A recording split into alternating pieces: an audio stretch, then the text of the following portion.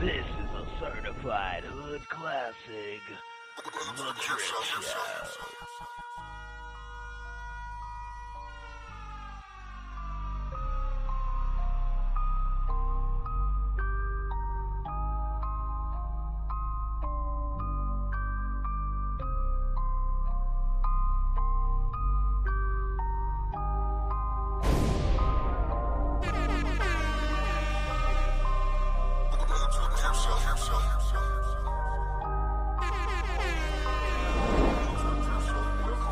This is a certified hood classic, The Drip Show.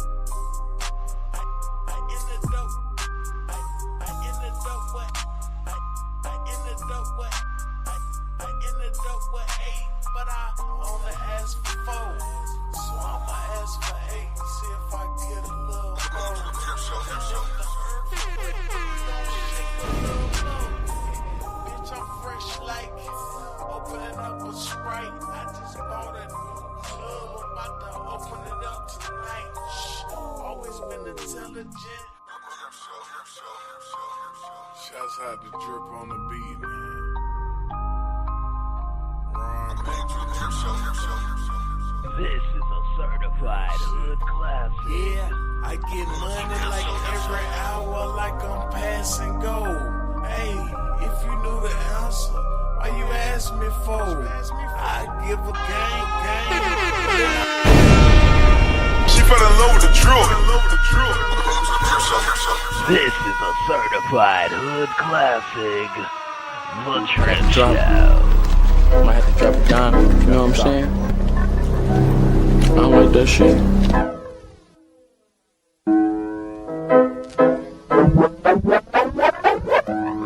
Got the drip, drip. Yep, Drip Nation got 2.5 subs, y'all. Subscribe today. Y'all make sure y'all check out my homie, Drip Nation. Drip.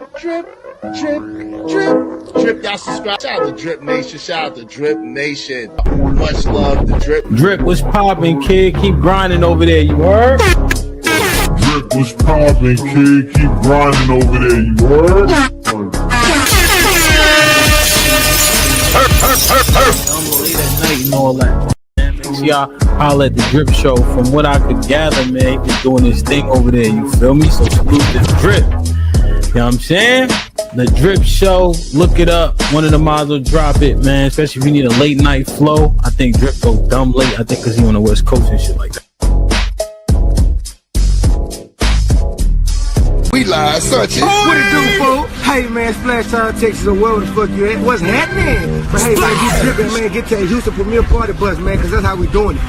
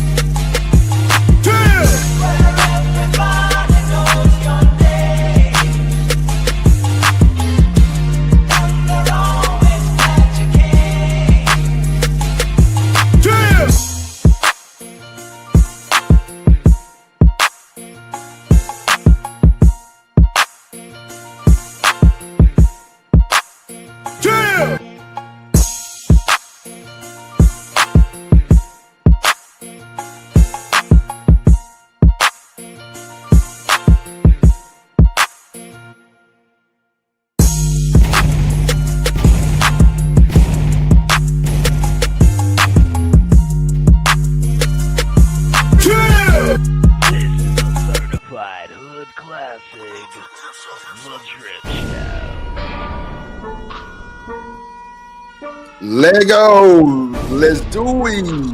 Okay. Drill.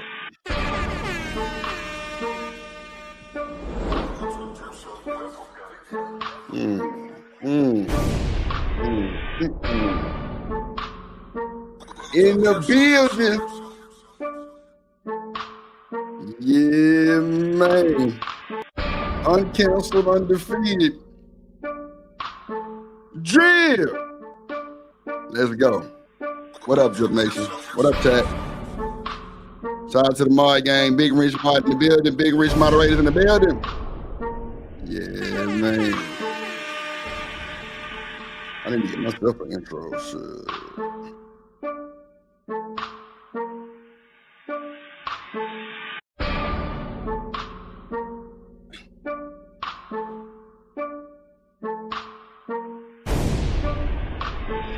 Okay.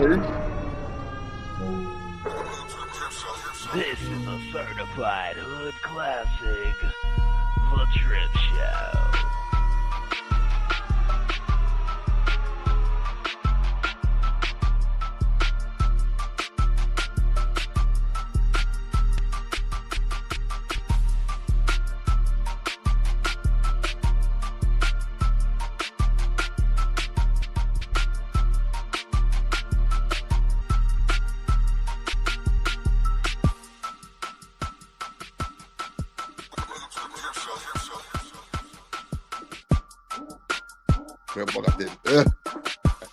Oh no. Let's go.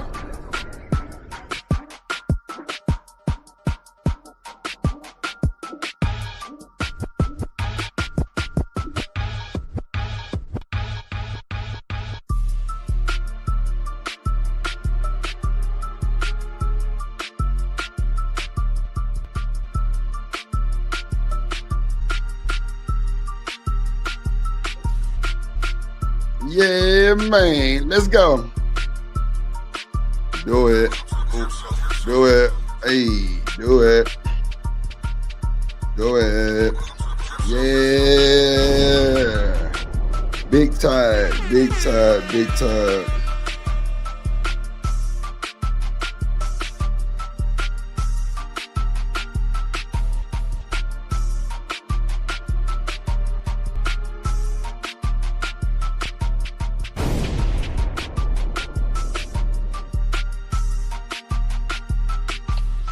Yeah, we here. Let's do it. Let's go, Drip Nation. Let's go. Let's go. Let's go. Let's go. Drip Show. Let's go. Drip in the building. Yeah. Let's go, Drip Nation. Let's do it. Yeah, boy. Shout out to the chat. Shout out to the chat. What up? What up, chat? What up, chat? What up? What up? What up? Yes, sir. Let's go. Let's do it. Ooh.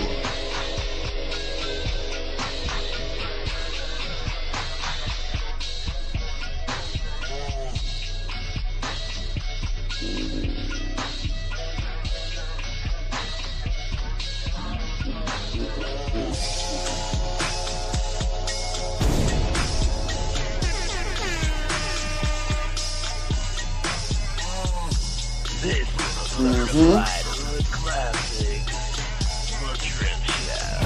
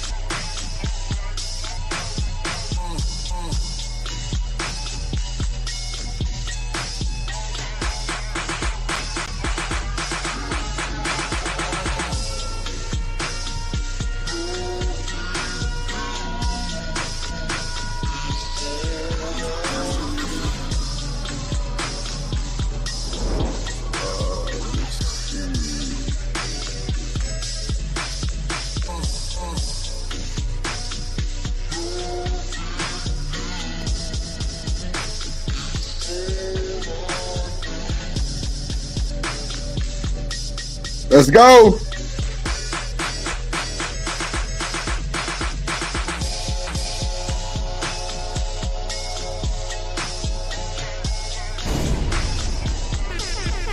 Yes, sir. Let's do it, gang. What up, Drip Nation? Let's go. Make sure you hit the like button. Hit the like button on your way in. Let's go. Hit the like button on your way in. Make sure you follow the plug, the hideout. Follow me on Twitch and Kick. X, Twitch, and Kick. Drip Show TV. Let's go. Let's do it. Come on, gang. Let's do it. The plug just hit 789 followers. Gonna need a few more. Let's go. Let's go. Yeah, let's do it. Let's do it. Let's do it.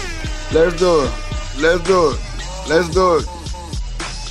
Shout out to the chat. Shout out to the chat. Let's go. We here. Yeah, we here, bro. We got a hell of a show, too. We got a good-ass show. A consistent, solid show today. Solid show today. Shout out to the chat. Shout out to the chat. Yeah, man. Let's go. Let's go.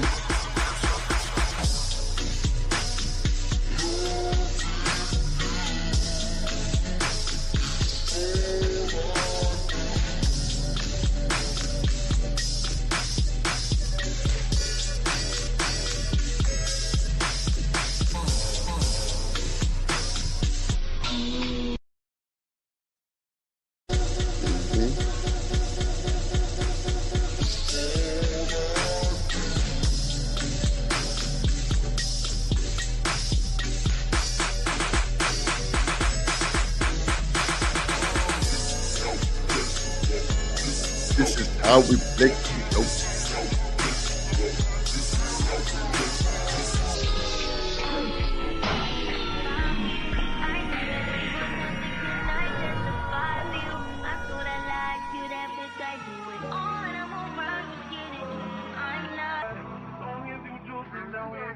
Let's go, Drip Nation.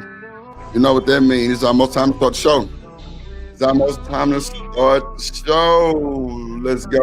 Let's go. This is a certified hood classic. Okay. Let's go. Let's go.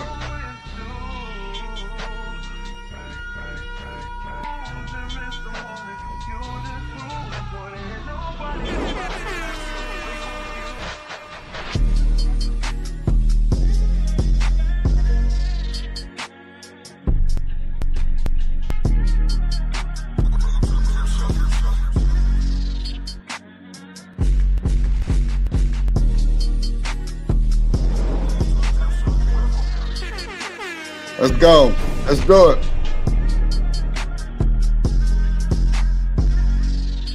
This is a certified hood classic. The Drip Show.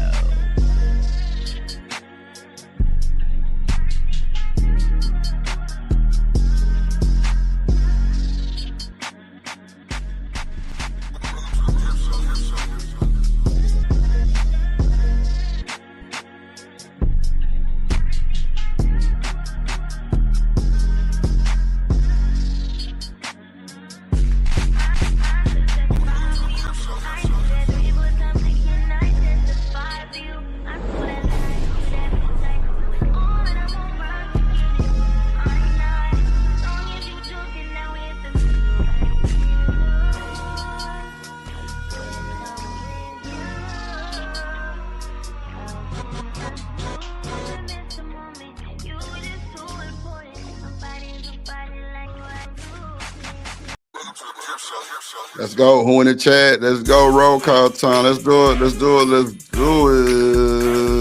Okay.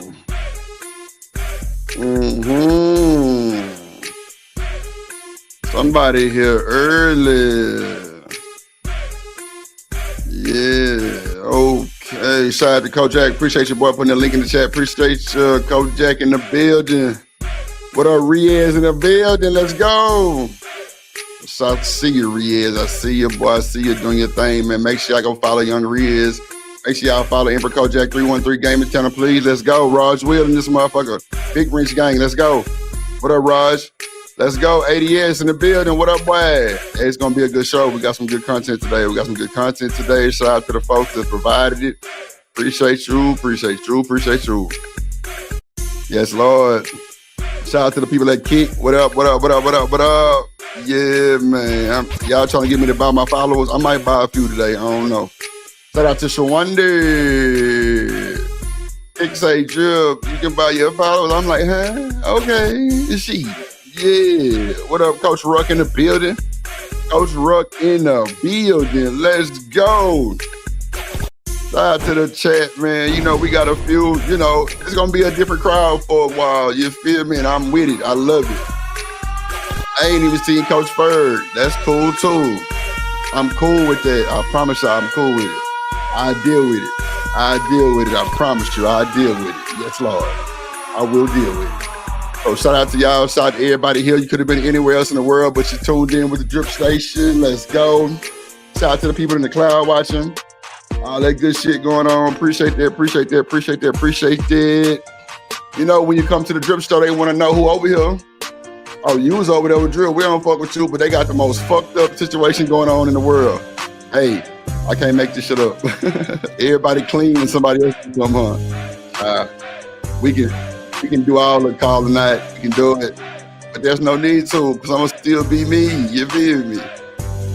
Appreciate everybody called and checked up on me. Had to go to Shreveport, Louisiana last night, man. Had an emergency, man. My aunt won some money and had a heart attack. Crazy word, huh? Crazy word. Crazy word, bro. Shout out to y'all, though, man. I guess I'm okay. I guess. I don't know. I just got back like an hour ago, but yeah, man. I'm here, man. I'm here. Shout out to Corey. I'm here, man. I'm here. Trying to maintain, bro. Shout out to my aunt. She's definitely in critical condition. I see you. Oh, man. Okay. Let's do this. Shout out to the chat, man. Shout out to Corey Love in the building. Appreciate you, my guy. Good to see you, my boy. Good to see you, man. Good to see you. Yes, Lord. Good to see you, man. Let's see how we're going to do this.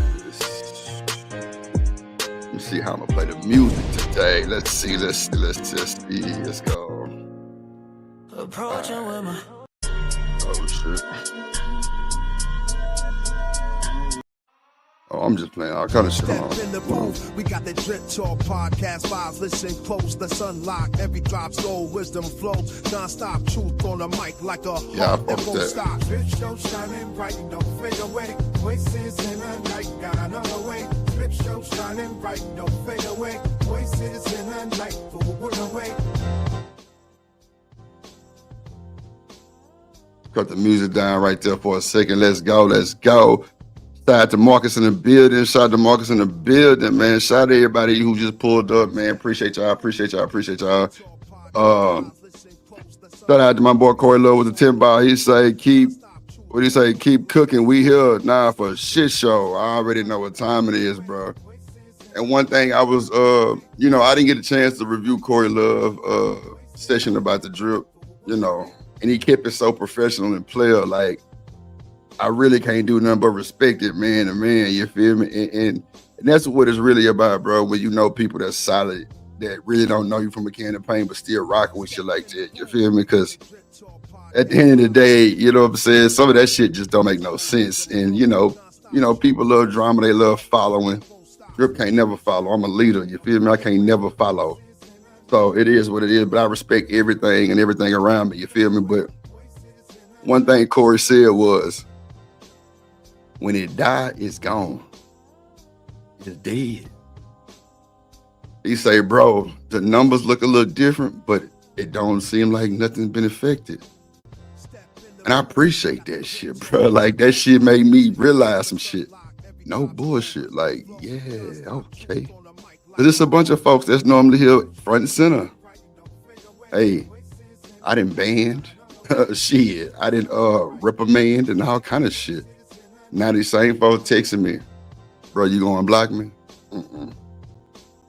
I ain't going back to that bullshit. I started off where I was, and I'm going back. I ain't never going back. One band, one sound. Drip Nation, you feel me? That's all I can do. If you with it, you with it. If you halfway with it, hey, that's on you. You got to deal with that. But I appreciate you dropping the 10 ball, starting it out, man. Make sure y'all be like Corey Love, match the energy. out to all the content creators in this motherfucker who, you know, who actually standing on business. And you through. I appreciate it. That's for sure. So let's let me do this real quick. Let me change this shit to the pimp shit. Okay, boom. We'll start like that. Let me cut it down a bit. Shout out to the game, man. Let's drop a few intros real quick. Let's go. Once upon a time, there was a moderator named Kojak the Great. He told mofos to get down or get put down. Drip Nation salute. Welcome to motherfucking Detroit, goddammit. Wonderful shit.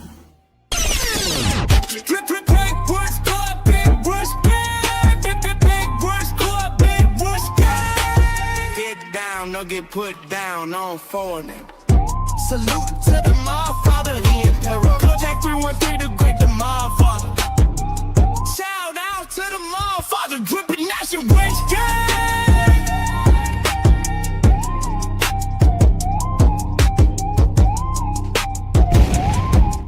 And let's go Drill Nation. Shouts out to homie from the house of love, baby. Coy love. Drip Nation salute. Let's go Drill Nation.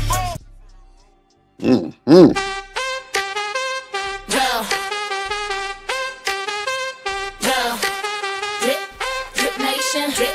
We going up. Drip. We going up. Shouts out to Cynical One, let's go. Queen moderator, drip, big rank gang, drip. Listen to my gang, Drip Nation. Drip, we going up, we going up, drip, we going up. Shouts out to Cynical One, let's go.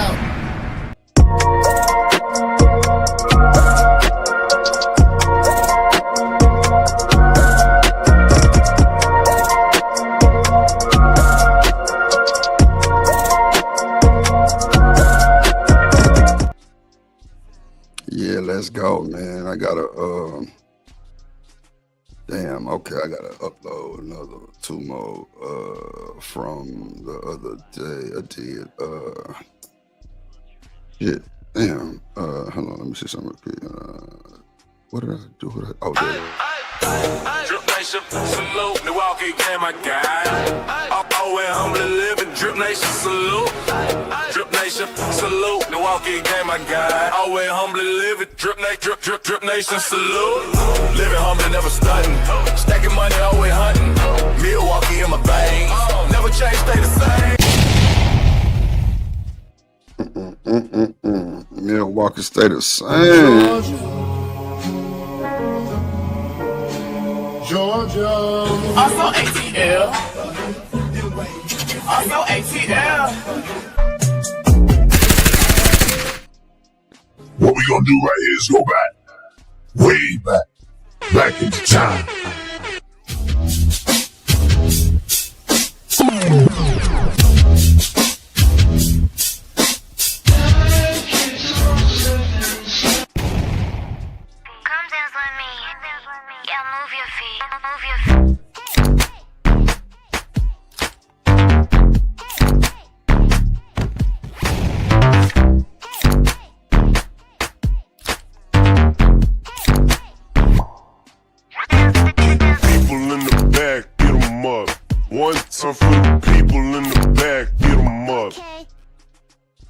Okay, man. Shout out to the folks believing in the drip. Let me do a little something for the people, man. Real shit, bro. Oh shit. Oh shit. Oh shit. I be sweating like a dog and I might slip. So with the right hips I get a tight vice grip. Memphis nigga everywhere I go. Memphis nigga everywhere I go. Let's get it. Memphis nigga everywhere I go. Memphis nigga everywhere I go. Hey, break the bitch down, finna break it down a little more. Memphis nigga everywhere.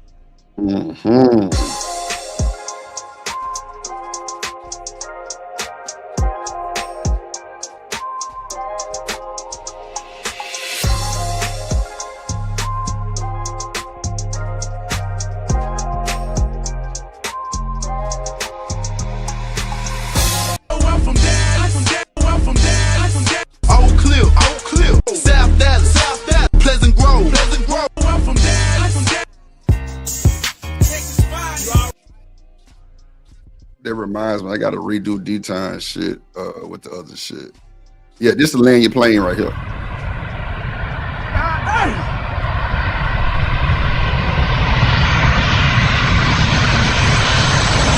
Oh my God! Yeah, nigga, to doing too much. You got to land that motherfucking plane, bro. You got to land that shit. Shout out to Shanika in the building. Shout out to Shanika in the building with the early game.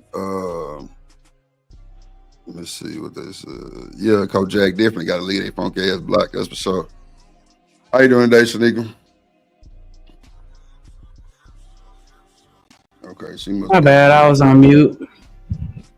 Hey, what up, everybody? Good afternoon, good afternoon, good afternoon. Shout out to the chat. Shout out to the chat, man. We got a hell of a show.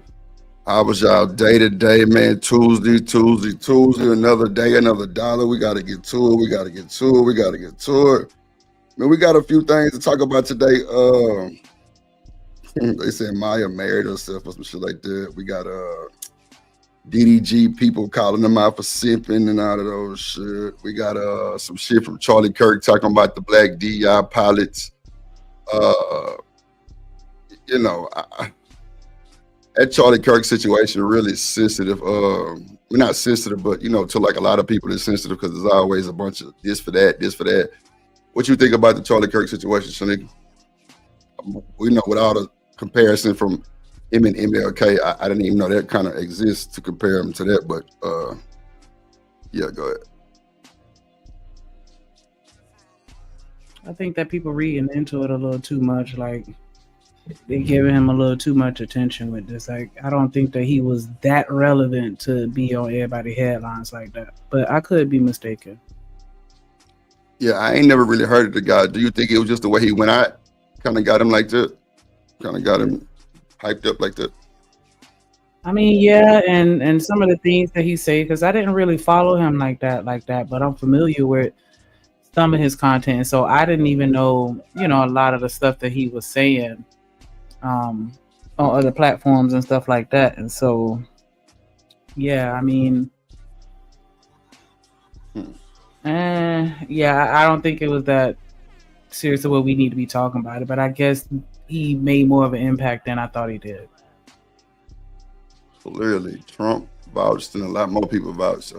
They had that nigga pretty much like he was the president or some shit. Really cool. On that type of status, which is crazy work. I might play this interview today. I might play it tomorrow. You know, tomorrow my B-Day. Charleston White. I ain't gonna lie, he really kind of knocked some shit out the park with this one. I ain't gonna lie you. I might play it today if I got time, but so nigga, if I tell you that the Democrats were like for the GAYs for the most part, would you believe me? That, you know, they the one kind of brought all this shit this way? Okay. Yeah. Put a one in the chat if y'all think that the Democrats are GAY. The Democrats and the politicians and all that shit are GAY. They said a lot of them are GAY. And that's the reason why they was for the GAY. You know, it's a lot of movies and, you know, reality show, you know, the series and shit about that. Especially the one called, what is it called? It's on BET. Damn. I forgot not the Vault. Some shit. I forgot the name of it, but a lot of them guys are GAY, bro. It's crazy. And they top tier like snipers and shit. Yeah, that shit crazy. Then we got the shit with Maya with MTR. What else we got? We got I think I'm gonna wait till tomorrow to do that one too. Y'all know T.I.'s son King facing 5 years in prison, right? Yeah, he out of line. And then we got rich men who actually want stay-at-home wives. They don't want their women to work type shit. Let me see. And then we got another one with somebody just sent that to me. Randy calls out Mr. Organic for being a predator or something like that. I don't know who those people are, but we can actually get that one done too. And then Cam Newton and Damani, which is T.I. other son, kind of talks about how T.I. is not King's biological father and a lot of shit like that just came out. They said Tiny is getting divorce papers ready for Tip, allegedly. I don't believe that, but if so, then that's crazy work. You know, I think when you put your family on TV like this, like, you know what I'm saying, like the reality show, I think that hurts your family more. Like the money don't be worth it all the time. What y'all think? What you think, Shanika? Like when people have like a private lifestyle and they do their reality show and like a lot of shit opened up. Yeah, I'm not doing that. I don't even post my kids on my social media like that. Like I don't think you should be bringing cameras into your home like that. Cause y'all know that shit came out with them, you know, drugging women and all that shit came out, you know, doing all of this, you know, the little SEX and shit. All that came out. Also, of course, them kids grew up too fast. And you see how King is. Damani, I kind of fuck with Damani. I follow him on social media. Bro, really a cool, calm dude. Bro, like hella crazy with the rap. So, you know, me being a producer, audio engineer, I'm definitely following that shit. Nah, bro, cool though. The little girl, she doing her thing. I think she gonna be messed up too.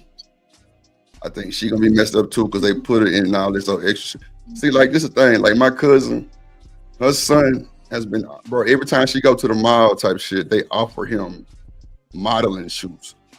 He's a handsome young man, and he just turned 1. I don't even think he 1 yet. He like 11 months, bro. They offer him Huggies, Gerber, all kind of shit, bro. She turned down even social media. YouTube, people want to, you know, put him on YouTube because it's like he funny as hell. Like he be just doing little shit, like, and like he can barely, I mean, he can talk, you know, like he can talk, but like a 11-month-old can't really just say everything. But the shit he be saying be hilarious, bro. It's like he really understand what you're talking about, and it's weird for 11-month-old. I'm guessing, I don't know if it's weird or not, but I just think that 11-month-old baby wouldn't be able to understand everything, but I could be dead ass wrong. But yeah, like bro, his response is crazy. But anyway, he turned down all that shit. I'm talking about bands, like the Huggy shit was like $500,000, no bullshit, for like a 2-year term or something like that. A 2-year term, or like was it a 2-year? I don't want to lie and say the wrong thing. I think it was like a 2-year term, or either like 7 shoots or something like that. You know, with the Pampers and shit. But that's crazy work. But she turned all that shit down. She was just like, I refuse to mess up my kid. And now, because at first, like, we was like, what the fuck? She tripping. Nah, I understand it now. Would you let your babies do some shit like that, Shanika? You know, when they was babies? Nah. Would you? Nah, my people, they do the pageants and shit like that, but I'm not a fan of that. I think, you know, you should just let the kids be kids, and then if they decide that they want to pursue something like that once they old enough to understand, then that can be their decision. Even if they had like a special, you know, like a gift as a baby type shit that can really change your life, you ain't going. I mean, I can still foster their talents and, you know, help them develop them. But as far as putting them in the limelight, that's just a very tricky situation, because I've seen it, you know, on both sides, and that can put a lot of pressure on that child. And, you know, a lot of child stars end up fucked up behind a lot of that shit, and they're not protected the way that they should be, especially when the parents aren't doing it with the right intentions. Yeah, King ain't his son, bro. That's not his biological son. That shit came out like a motherfucker, bro. And they said, what up, Chocolate? They say when it came out, Tip crashed out on Tiny, and she supposed to be giving them boy divorce papers. I can pull a clip for you real quick. Yeah, matter of fact, that day that they got into the little squabble, you know, that was all over the internet, that was one of the reasons why. Yeah, Coach Jack say both sides are moist. No, that's a fact. I definitely believe you on that, G. Shout out to Chocolate Earth in the building, whatever he is. Who else came in here? What up? Let's see. I'm gonna play this one with Charlie Kirk first. I'm gonna find a clip with Tip and them with the bullshit. Let me see. Hold on.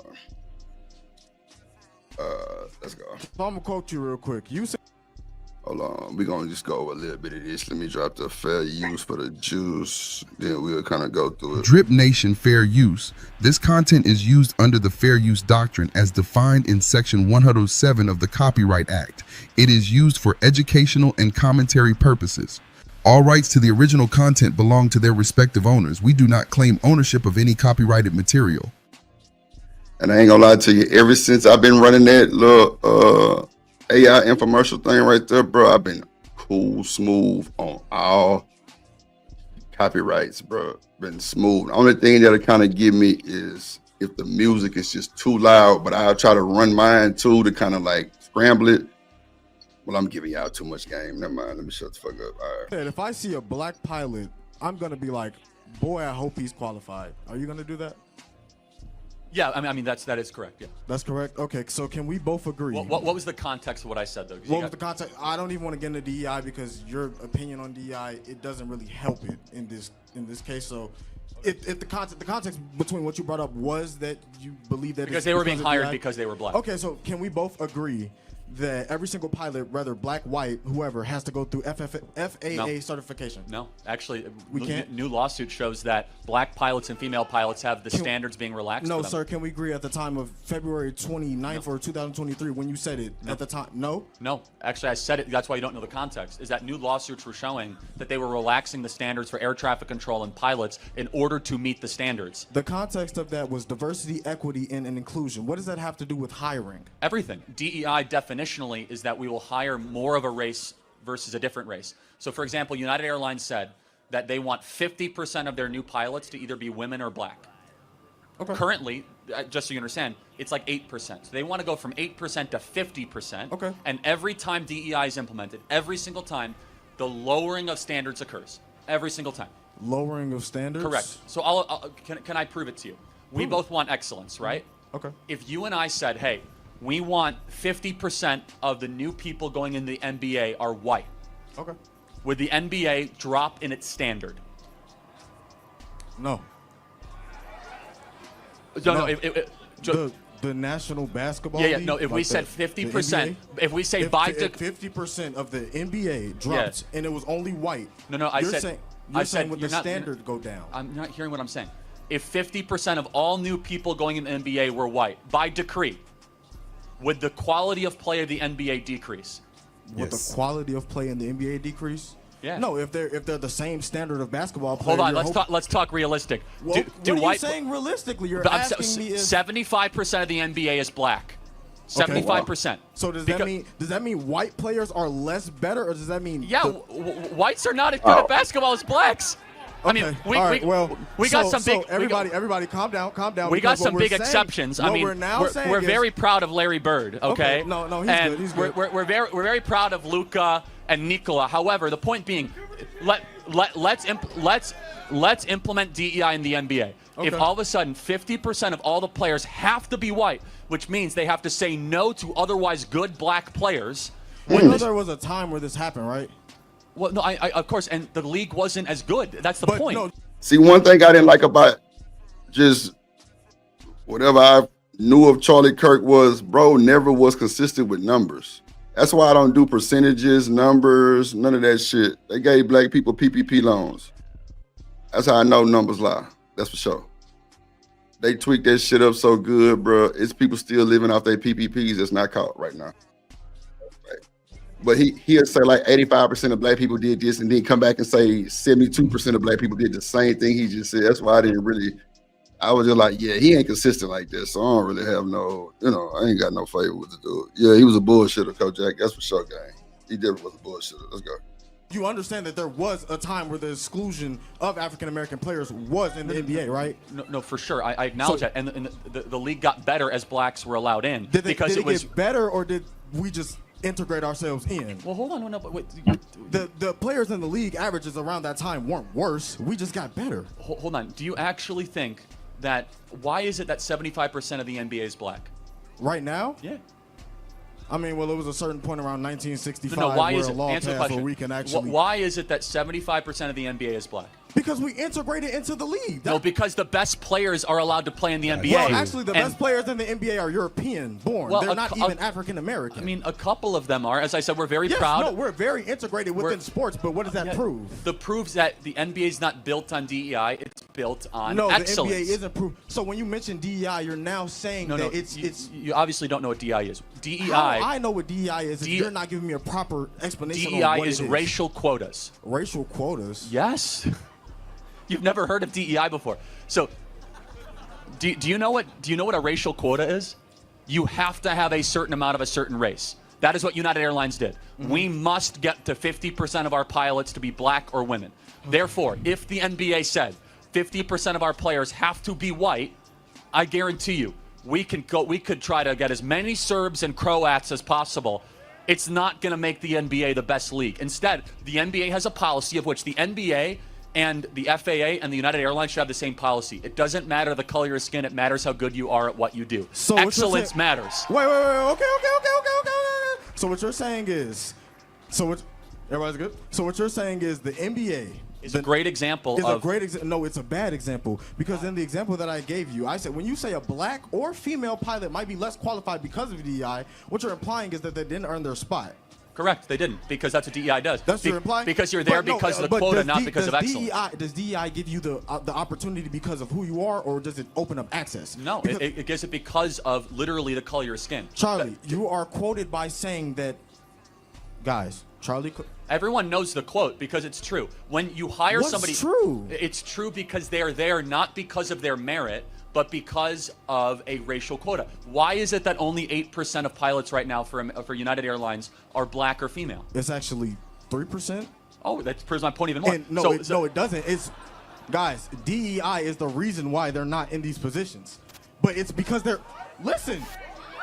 Man, you are making no sense at all. That's cool. Damn.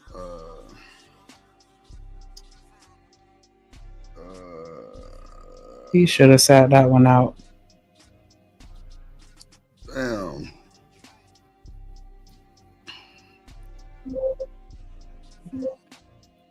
He didn't win that at all.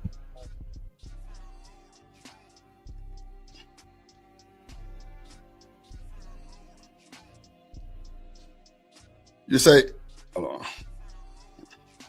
You say, okay, my bad. Oh, go ahead, my bad. My mic head went out. Go ahead. Go ahead.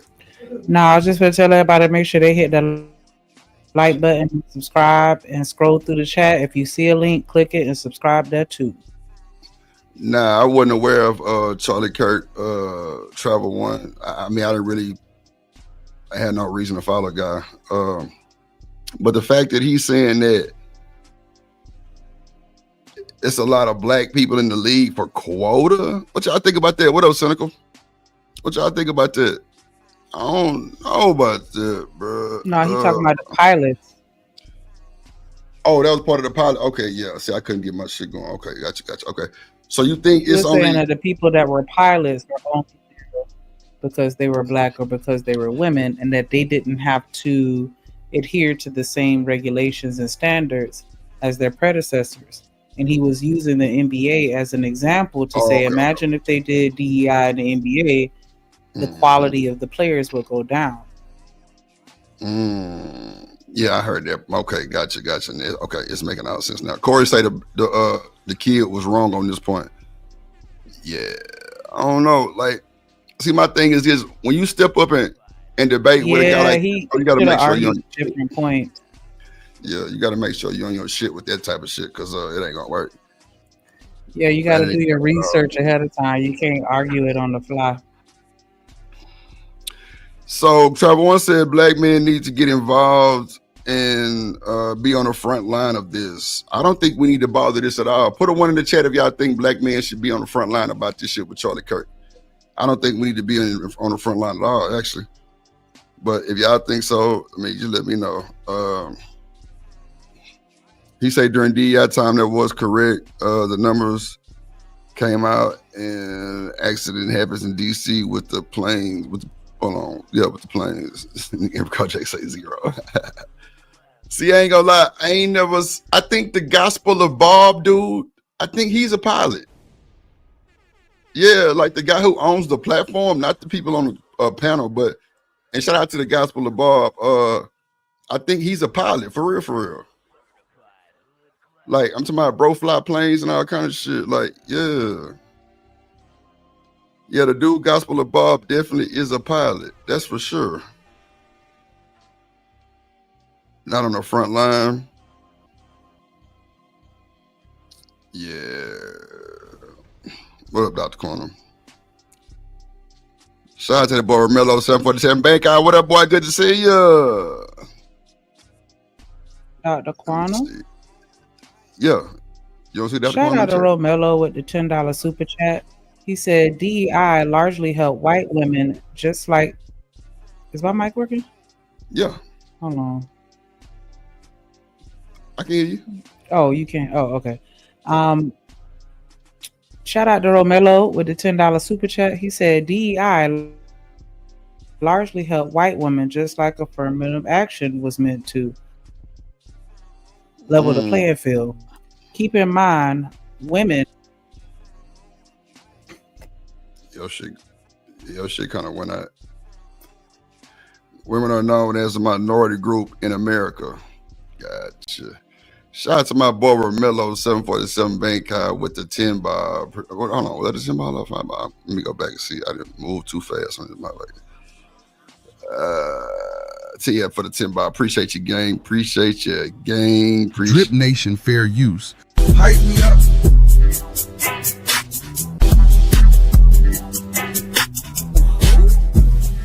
On me. You the one. Ain't nobody fuck your will. Yeah, Christopher said, Bossman said as one person. No, I'm just saying, I think he was a pilot too. Like every plane I flew on, I've never seen a black pilot. I ain't gonna hold you. Never seen a black pilot. Ever. Never seen a black pilot, bro. So, you know, I don't know, man. I don't know if they think black people can't drive a spaceship. I don't know, bro. But I know motherfuckers will whip that motherfucker on phone them. Shout out to Hustling Muscle in the building. Shout out to Rose C. Who else in this? Cynical, what up? Nah, Trevor, I told you I wasn't aware of Charlie Kirk. But Romello, bro, I was just thinking about your ass the other day, bro. We was talking shit in the chat one day. Like, I had a vision of an intro, bro. It's wild. I'm gonna keep that vision too, cause that boy Platinum, I ain't gonna lie, it's crazy work, bro. Like, it's gonna be some platinum shit. I just gotta put it together though. But now I had a platinum vision for the intro. Crazy work. Let me see what they said in the chat. It's rare that you find a black pilot. Nah, for sure. Like, you find a black architect. I actually got a cousin that's an architect, Kojak, and he black. He ain't got all the other shit in him. At least I don't think. What up, Ignorant TV in the building? What up, boy? Good to see you, boy. Shout out to Ignorant TV in the building. There are black women pilots. I've never seen a black woman pilot. I've seen more black women astronauts travel one than pilots. I've never seen a woman pilot, period, though.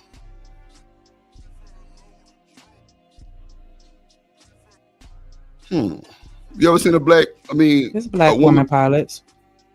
You know what I'm saying? Have you seen them? Have you ever flew a plane that had a black woman pilot? Yeah. I've never rode on a plane and seen a black woman pilot. No, I'm not really one to fly like that. But you might have a lag, Shanika. You heard me? Yeah, I think that's what's happening. Yeah, because you, okay. Yeah. Okay, you want to, and her computer will be sent out to her. I showed y'all the new PCI build for Shanika yesterday. I showed it off yesterday. She got the radiating memory, goddamn 6 terabytes of memory. She got 64 gigs of RAM, graphics card, Kojak. I showed it yesterday. See-through lights, all that shit. You know what I'm saying? Nah, for sure. No. I'm just saying I ain't never seen one. Travel one. I'm not denying that at all. I'm sure it is. Cause my cousin's an architect and like he do like blueprint for like motherfucking brand new neighborhoods, and he helped Mayweather build his gym in Houston. He helped Shaq build his fitness center in Houston, like a lot of shit. So yeah, my kinfolk definitely doing his thing, like for real. He even helped Slim Thug and them build the houses that they built, because they actually built a whole fucking neighborhood. Because like it was some shit in Houston where like, bro, they were charging $1 a house, straight up, $1 a house, bro. But with that, you know, they had to build, couldn't just buy it and just that was it. Not like you had to build a whole new house on it. So Slim Thug bought the whole neighborhood on the north side, and my cousin helped them blueprint the houses and everything to where, you know, everything would fit straight. But yeah, Romello, I'm telling you, bro, it's crazy work. Just the 747 side of it, I was just like, oh my God. Let's play a little bit more of this to see us. No, explain to me what equity and inclusion is the. Sorry, okay. Diversity, explain to me what a racial quota is. Diversity, equity, and inclusion is the reason as to why accesses are now open to certain races. Hold on, can a black person not become a pilot before DEI? What are you saying? What? And I ain't gonna hold you. I might have got on planes and didn't even see the pilot. I ain't gonna hold you. So, you know, that's just me just saying I ain't never seen one just like that, but I'm sure I would have remembered. But it's been times I got on planes and didn't even see the pilots. So what up, Lane and Love in the building? She say her cousin is a pilot in the Air Force. Okay, for sure. She say she enjoys it. Nah, for sure.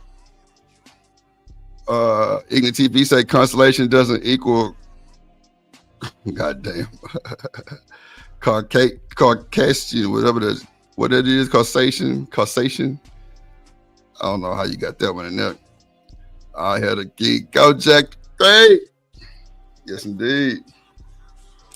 Shout out to Lane and shout out to Ignorant TV. Shout out to y'all. What it do? Good to see y'all. Good to see y'all. Let's play a bit more of this. We'll move forward. Shanique, you straight? I think she still got a lag. Oh, she probably fixing her shit. Okay. Yeah, let me hurry up and get her shit in the mail. Hold on. Was it equal opportunity or was it equal access? But was it equal opportunity? Was it equal access? It's Charlie? equal both. It's both. Yes, it's equal opportunity. And I could not go to college in 1964 with a free ride, free paid tuition, but you could, Charlie. Hold on. First of all, are y'all just forgetting that the last 50 years of hold on. historical context happened? This is crazy. That's crazy. How does that impact you? And wait, do you have a free ride right now? Do I have a free ride right now? Yeah. I go to school. Who pays your tuition? Who pays my tuition? Yeah. I don't want to share that on. You just said you had a free ride. I don't want to. Wait, hold on. I said in 1964, No. So it's 2025. Let's stay focused on today. So in 2025, even with equal opportunity and open access, it's not. That's what diversity, equity, and inclusion is. It opened up access for people like me to get these opportunities. But so someone has to pay for your car. Trevor One, send me the information. I'll do it. Shanika, you there? I think she still got a lag, or either she's doing something. Okay. Can you hear me? Yeah, I can hear you now. You still got a lag or what?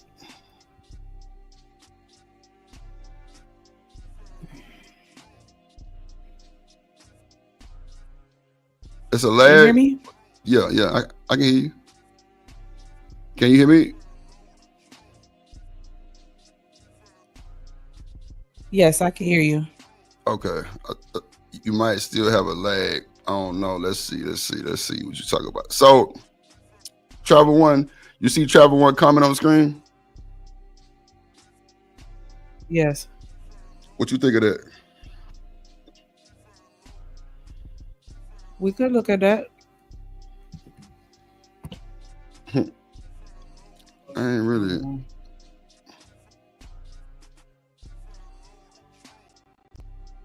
I gotta drop it. Nah, for sure. Hello.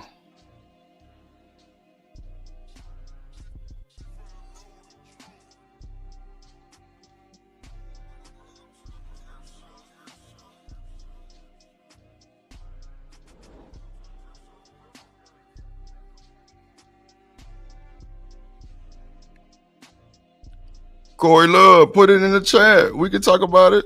Matter of fact, you could come up here and host it with me. And Shanika, my bad.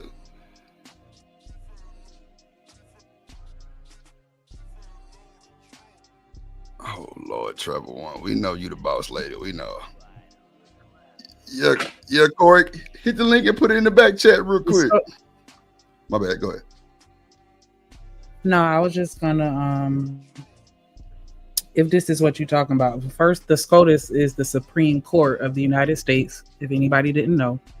And the recent decisions include lifting an injunction to allow immigration agents to stop individuals in Southern California upholding a Texas age verification law and limiting lower courts' ability to issue nationwide injunctions in a birthright citizenship case.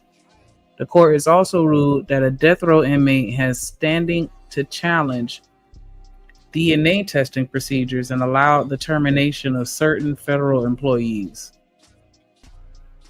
So they pretty much letting people just kind of like the stop and frisk type shit, but for immigration. Yeah.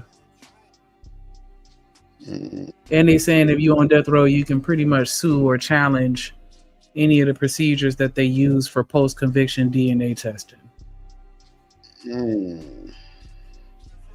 That happened in this year. This month, September. Okay. Yeah, we might have to make tomorrow's show. Well, tomorrow, most shit. We might have to make that Thursday show. If I can stream Thursday. See. Okay, yeah. I'm actually down some shit in the back right now for you can press play on it real quick. Let me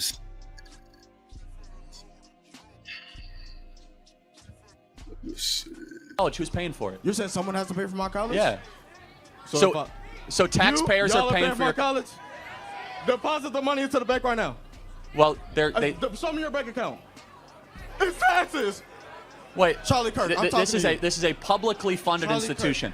But the publicly funded institution, we are one of the it's top three. ISU, University of Illinois Champaign, and the University of Illinois Chicago. 3 schools, universities that are getting funded more than other universities in Chicago. So yes, we do get funded more. Yes, I'm well more. Somebody said white men with records have a better chance of getting hired than black men with no records. That's crazy work. That's true. I definitely agree. That's why the whole DEI conversation to me is really just some bullshit. So why you think? Okay, so Shanika, let me ask you this, just on some real shit. Why do you think that shit even came out like that, though? I mean, was it more of a state? Go ahead. To help white women. But okay, white so men are already solid. They don't need no help. They already got the good old boy system where they're gonna make sure that they hire themselves. But the white women were getting left behind. No shit. They're the ones that benefited from DEI more than anybody else. So why was black people so much of in an uproar behind it? Because I think a lot of them didn't understand it. They thought that it was supposed to be just like with everything else. They think that we're supposed to benefit from it, but it's like, nah, y'all really don't even understand. It was never for us to begin with. Feminism was never for us to begin with. None of that shit. Affirmative action, none of that shit was for us. It was for the white women that were now being forced to work. And they were complaining that they weren't getting the same opportunity as their counterparts. And so that's how all of it came about. It was never about us. I ain't gonna lie, that make us look so bad, though. That make us look so bad. Because they all in the uproar for nothing, and they like that shit make us look. I see why people. Well, never mind. I'm just shut up on that note. I mean, they always say if you want to hide something from a nigga, put it in a book. And apparently, this is still the case in 2025. Because they're not hiding this shit. They're doing it right in our faces, but we too busy focusing on other shit that we're not realizing what's going on. And a lot of people don't realize now more than ever is a time for black people to get into politics and law and medicine, amongst other things, and trades in general. Of course STEM, but I would put that a little lower than everything else. Trevor wants to say feminism is not the problem. I never said it was a problem. I was just mentioning examples of situations that weren't meant to benefit black folks, but we still stood behind it. Dr. Quantum say motherfuckers be wanting to go along and get along and still don't matter. God damn. That shit. And see, that's why I always say, like, the whole thing with the reparation thing, bro. Like, people give me so much pushback on Drip, like, why you think we'll never get it? Bro, they halfway don't think we can do a lot of shit now, bro. So why you think they gonna issue that shit out? They gonna play in our face forever with that shit, I think, honestly. They gonna sit here and talk shit and make it seem like it's not like we just gonna squander the money or this, that, and the other. But if that were the case, why not just give it to us then? If you know we gonna end up giving it right back to you, why not? But they don't want to risk us actually taking it and doing something positive and valuable with it. And see, that's why I think Pimp C was deleted. Real shit. It's crazy that I can bring it up, but bro, Pimp C was trying to get the record business for a lot of black dudes with a bunch of money to come together and start our own record label. And that shit was coming. A lot of beef was squashed, a lot of shit like that, and they silenced them. Them white folks didn't know what to do when goddamn all them folks was coming together trying to make it shake. Real shit. And they was trusting each other to do it. You're not gonna go ahead. You're not gonna make no money in the industry and they can't put their hands in it. I'm totally. And they not get $1 out the pot. They're not gonna let that shit happen. I'm totally with you. It's sad, but that's what's going on though, y'all. Like that shit for real. Like Pimp C was like making a stance with that shit, and people were starting to understand, bro. It was a lot of people coming together that they silenced that boy. Come on, Smitty and Knocking Those Down. He said it in there too. It's a few interviews too where he go a little bit more in detail, but that Knocking Those Down, come on, man. You know I'm from the side, bro. Like that's all we come up to is DJ Screw and UGK. That's it. That's what it is. Shout out to Smitty in the building, man. Damn, why is that Travel One is a piece of it is because we're not requiring it, but then another piece of it is because they're not allowing it. And both of those things are happening at the same time. Because if all the black men in the NFL said F that and didn't show up, what the fuck do you think them crackers would do? I mean, white people would do. I feel you on that. They making all this money off of us today. We sit here and look at all these athletes like, yeah, it's y'all fault. Y'all supposed to be building the communities. Somebody else is cutting their check. What communities are they building?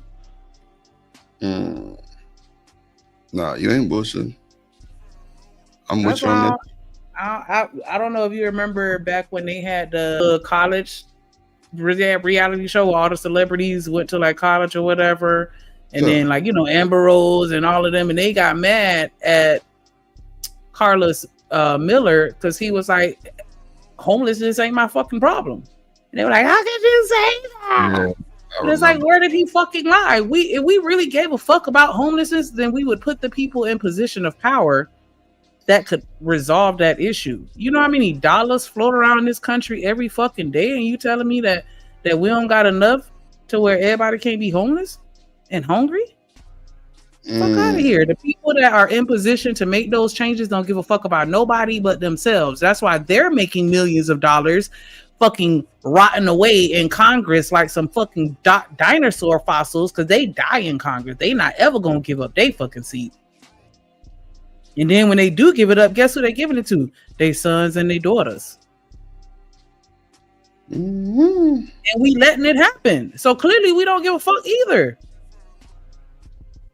Damn. man. That's crazy work. You ain't bullshitting. Let me see. Who else? These niggas still don't give a fuck about us. They sit here and act like slavery was this, this happened 8,000 years ago. Nigga, they had a fashion show for Black History Month. And the nigga that was on, I forgot his name, that did the famous picture where he was drinking from the whites only water fountain. That nigga was he was walking on the one way. Ruby Bridges, the girl that went to where they first started segregating the schools, she's still alive. This shit ain't that old. She said that's why Michael Jackson was deleted. What up, Rooster? What up, Ron Mack? What up, boy? Good to see you. Yeah, boys cooking in the chat. I can't hold you. They cooking in the chat, man. They cooking. Shout out to my boy Ron Mack in the don't promote a politician, and that's what I've been saying, that we need to be forcing our kids, not forcing, but we really need to be encouraging our kids to get into law and political science, and that's a fact. You got 1,000 people in Congress, and only 13 of them are Black. Fuck out of here! What is that? Yeah, that's wild. Rooster say nepotism and legacy. And what do you? Hold on, let me scroll up. What do you say? Absolutely. That's why I was saying we need to start doing that. Everybody in the Black family, we need to start picking a career, and everybody in the family do that shit. Everybody be a cop. Everybody be a lawyer. Everybody be a doctor. Everybody. That way, you already have the resources. You already got that foot in the door. Because your daddy and your uncle and your auntie, of course, you finna get in when they already in. Like, we need to start doing that. Everybody need to go into political science. Yeah, that way, once I'm done, my son get it too. Like, we need to be on that same type of timing. What up, boss man? What's up? What's going down, my boy? How you feeling? I'm good. How y'all doing? Colder, man. My ass just got back from Shreveport this morning. Well, shit, about 2 hours ago. My goddamn ain't it hit 75,000 at the Golden Nugget and had a heart attack, bro. Crazy work. I would have had a heart attack too. Yeah, bro. That's too. Yeah, but a nigga tired, just trying to keep my sanity clear type of shit. So I'm just saying, fuck it, let me go. What, 6 hours? Nah, that's like 2.5. That's in Shreveport. That's you said Shreveport, my bad. Yeah, you said Shreveport. At the Golden Nugget. Oh yeah, at the casino. Yeah, got the casino. Yeah, it's like 2.5 hours, right there past Beaumont and shit. Beaumont, yeah, right on the other side of the really the state line. Right, yeah. Orange Station, right there, yeah. KKK capital, yeah. Don't ever go through Orange on some bullshit. I ain't gonna lie, I was going through that motherfucker last night, early this morning. Boss man, like, wow. I've been to Orange, but when I travel with that, with my nigga Smith and West. You know what I'm saying? Yeah. I'm in the 20 something. But nah, I've been to Orange, that shit right there. Yeah, boy, yeah, Orange, boy, it's crazy. But nah, she, I think they're gonna do like a stint or some shit. I don't know. My mama them still down. I had left this morning and shit, so I had to make sure I had my nephew and shit straight because then they got to go to school. But yeah, other than that, shit. First thing I walked in there, she said, baby, did they get my money? I say, man, you wildin', like you wildin'. She not wildin'. She in her right mind, bruh. In the right state of mind, bro. For real. Oh, bro. I was like, what? She in the right state of mind. Bro, mama was like medicine. I'm like, hell no, ain't no fucking way. She want her motherfucking money, nigga. Look, how she would have said, I'm okay, I'm gonna go make it. Y'all would have been looking like, you ain't worried about your money? Shit, man. They still gotta pay her, that's for sure. I'm talking about because bro, it happened right in the casino. They had to get the ambulance and shit. They took us to the house, which was like 10 minutes up the street, so that was cool. But yeah, it's crazy. It's crazy. But now, how you feel about this shit though? I just, I shut a little bit up in the what you call it. Personally, I mean the time for the DEI and shit. I think that was our bullshit myself. Like I said, I lost my job in Kuwait. A white woman behind DEI who was not qualified for the job at all. Now, with my background, and clearly I got another job, but it is that pay a lot more money than what the fuck I was making. Right. But at the same time, DEI as a whole has been bullshit. people don't want to realize it. A lot of black people talking about DEI, this, that. Black people was like the fifth. They had like a list of races basically for DEI. Races and genders for DEI. Black people was like the 5th group on that shit. So the shit wasn't made for black people. God damn. It wasn't. And everybody in the uproar about that. Oh, we see they doing this for somebody else. And it ain't nothing, bro. That shit make us look crazy as hell. We arguing for no reason, boss man. That's the thing though. But again, they go back to like what Shanika was saying, like what Dr. Quantum was saying, what Tribal One was saying. Black people don't read. Ooh. They don't do the research for that shit. They don't look at that shit, bro. They just go off of what people. Yeah. So think about this, right? Because this is how the Charlie Kirk goes. Dude, everybody keeps playing these short clips of the things that he said because people's attention span is not that fucking long, bro. Right. So if I go make a short and say black people own DEI, but I don't tell them anything else, and it's like 15 seconds long, and now I put this out on YouTube or I put this somewhere else, and TikTok, and people keep playing it over and over. That's programming in the mind that you are a high, entity on the DEI list when you're not. People don't do no fucking research, bro. Plain and simple. That's what I'm saying. There's a lot of dummies around here. There's a lot of fucking dummies. Like I always say, everybody got a fucking cell phone, but ain't nobody doing the right thing with the fucking internet, bro. Damn. And this whole... Go ahead. Huh? No, hold on. I was gonna say this whole white men with white men that's a felon get jobs before black men. There's nothing. Yeah, they do. You know why? Because they go out and they fucking put themselves out there. Black people are so fucking bro? Like scared to do shit. Real. Nah, I was making excuse, bro. I was with you to that last sentence. That's fine. Somebody in the back. I don't nah, what up, Chocolate Earth? What up, y'all? I want to give a quick shout out to Romello Bankout with the $5 super chat. He said it's difficult to promote politics if we can't work together. My keyboard on standby. And that's a fact. I agree. Too many situations where everybody agree to everything and then people still do what they want to do and then other people get mad and then now everybody want to disband. Like, I've seen that Shanika, so many let me times. ask you a question though. How many people do we really need to make change? Do we need a lot of people? Yes. Maybe not. No, we don't. No, we don't. Okay. All right. The organization has to happen. Okay, hold on. The reason I say that is because look at how many few. Do you like, for instance, people that make federal laws, Congress, let's just take that for instance.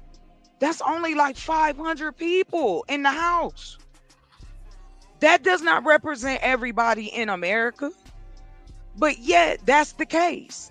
500 people in the House represent not the Senate, but I'm talking about the House, like 500 and some people.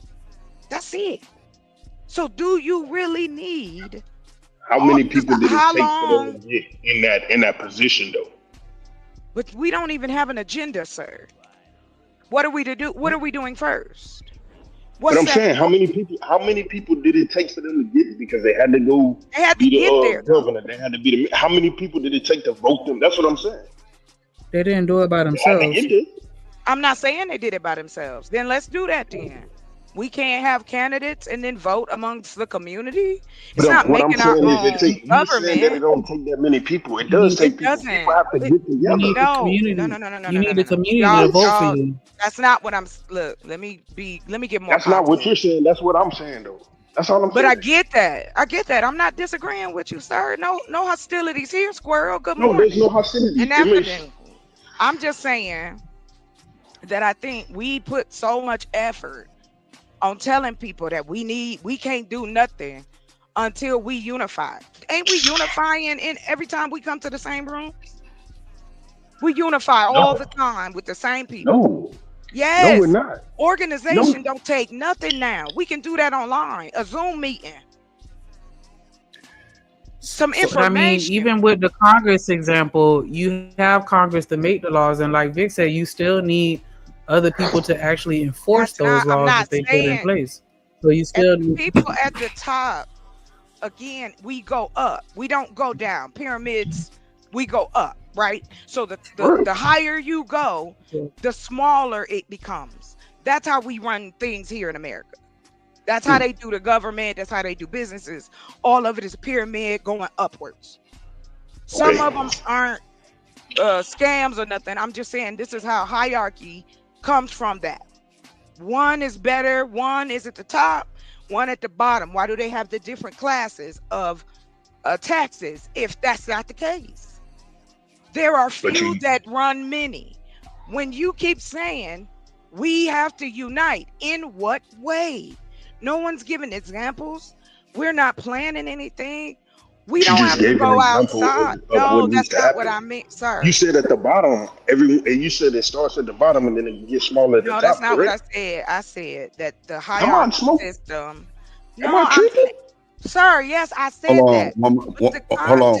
We got to be able to let everybody talk so we can kind of get the context of everything. So let's just do one mic.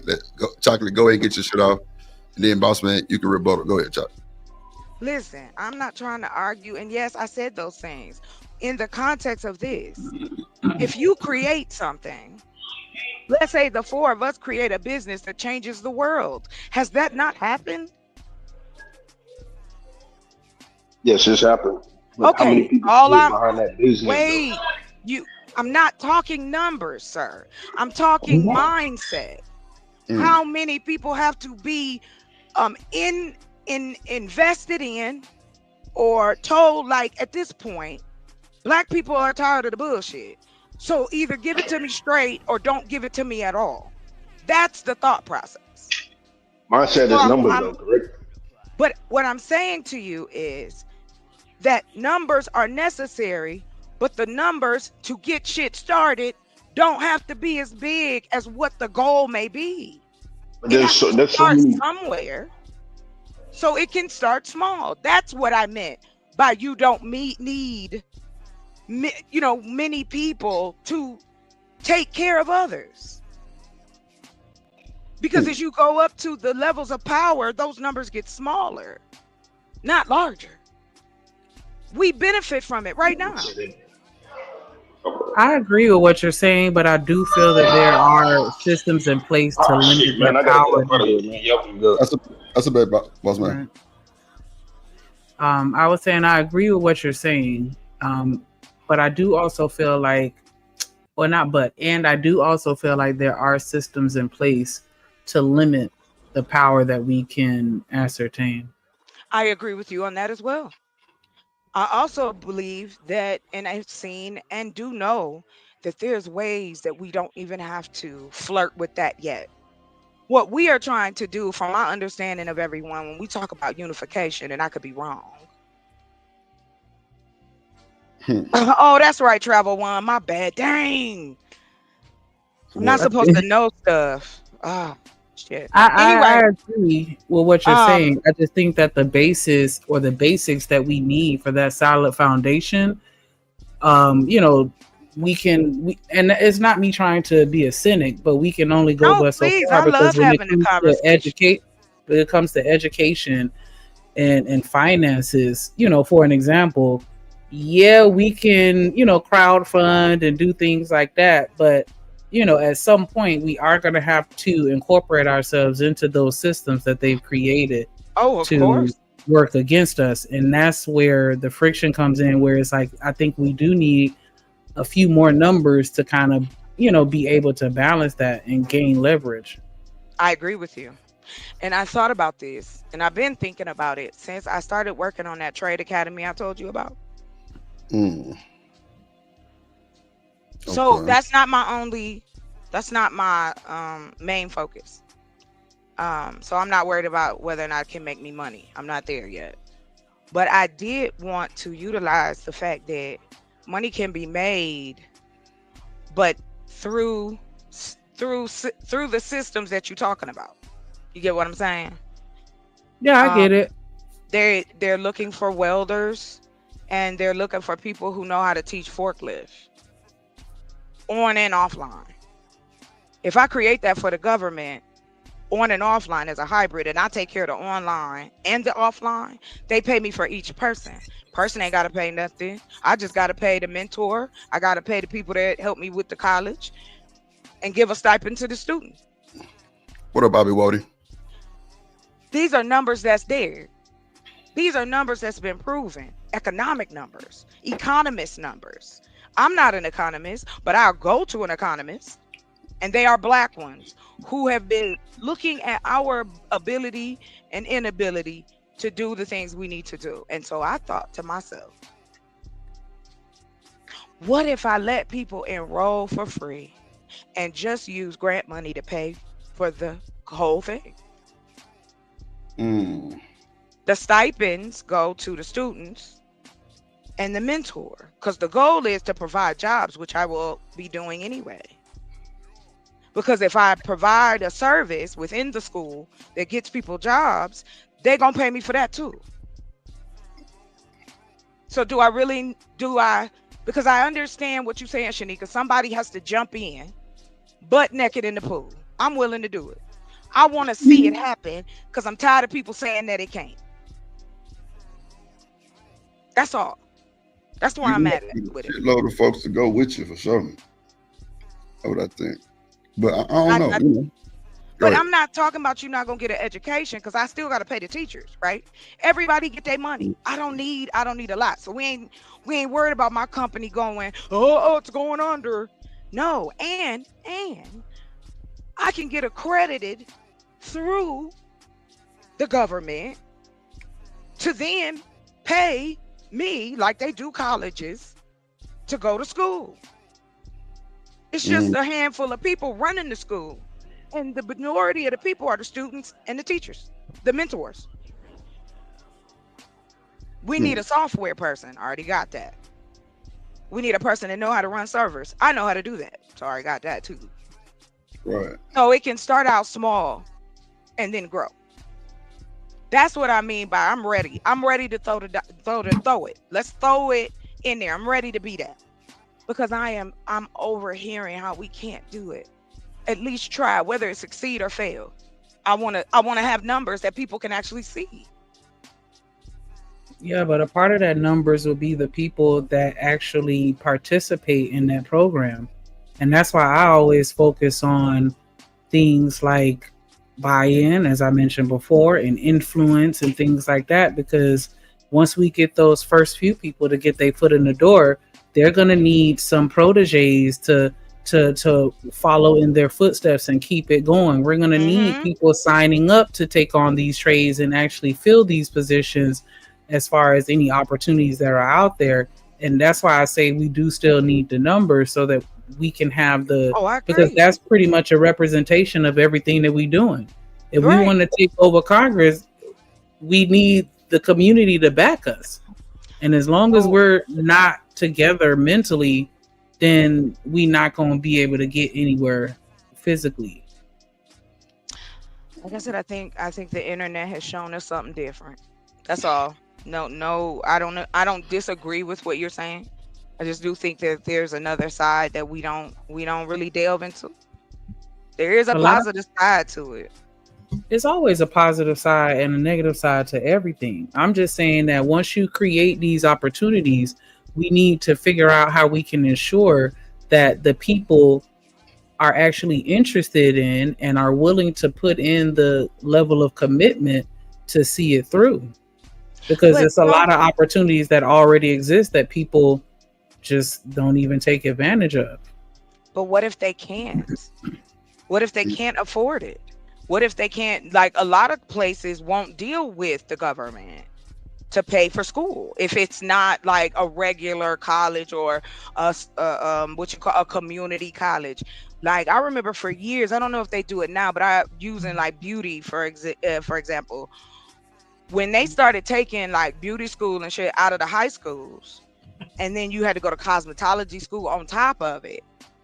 Cosmetology school is expensive. Now, I don't know if they let you pay for them with loans and Pell Grants now, But I remember when I was in school, they was not letting people do that.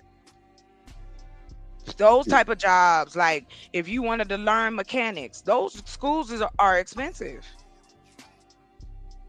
And they still got people that go, pay, drop out.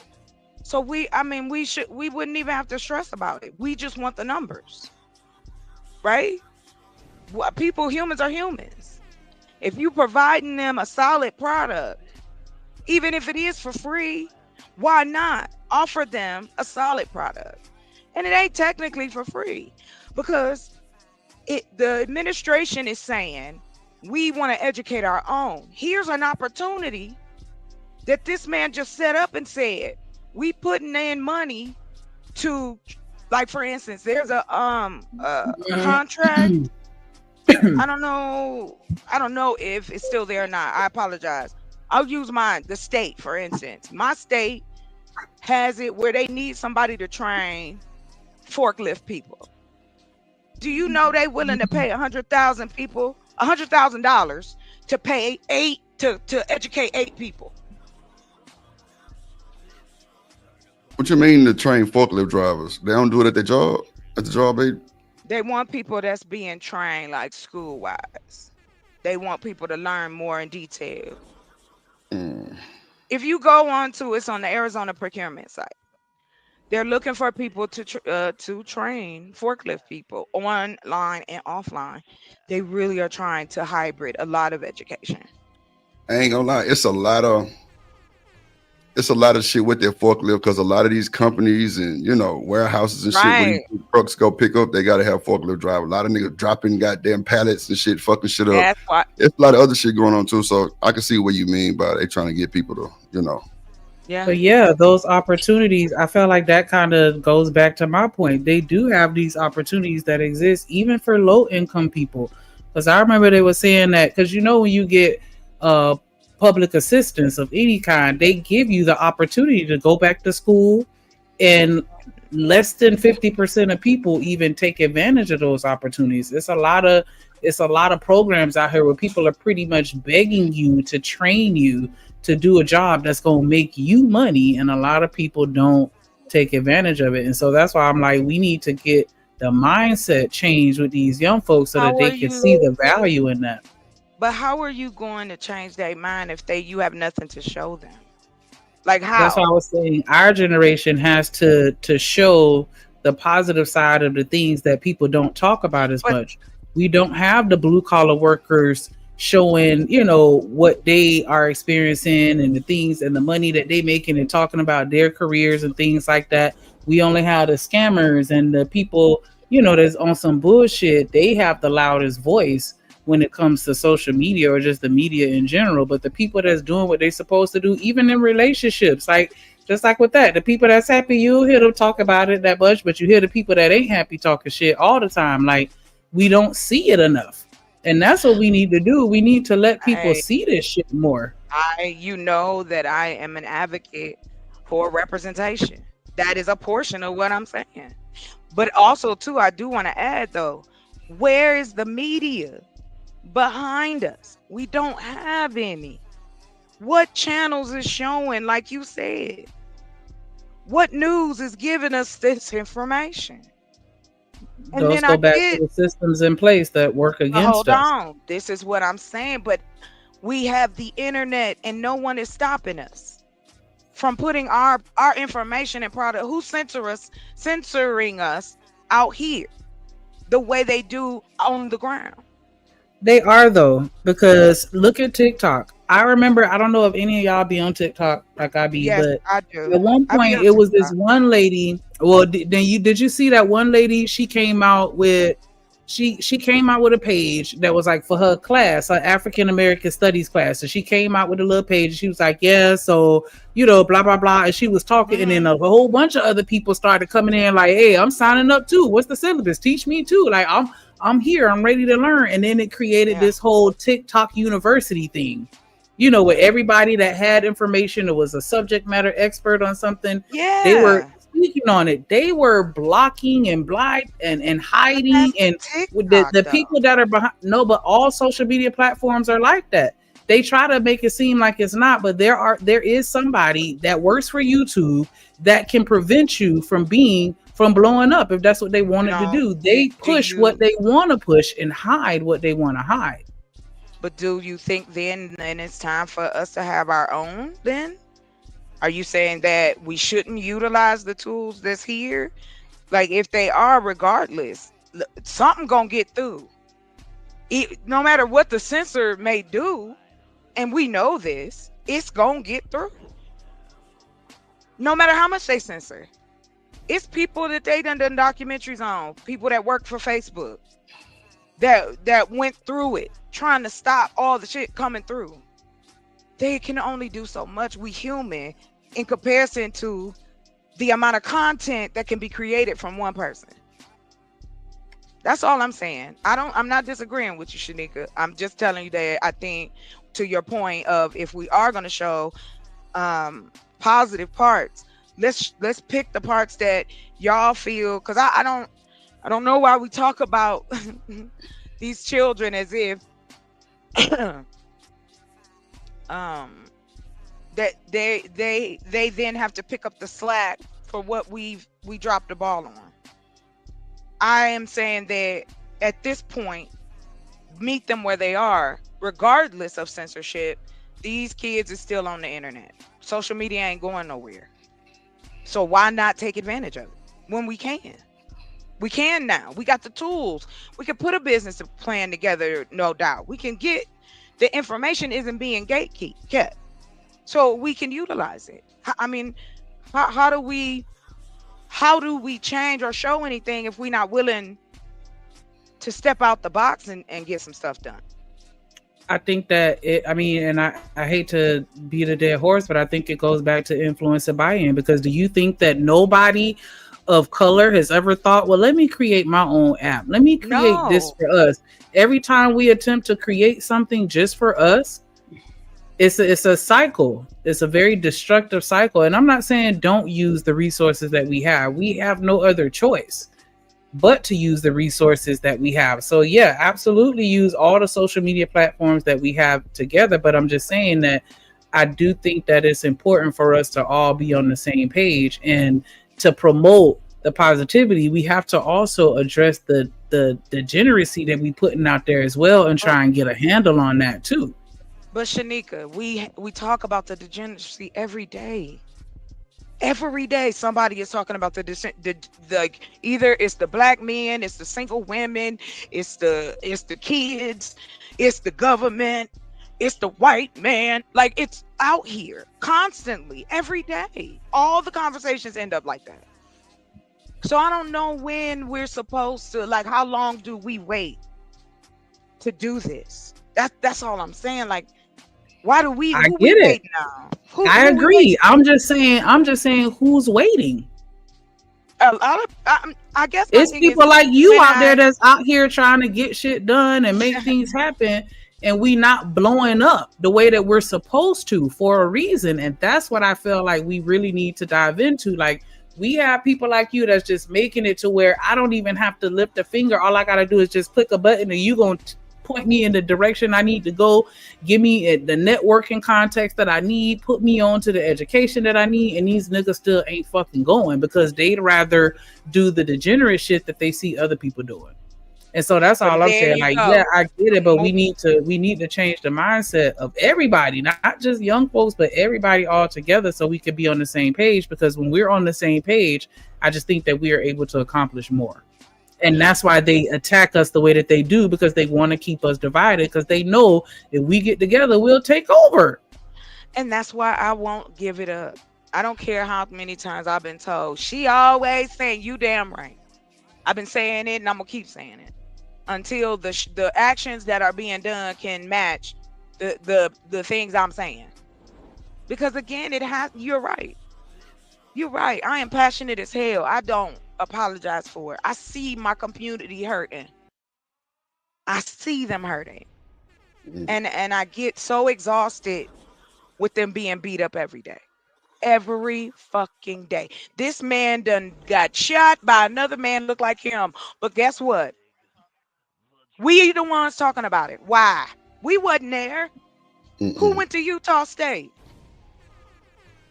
And that's the hypocrisy. I'm crazy, but you got black men and black women talking about this man that could care shit less about our community. I'm sorry for that man, that his family, that's it.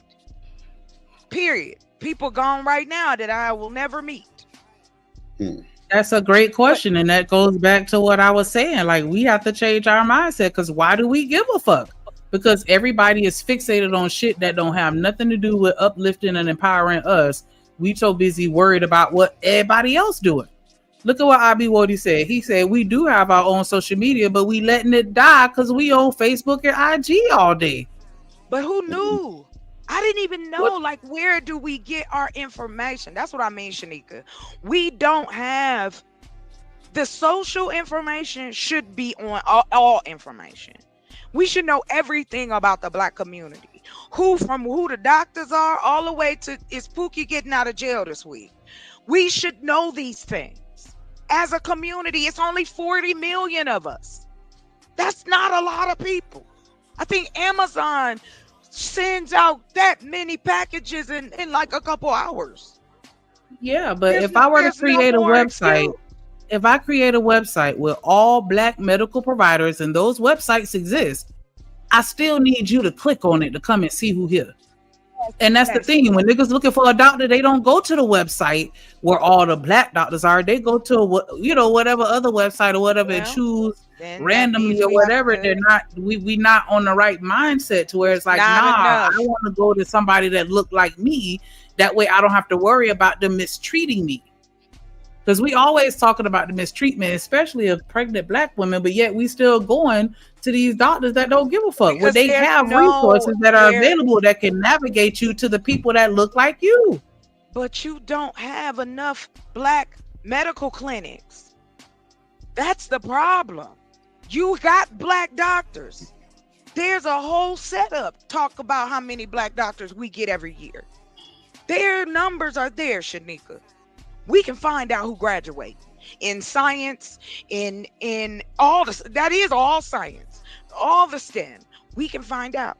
The most heartbreaking thing I saw was last year, a young black girl did a documentary. She was in tech. She said she went to one of the conventions. It was 3 of them there, but thousands of other counterparts. Why? It ain't because we just don't care. I can't just keep saying that. We don't have no news read. We don't have no news line. We ain't got no information that's consistent. Who is checking the shit that we posting and saying is true? No one. Who fact check out here? It's getting to the place where we too old to be acting like we can't read. But that's what I'm saying. Like, is the information out there or is it not? Because we can't sit here and say that everything is out there, but then also say that it's not accessible. I said enough. Enough is not everything. I never said everything. Nor do I say or think that there aren't people thinking the same thing I'm thinking. But I don't know if they have the cojones that I do. Are they willing to put themselves completely 100 out there to see if it's gonna fail or if it's gonna succeed? They don't, because they don't have the mindset. That's why I got chopped up the other day, because I was like, I still respect, like, even when you looking at degenerates like gang members, I still put respect on it, because like, even though I don't support what you're doing and why you doing it, the fact that you passionate enough to die about that shit, like, I can't help but put some respect on that, because there's nothing other than my children and, you know, my close loved ones that I'm willing to sacrifice my own life for. And you got people that are willing to sacrifice for a community of motherfuckers that ain't even their blood. You know what I'm saying? It's like, we don't have that mindset to where we're willing to sacrifice for one another. We're willing to follow one another. We're willing to lead one another. We're willing to be an actual community to not only provide these opportunities, but ensure that they're being taken. I will say this to you, Shanika. I understand your perspective. I do. And I respect it. I don't agree, but I respect you. I feel like we don't have to fight uphill anymore. I feel like if we stop and look at what we can utilize Black people are doing more on the internet than anywhere else. So why not utilize that? There's more businesses owned by Black people online. I'm talking about here in America. We made more money online during COVID than any other demographic. Oh, watch that, Seabird. Oh. Oh, I apologize. No, you good. You good. I feel you on that though, Jock. I feel you. So yeah, I'm ready. I'm ready to do it, and I'm ready to share it. Cause I really did get to the place, Shanika. I got to the enough is enough place about 3 weeks ago. I had a conversation with a gentleman that I had mad respect for. And then the next thing I gotta hear is about how things are this and how things are that, and you can't do this and you can't do that, and it's exhausting. Because if we want people to give a shit, don't discourage people. It feels discouraging sometimes. We do know the negative part. We Black too. We seen it. I've seen it. But do you feel like everybody's being pessimistic or cynical and that there's no reality based on some of the things that they're saying? Yeah, it's reality. It's just unfortunate that it's more negative reality than positive. That's all I'm saying. It's Do more you think negative that they'll than positive. give it to us? You think that they'll just give it to us without a fight? Who? Give what to who? Exactly what I said. Do you think that they will give it to us without a fight? Because I feel like a fight is going to absolutely be necessary. I don't think that anything peaceful is going to work. Oh, no. I don't mean it like that. So my apologies. I must spoke. That's not what I'm talking about. To what your point is, I'm down to fight. Because I know it is going to be a fight. It's already a fight. And I know anything that I want to do to better my community is going to be a fight. Not just from they, but also from my own. I ain't even worried about that. I'm going for the people who want it. Those who want it will come. Those who are scared, you know what I mean? Like, but I know that I also have to be that loud. I know I have to be that voice. I know I got to go everywhere. That's why I don't discriminate. Long as you don't disrespect me, I will talk to you. Because I get that. The panel might not be listening. The panel might think I'm crazy. But there's probably 1 or 2 people that's going to be like, hey, let me reach out. And that is how I have made the connections I've made over time. I can't stop speaking about it because I would be a hypocrite. I can't say I have love for this community the way that I do. What up, Miss Bella? And then turn around and go, well, is your kitchen getting too hot? Well, I've been burned before. 3rd degree. I made it through that. I ain't care. I don't care about what. It either is gonna work or it's not. That's all. That's how I look at it, and it ain't going. Hey Zoma, your mama a scammer, nigga. Get your bitch ass up out of here with that bullshit. Yeah, nigga, we gonna scam your hoe ass. That's what we gonna do. Oh. Give me your cash app. Send me 100 so I can see. Ain't nobody asked for no money. Somebody always want to see what I mean. Nigga. That's crazy work. Well, I'm asking for some money. Somebody drop a super chat, contribute to the Demp Fund. All that. I'ma ask. I don't care. Get your I'm money, here. girl. Get your I'm money. here. I'm all for it. Hey, Drip. What's I got up, bro? one better for you. You remember, man, the other night in Shreveport, I had just got off that machine. Bruh, you got me, man. No, I'm just messing with you. Conservative. What up? With you, Man, Drip? conservative. Hit the link, bro. My bad, Brewster. Go ahead. My bad. Go ahead, Brewster. My bad. No, I was just messing with you about it. Boy, hey, look, I know you about had a heart attack, boy. I'll tell you that, man. Nigga, I had a heart attack. Boy, I ain't coming outside for the next week. I say, damn. I'm talking about refrigerator. Look, refrigerator too full. They bought another deep freezer. All that shit. You know how we do it, black folk. Come on, baby. Right, Black people boy. stay buying deep It's some freezers. shopping But what up? We stay with the deep freezers. Hey, Robert done bought a shed to house that deep freezer. Now, hey, put that little storage in the back. Yeah. What up with Shanika? How you doing? What up, Cam? Man, I ain't gonna lie. I'm up here doing, what up, BJ? I'm up here doing some. Hey, what's up? You got you're cooking like a motherfucker. What's the deal? They got the hood. Is this your first time coming over here? I know I sound like real calm right now, and that's because I just am. But don't think for 2 seconds that you scared. We not scared of no conversation. We'll have any conversation over here about anything. conservative. I ain't gonna lie, we a little different, bro, than your regular YouTube, bro. Like, I ain't gonna lie. That's why the niggas be giving Drip pushback, because I ain't like them niggas, bro. We a little different. Like, we actually like the conversation and kind of see where it can go type shit. You know what I'm saying? You know, we ain't finna be doing the most. As far as the language goes, the rules really out the window since they like niggas who say the B word sometime, most of the time. So I'm like, you know, they gonna try to cancel Drip regardless. So fuck it, fuck a rule. Ain't no need to even be nice no more. Fuck it. So tell Hood Server to come on. Come on, Hood Server. Hood Server. Man, come on, man. I already know who he is. He funny though. No, He I be funny to me because I like it. I like it. But you can't even tell what he. You can't tell whether he for real or not. I like him because it's a method to his madness. He's saying one thing, but I know he think another one. But I'll be like, but Tribal One, shout out to I thought he was just trolling Tribal One, to be honest. He always trolling somebody. No. Conservative been around for a trolling minute. somebody. He been around for a minute. But nah, Hood Server, boy, you more than welcome to hit the link, bro. Trust me, we ain't gonna. I think we've talked a couple times, but you know, people don't want to come over to my channel and debate me ever. I always be like, "Come on, I want to debate," but I don't never get Chico it. the bars back here. Oh, you such a hater. You such a hater, Hood Server, come up. Hey, you such a hater, man. What up, Cam in the building? What up, Wayne? What's going on with y'all, man? You win. I told her to make the intro bit rough, but I gotta wait in line. For what? Cause you know I ain't special. He was saying we gotta get that Shanika segment right now, the call out culture. Oh, it's coming today. Then, if y'all really want to see, and it's good because her, man. Let me keep my shit to myself. We'll rap. But yeah, somebody else up here, yeah, that'll be a good look. It's on Shanika though, whatever she want to do.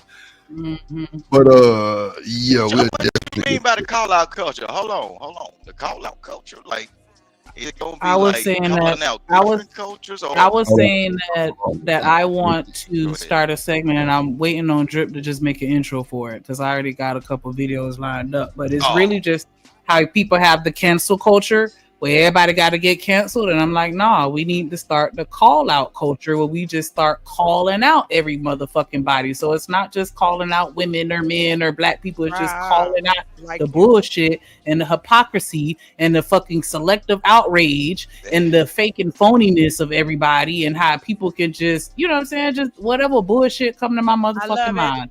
Because it's always some bullshit. I guarantee you it's always some bullshit. Wait. Let me bring up Hood Serve the right way. Oh, sorry.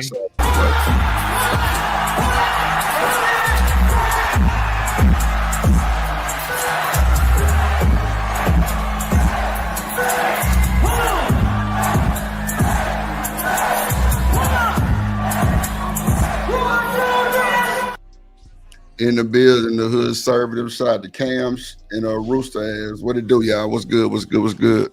Cool. Where y'all went yesterday, bro? I shut it down yesterday, dog. What is going on, dog?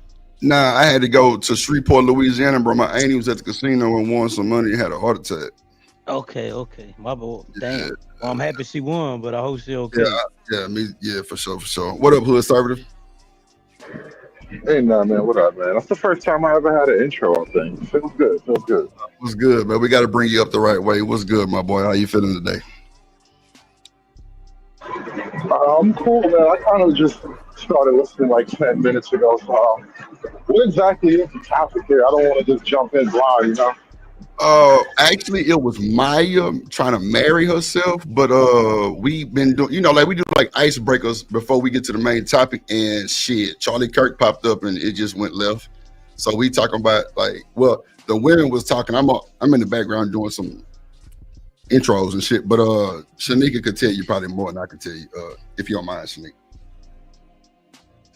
What y'all talking about? It did start off with Charlie, in his videos and our opinion on him, and of course it turned into a racial, semi-racial discourse, with regards to the people that are choosing to celebrate him or just even speak on him as a person, because to me, he's not that important. But, some people do attribute him to being the reason why Trump won and all this other shit or whatever. And then we just started talking about the changes that we need to make within the community, because Chocolate Earth, is down for whatever when it comes to building us up. And sometimes it may come across as pessimism or like we're, speaking against it when, we have certain conversations, and it's like, how do we divide the people that are just being haters and just being negative from the people that are, realistically trying to mine the shit out? Because, Chalk focuses on opportunities and making sure that we have opportunities there. And I'm like, I agree with that, but I feel like our main thing is cleaning up our image and focusing on our influence and the buy-in of everybody within our community. Because I feel like the opportunities are already out there and nobody's taking advantage of it because that's not a priority to them. And it's like, how can we bridge that gap? I'm sorry? Shanika, I was going to say, you can't clean up an image that's already a lie. They love to use these fake ass statistics, but they never bring up the alternative statistics. 13% is can attribute to 50% of the crime, but then they won't bring up bullshit. That. But hold on, but then they won't bring up the fact that 90% of black people that are accused of a crime are innocent. They also won't bring up the fact. So they got this whole manosphere thing where they love bringing up the single mothers. We brought this up here before. They love bringing up the single mothers and how we need to keep the father in the home. But how can you keep the father in the home when y'all locking all these niggas up? Make it make sense, bro. Oh, shit. You're absolutely correct, because I just watched Media Man, and he really dug into that 13% committing more than 50% of the crimes. That's a fucking lie. Half of the crimes that are committed, they go unsolved. First and foremost, and then secondly, they don't. I'm gonna look for the link, but they don't. A lot of people just take shit and run with it, and that's the problem. Like, we got to stop doing that within our community, just listening to what people say and running with it instead of doing our own research. Let me speak to that. In reality, you know what they used to do? Hold on, Rooster. Let Hood Server get in there. Go ahead. Yeah, and again, ladies, gentlemen, friends, brothers, sisters, I come in peace, right? So I want to give a little bit of clarity to the 1350. It's not about all crime, because all crime would include traffic incidents and white collar crime and all kind of other stuff, right? That 1350 was initially a reference to homicides in particular, not all crime. Somehow the conversation got stretched into all crime because it makes the person making that point obviously true when they say all crime, but it's not. It was never about all crime. It was about homicide in particular. Right. And then the extra layer on that, they're talking about arrests, not convictions. Thank you. When you go back and look at that report that they talking about, the shit don't make sense with the shit that they're actually saying out their mouth, and everybody's alluding to this 2019 report, and it's like, that's not what the fuck it say. White people get unalived by white people more than anything. It's not us. Exactly. It's intraracial. Right. It's not us out here doing it. 97 to 99% of black men is not the problem. It's only a small demographic of men that's actually committing these crimes and they're actually convicted of it, but they're making it seem like it's something else. And that's why I don't like the stats, because they twist it. They don't tell you what information they're using to generate those stats. Right. And that's why we need our own. And when you go look up Black statistics, it is just a variation of the information that the Pew Research Center did. We need our own. That's what I mean by the numbers. If we gonna do it, get it from our own. Whatever the demographic of Black person, whether you are a bourgeoisie or ghetto for everyone, we need to find out the true numbers, count it, get the real information, and help our communities accordingly. That can be done now. No, it can't, because when you go back, and I'm not trying to be a pessimist. I'm just honestly saying that those stats have to come from government agencies that release that information to us. But why can't we be the government agency? All you got to do you know that let me be if you go look up Pew Research, they're nonprofit. Yeah, but they're still getting the information from the FBI and these other entities that can. But that's where the manipulation is occurring on their level before they even give us the information. And how can we? This is what I mean. We can report our look. This is what I'm saying. If we're looking for certain areas, let's go with that. Let's narrow it down and be just a little more specific, if that's okay. If we're in the tech industry, right? We need to find out. Okay, we can find out with the HBCUs. How many young black people are enrolled in technology programs? We can start there.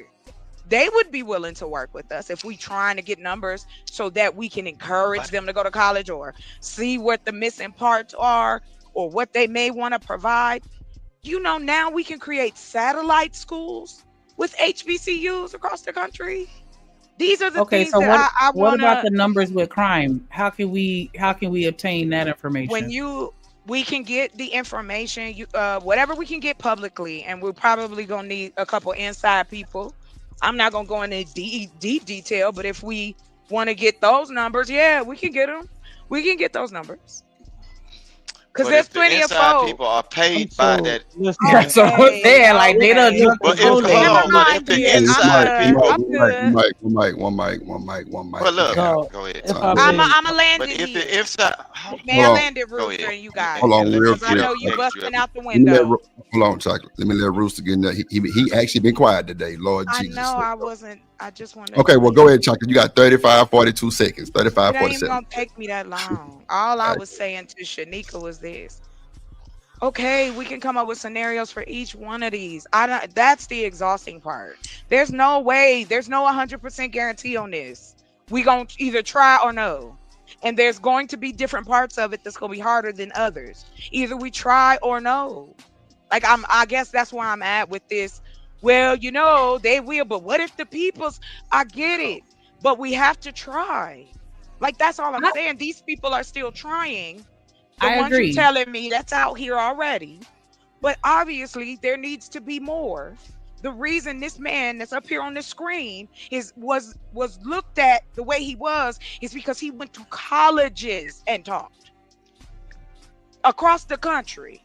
He went to colleges with this message because anybody can. You could get it if you doing the right thing or you political or whatever it may be.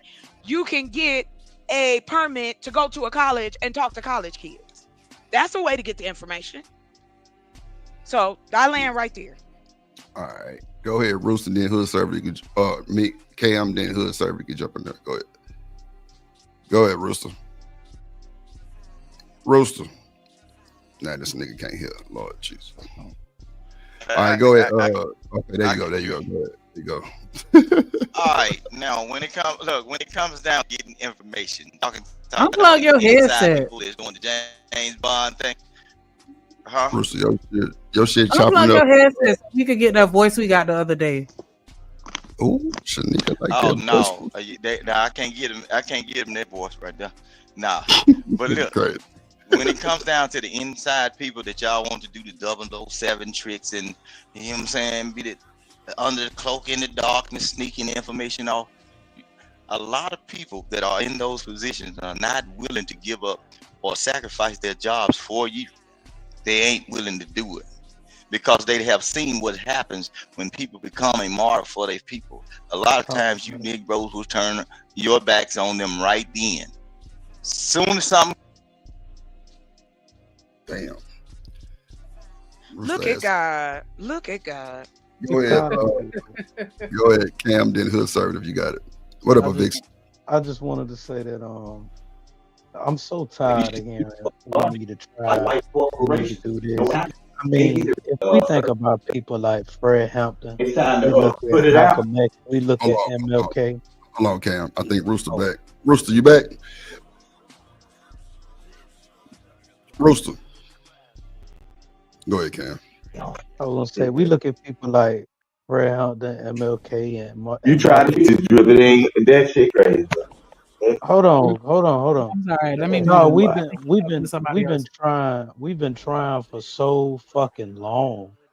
Like MLK was literally almost 70 years ago now.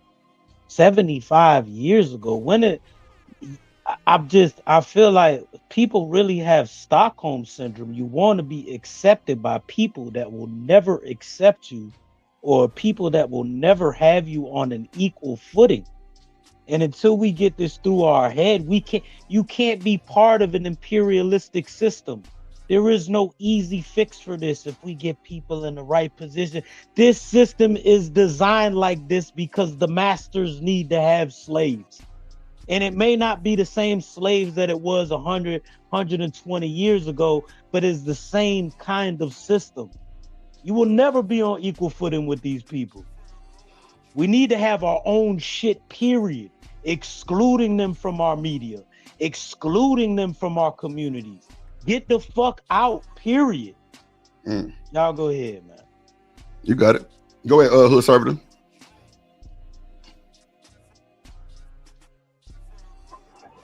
Yeah, I think black folk have been woven into the fabric of America too deeply to try to just extricate ourselves and try to do our own thing. It's not practical in my eyes.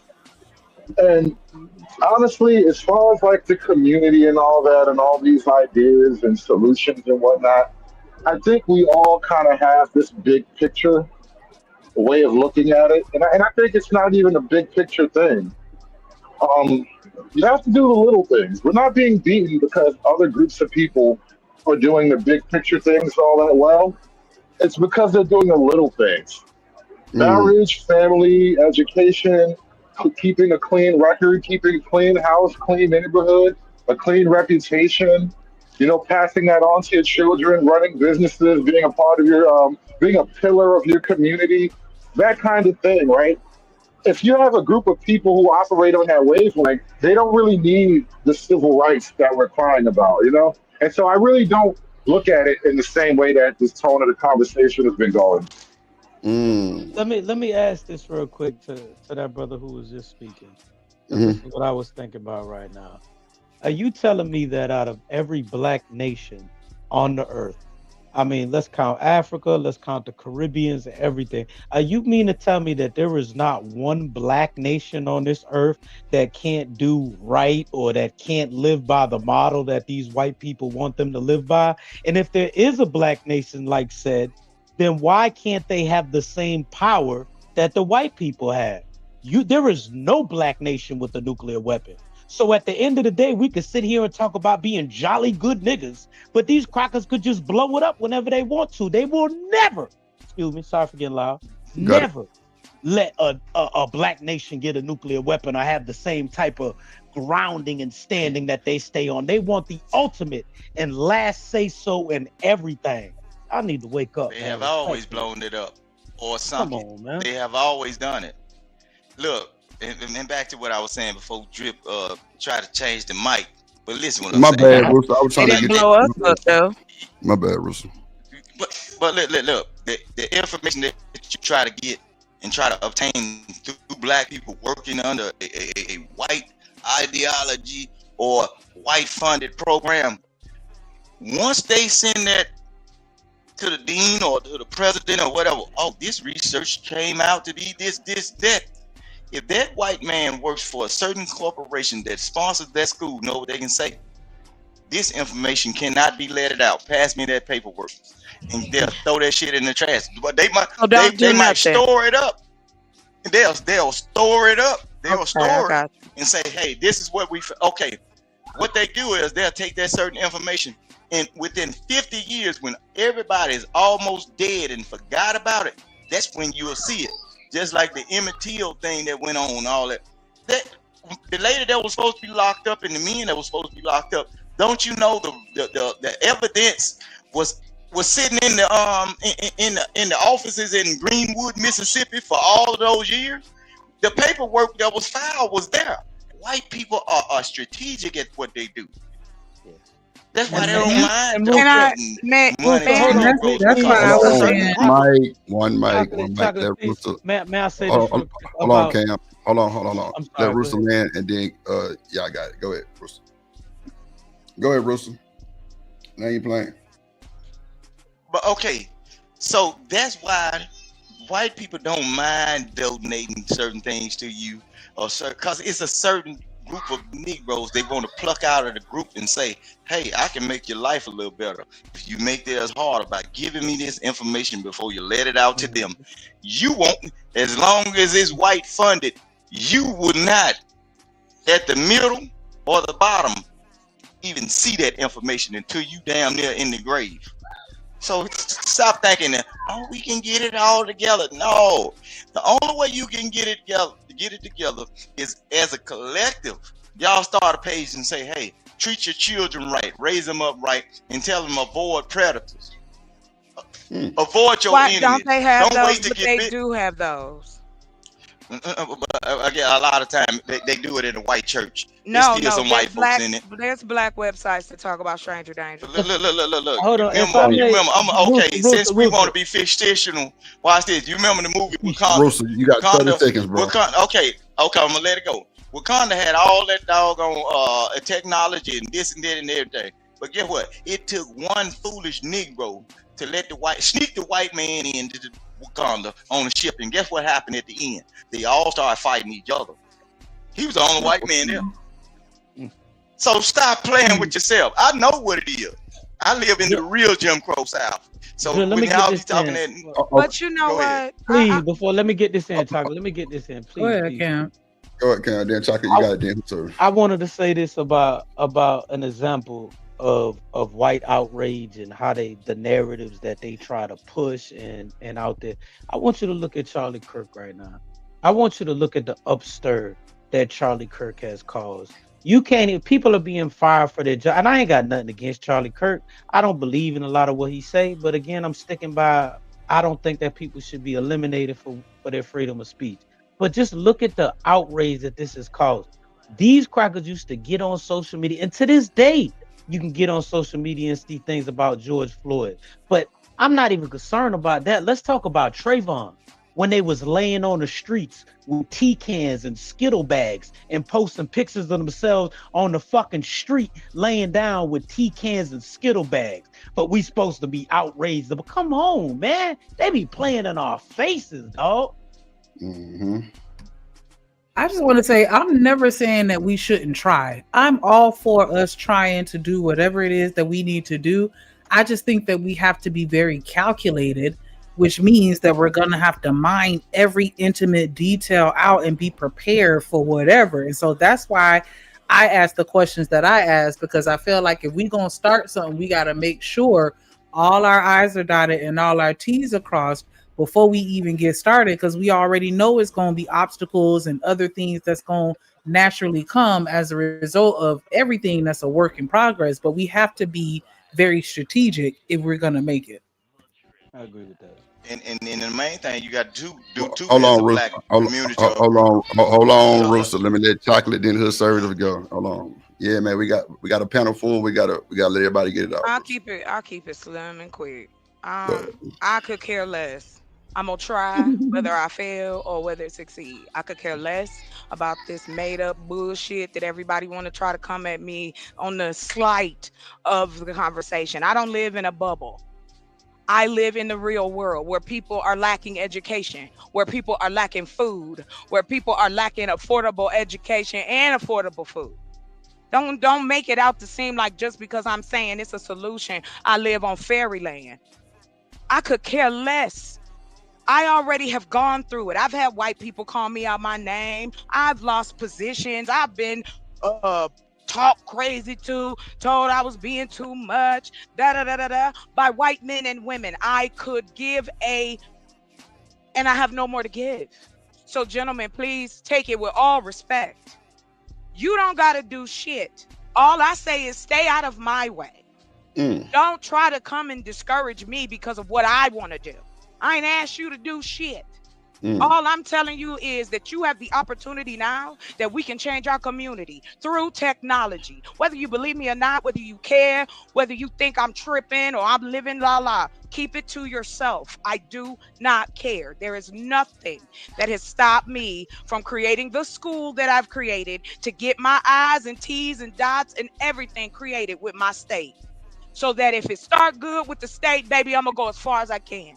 And if it can educate 1,000 motherfuckers, I'm happy with that. So you I miss leave it Seymour. there. I leave it there. You got it, Drip. Thank you. No, you good. Go ahead, Hood Service.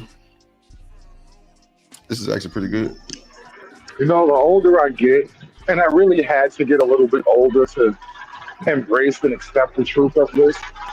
But like, life is actually pretty simple, right? Go to school, get a skill, a marketable skill that you can use to make your way in the world. Get a job, go to work every day on time, and then have a family somewhere along the way before it gets too late. Most people who have knocked those things out are doing fairly well for themselves in life. And I think we like to have these conversations to distract us and pull us in all these different directions and fight battles over the horizon that we may not ever even get to. But we have to focus on the simple things because that's also where the simple pleasure comes from.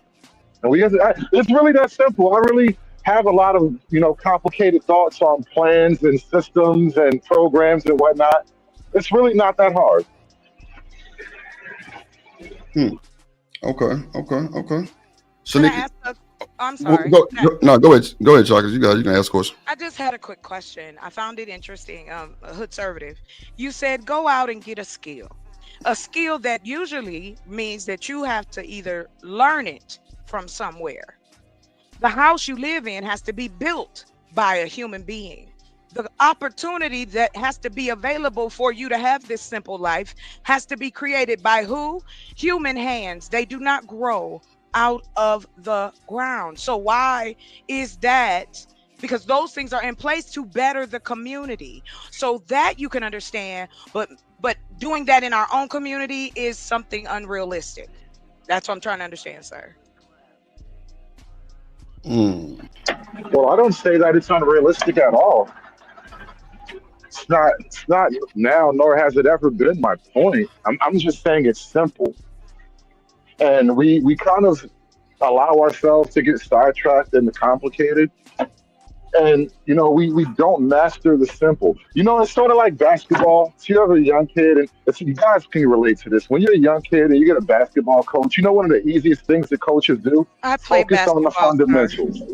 Well, okay, I don't know anything about you. I don't want to assume. I know guys get this automatically, but focus on the fundamentals. Yeah, you're right. Right. Like, don't come up on my court trying to do all this 360 windmill shit if you can't hit a free throw. Come on. And that's all I'm really arguing for. I think I feel like we're having the Booker T, W.E.B. Du Bois argument endlessly, but that really is the truth of the matter. Like, people who do the simple things tend to be all right in life. Yeah. I'm confused. I'm a rock with that. You confused? Okay. Go ahead. I'm confused because there are people that are like myself who create things so that you can have a simple life, sir. That's what I don't get. So again, education can change a community. It changed America, didn't it? We've gotten better over time through education, through trade, through building infrastructure. Unless you built your own home in the middle of nowhere, sir, you benefit from those tradesmen and those tradeswomen, right? They had to be taught by someone. And I am only simply saying that we can educate our people to be better in society, right? To create all the things that you enjoy. That's why life is simple for you, because you don't have to forage for your food. You don't have to ride a horse to go to work. You got a car. There's people who make sure your car will keep running for you. That's what I don't get. How are we disconnected from our own community when we know our lives are connected like this? I'm just saying that I think it's a disconnect because while I agree with what you're saying, these niggas ain't putting no respect on that shit. They're looking at mechanics like they're beneath us. They're looking at educators like they're beneath us.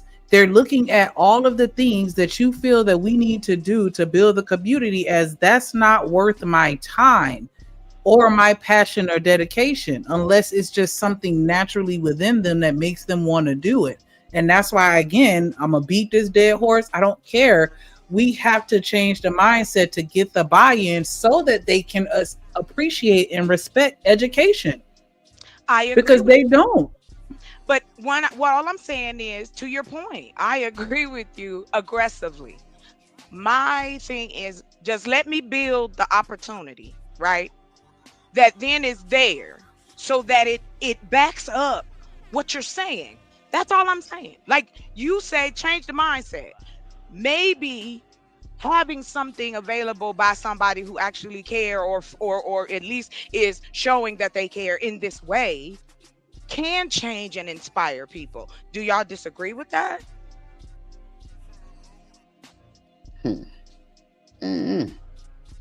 Y'all, hello? Y'all quiet? Look, can I say this? Can I say this? Go ahead, Rooster. Go ahead. It's easy, bro. Look. One of the biggest problems, I see the truth in a whole lot of stuff, because I deal with all these people every day. Y'all talking about Negroes and white folks. I deal with.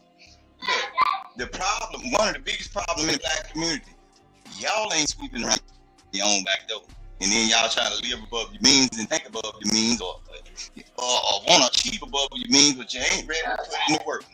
Y'all just speaking about low income people not having the opportunity to do a damn thing, right?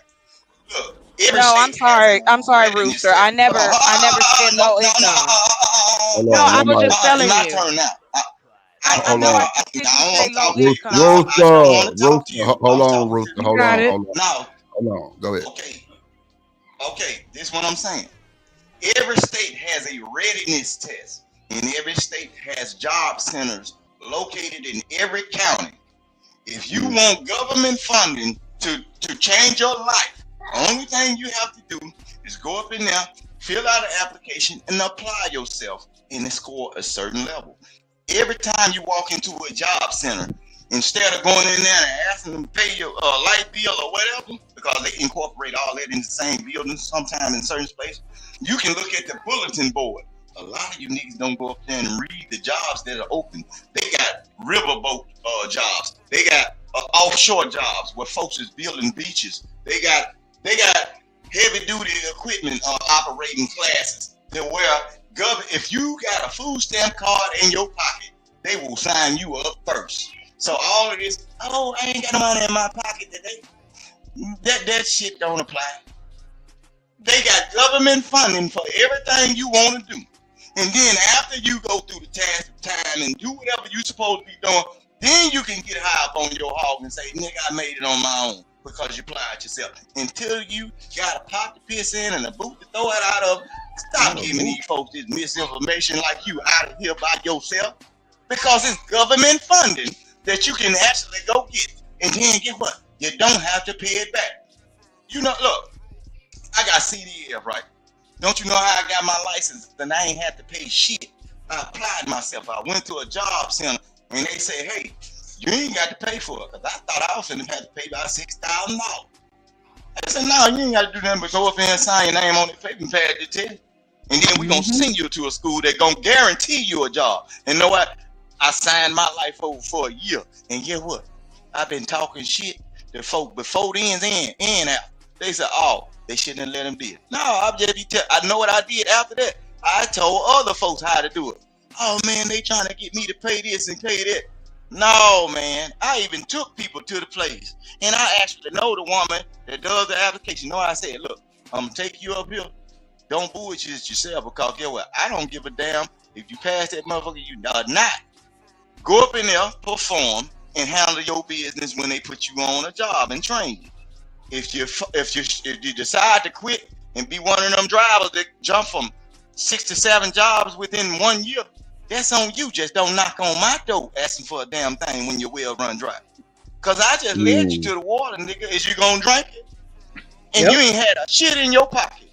You ain't had shit in your pocket. Them folks paid for you to go get whatever, go get schooling and training on the truck. They put you in a hotel room. And then, in certain situations, they feed you meals every day. So you can go up in there piss poor broke. So all this time, oh, we ain't got no help. No, nigga, you ain't applying yourself. You ain't got to be no doctor or lawyer. They got all rig jobs. Go up in there and say, I want to take the OSHA test. Yeah, I'm OSHA certified. I got OSHA certified when I took welding in high school, bro. I took the CPAS test and passed it, baby. Can I You know ask what a I'm saying? question, So, Rooster? Twit card, everything. Yep, let's go. I got Twit card, everything. Mhm. Could I I ask can you go a question? offshore. Go ahead. Rooster, Chocolate. can I ask you a question? Go ahead, Chocolate. Hello? Go ahead, Chocolate. No, I was asking Rooster a question. Yeah, I'm telling you, Is go he ahead. still and answer. here? Oh, Sure. Yeah, he go ahead. didn't You got it. answer, so I wanted to make sure. Anyway, so you said again, there are these places, and it's called Career One Stop, right? Are those the ones? Is that the place you're talking about? It's a big trucking school in Dallas. I forgot the No, name it's of it. not it's not the trucking school. Oh, It's okay, my bad, my called, bad. yeah. It's called Career One Stop. The government developed it for people to go in and get assistance. I don't know if that's the place he's talking about. I just wanted to clarify. Rooster, you there? Now, they run up under a lot of the same corporation, but they are different names. Look, when I moved to Wisconsin, don't you know where I went to get a job? I wasn't asking nobody in the community. They have temp services that you can go in, and also the temp services ask you, do you want a barber's license? But I want to ask you the question. License? Hold on, Rooster. She's trying to ask you a question so you can answer it. Go ahead. Go ahead. Again, somebody created those opportunities so that you could do what you're doing. That's all I'm saying. The micro is, which is so crazy to me. The micro is you can do the same things in our communities and what you're saying. So I'm like, why does that disconnect for you, Rooster? That you can't, Look, it does disconnect because it disconnects but those are from other me human because beings thinking about people more than themselves. That's what I'm saying. Like they created things that benefit more than themselves. Career One Stop was created by people. But in the ultimate reality, they did it because it was gonna generate monies because they was thinking of themselves. A lot of times when things come up fraudulent in these non-profit organizations, the person that created does not get the backlash. They don't care about the missteps. Look, some people in the world that create things. They create things because at one point in time, I don't want to really go back and forth with you because I know your aim at and I know the mindset. I'm not aiming. Like I can ask you. Look, Hold on, Rooster. Hold on, because I keep fucking up the goddamn conversation. Let's have a good one and not shoot slugs. Goddamn, Rooster. Okay, so if you don't want to go back and forth with what you call it? Nah, I'm saying you don't want to go back and forth. I know where it come from. What Rooster? That was a slug. I mean, come on, Rooster. That was a slug. I said I don't want to fight. That's a slug. I don't want to go back. No, and you forth said with you you know where her mindset come from. That's what I'm saying. That was a slug. The mindset comes from previous past history, bro. Rooster. Hold on, G. Hold on. Go ahead. Yeah, I just want to point out something here to kind of thread the needle between these two corners here. What she's asking for, Rooster is giving testimony that it is there. All you have to do is reach out and grab the brass ring. And the problem isn't lack of brass rings, it's lack of reaching. That's what I said. Well, I'm gonna go with it to y'all in the until somebody lower gets level some of numbers. Then I don't think we should like one or yay or nay it. Grabbing the brass ring is just look. Grabbing the brass ring is like grabbing a bull. Life is the bull. The way you control the bull is by grabbing the nose ring. Is you ready for it to buck and see what's gonna happen? If you ain't ready for that, you're gonna sit right there and be stagnant. It's some people that are ready to grab the ring and see if he gonna buck and if the ring gonna break. Bro, all of this stuff that y'all want is out there for you. You just can't be the person that got the mindset that everybody's supposed to follow you because you ain't hit and right yet or proven. You ain't proven yet. So go out in the world, grab the reins of the bull, let it buck you and come back and show us how you did it. How you made the bull calm down. Until you do that, ain't nothing to be said. Okay. Grab your bull by the horn, ass nigga. Okay, gotcha. All right. Anybody else got something to say with that?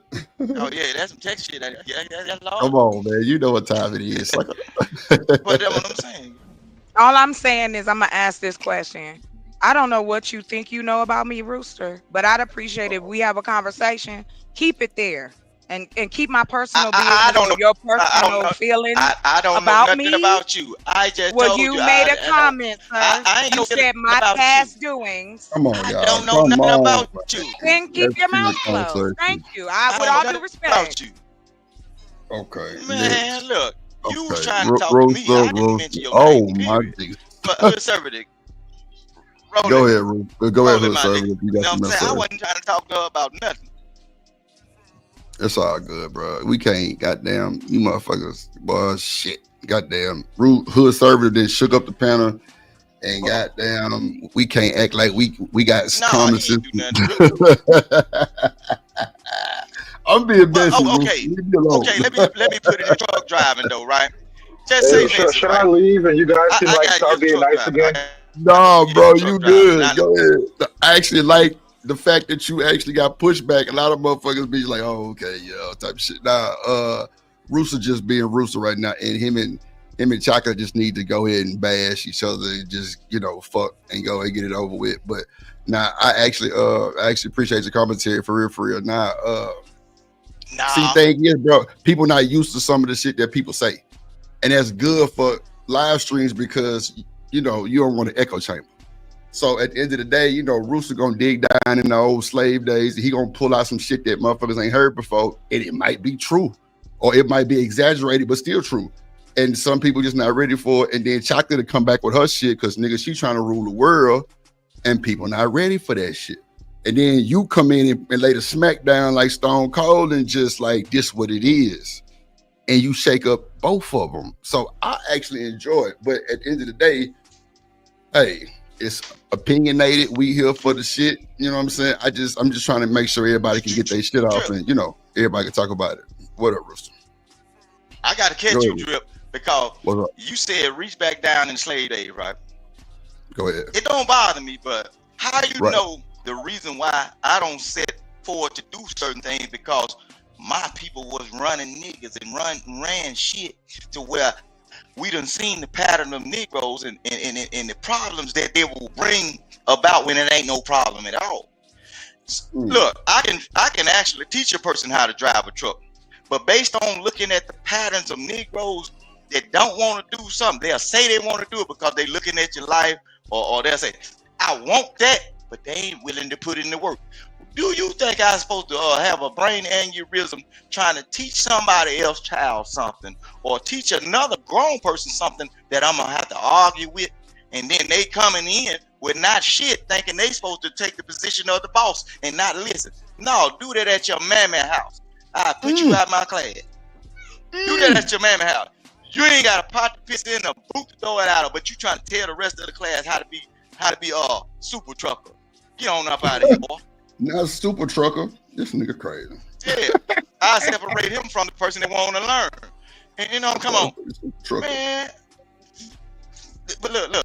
Everybody got to start from the bottom. Everybody, I don't care. You know what I'm saying? If you fortunate enough to have some people, even though the rich people that have been pointing in the position, we see it all the time. They still got to start from the bottom. Even though you get in a company where rich people running and they put their child over you, don't you know that he still got to start from the bottom because get what? He got to come to his employees to get all the information because they have been doing the job. See, say for instance, black folks was to start doing some espionage shit. Start training the damn master kids wrong so they can fuck up the business. Now we got, you know what I'm saying? Right. All the shit you know. If he gonna be the person that running, tell him, look, I don't know nothing about that. Shit, I'm working for you. Your daddy put you in that position. Get it, you live. Go back to school. Learn what I learned. That's how you supposed to do it. Instead, boy, ain't no way. Nah, you good. You good. Put up with it. Yeah. Anybody else got any commentary? Nah, I'm just trying to make sure everybody got their shit out before we move forward. Clearly we hold on, let me pull up this thing here. Let me see. I got the shit ready for you too, Shanika. I just got to get the song ready. Shout out to the chat. Shout out to who else? BJ, what up, boy? Miss Bella, what it do? What it do? Shout out to Travel One, still talking shit. Lord Jesus. Shout out to Random Chat in the building. What up, boy? Who is serving? Shout out to Cynical, what it do? I'm just looking at the chat, y'all. I be Wody, what's up, boy? Coach Ruck. Who is it right there? Let me see.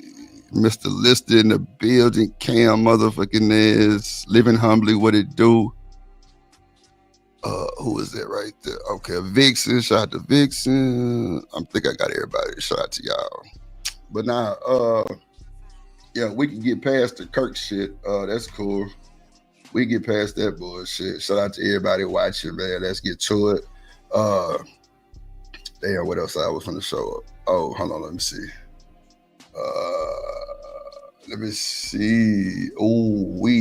Okay, I know what I'm finna do. Hold on, let me see. We're gonna go to this one right here. Then we'll start a fresh conversation. Let me see. Okay, here we go. Let's go.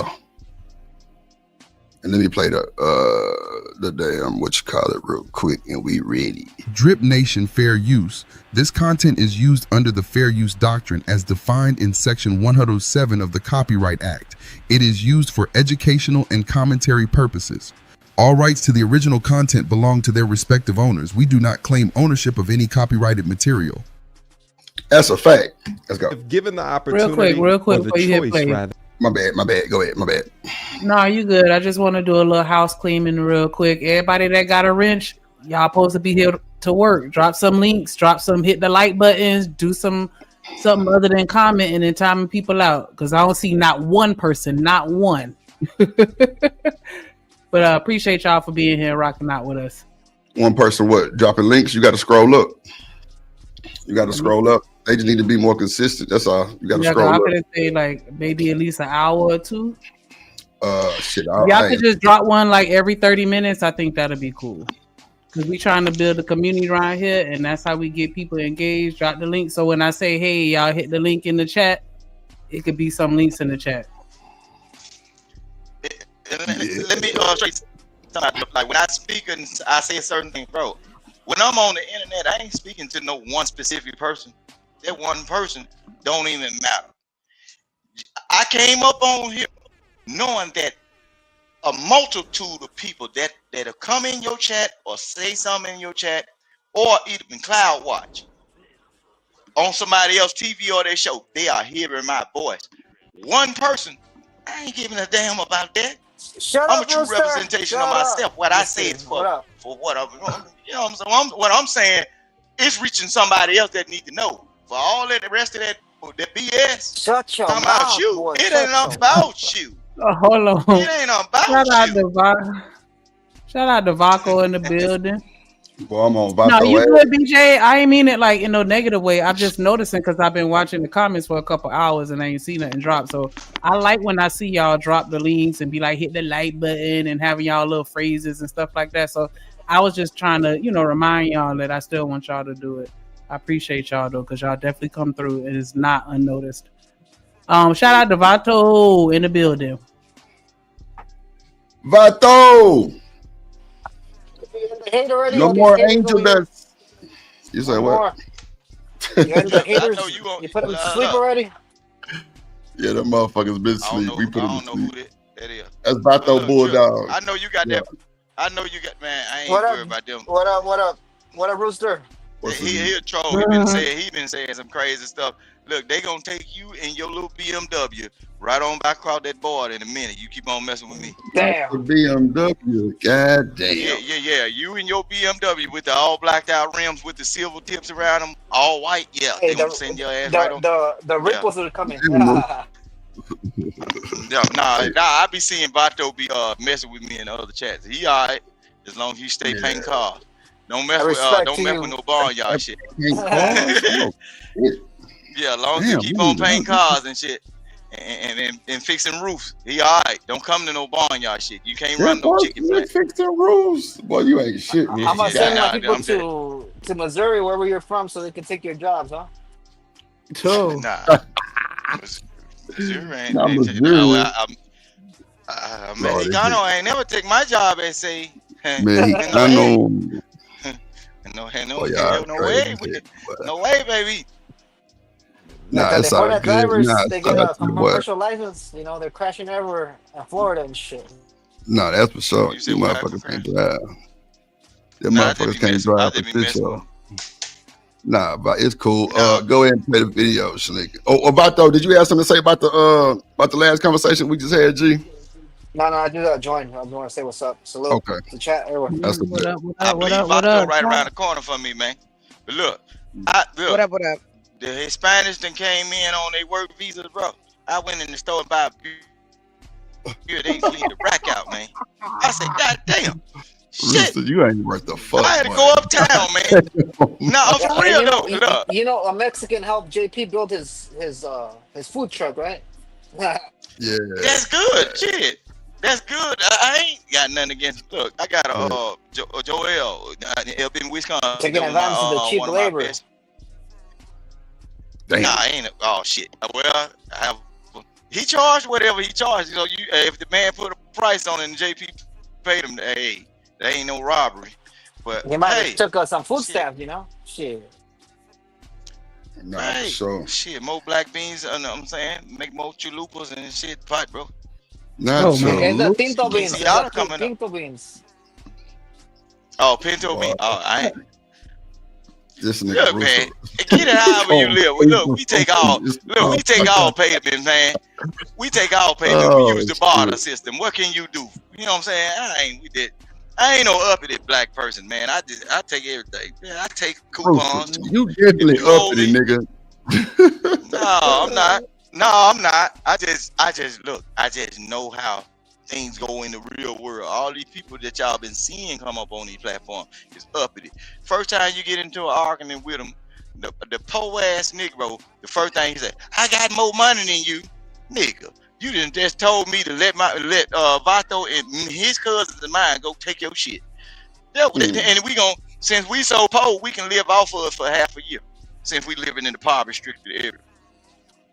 Your stupidity is our come up. Bro. Yeah. The first thing I play. Go ahead, y'all. Right Real quick, I want to give a shout out to Mr. Lister with the $3 super sticker. Definitely appreciate that. And shout out to hating ass Trucker Yale. Shout out to the anti-dimp funds and leaving the ashy cheeking because you ain't shit. But I appreciate that. As long as you support the show, you can say whatever you want. Nah, you can't say whatever you want, but I appreciate the support. Hype me up.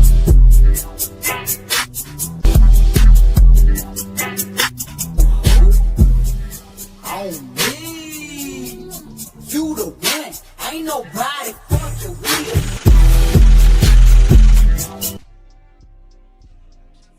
Appreciate you. Add some color to the chat. Nah, for support your interests. That's an interest. Yeah, y'all sitting here, y'all listening, y'all clearly interested in the conversation. Go ahead and hit that like button. Go ahead and cop a membership. Go ahead and support. $2 holler. I mean, Drip and Shanika. Yes, we ain't trying to scam you out of thousands. We just asked for $2, or at least I just asked for $2. Fuck it. We just want 500. You know? What you said? I'm just saying, drop that. I'm being an ad lib. We just want another 500. You know. Drip.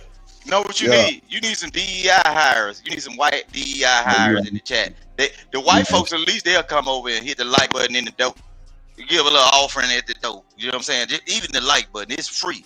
At least the DEI hires, they're white, they'll come in the door. It's like a, hey, how you doing? They'll at least hit the button just to show that they showed up.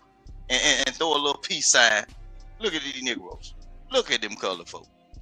Sit right there, cloud watching just to run to another show and talk behind your back. How we gonna be like that? With everybody snitch. What they were saying over there at Drip House? Danny was doing that. He's I don't know what y'all talking work about. 7 days. What? I don't know what happened, Shanika. I don't know what happened. I was just shouting out the super chats. No, I'm talking about he said something that happened at Drip's house. What's happened? Is everything okay? Like anybody happened at Drip House? The fuck they talking about? Who said I don't that? know. Rooster said that.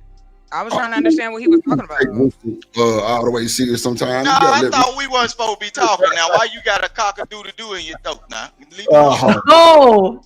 I thought we were through playing. Now, see that what I'm saying? When he done, I'll be back. Don't you run. No, I thought you said no. Back off. I was talking I ain't say nothing. Okay, on, but Rooster. you use my name. Hold on, Rooster. Let her talk. Why are you even like? What is this? People refer to your name. And you don't come at them like that. I was born evil. So why do you even bother? Like, do you even like black people? Like everything out your mouth is slime about. No, I don't like black people. I like brown. I know people you and do. colorful people. I know you don't. Black. Next time you call don't yourself like black, black go look people. in the dictionary and look I up the can word read. black and I don't have to see look up why shit. black people. You don't put a curse on yourself when I you don't call care. yourself black. That's what I'm I saying. don't You like can't have a colorful conversation with me. You This are nigga's so disrespectful, Rooster. And I don't care. It's not cute. It's not funny. And So you're wait. not funny. So you wait, are. You be let's stop disrespectful for disrespecting no each other. reason. Let's keep it a buck. I never said nothing I personal didn't about say his dress. you, Chocolate. I didn't say you. I'm talking about Rooster. Let's stop. I said earlier. No. Rooster, hold on. Rooster, I didn't hold say on. anything disrespectful. Rooster, hold on, G. I'm just saying, let's just keep it cordial. The little silent slugs be crazy work. And I'm talking from anybody. It's not no Let's silent just, slug. Rooster, can I finish? Let's just have a good conversation. Like, you gotta, I'm gonna call your wife, bro. I'm gonna tell her to go back to her home field, Mexico, and get you some You nigga. must be hold on. If you thinking about calling my wife, you must be thinking about losing your voice box. Nah, I'm gonna call Miss Rooster. I'm gonna say, Miss Rooster, that nigga if you think about if you think Call about that calling my nigga wife, you must be thinking Miss about losing your voice box, because that's something got to come out. If you Nigga, think about I'm gonna anything, call Miss Rooster and say, get that nigga some reeling. Goddamn, he needs to calm down. Shit. Shit. Or I'm gonna say, how you deal with that nigga so we can deal with him the same way. She better not be crazy enough to come and tell me. You know this Drip said. Drip said what? What the hell wrong with your fucking ears? Why you listening? That's what I said. I feel you on that. Oh, I feel you on that. I don't play no That's game. on Because that. get what? If you had to stay there, if you sat there and listened to it in order enough to relay that message to me, you were listening too goddamn long. You want to lose your ear? Nah, I got you, Rooster. I wouldn't. So I get a voice box in the ear today. And a voice finger box too. and a good set of ear. And a finger. A finger. No, no. See, a lot of times, folks don't even dial numbers. They say call somebody. Nah, that's they say all this technology, they don't even dial no more. Let me go ahead, y'all.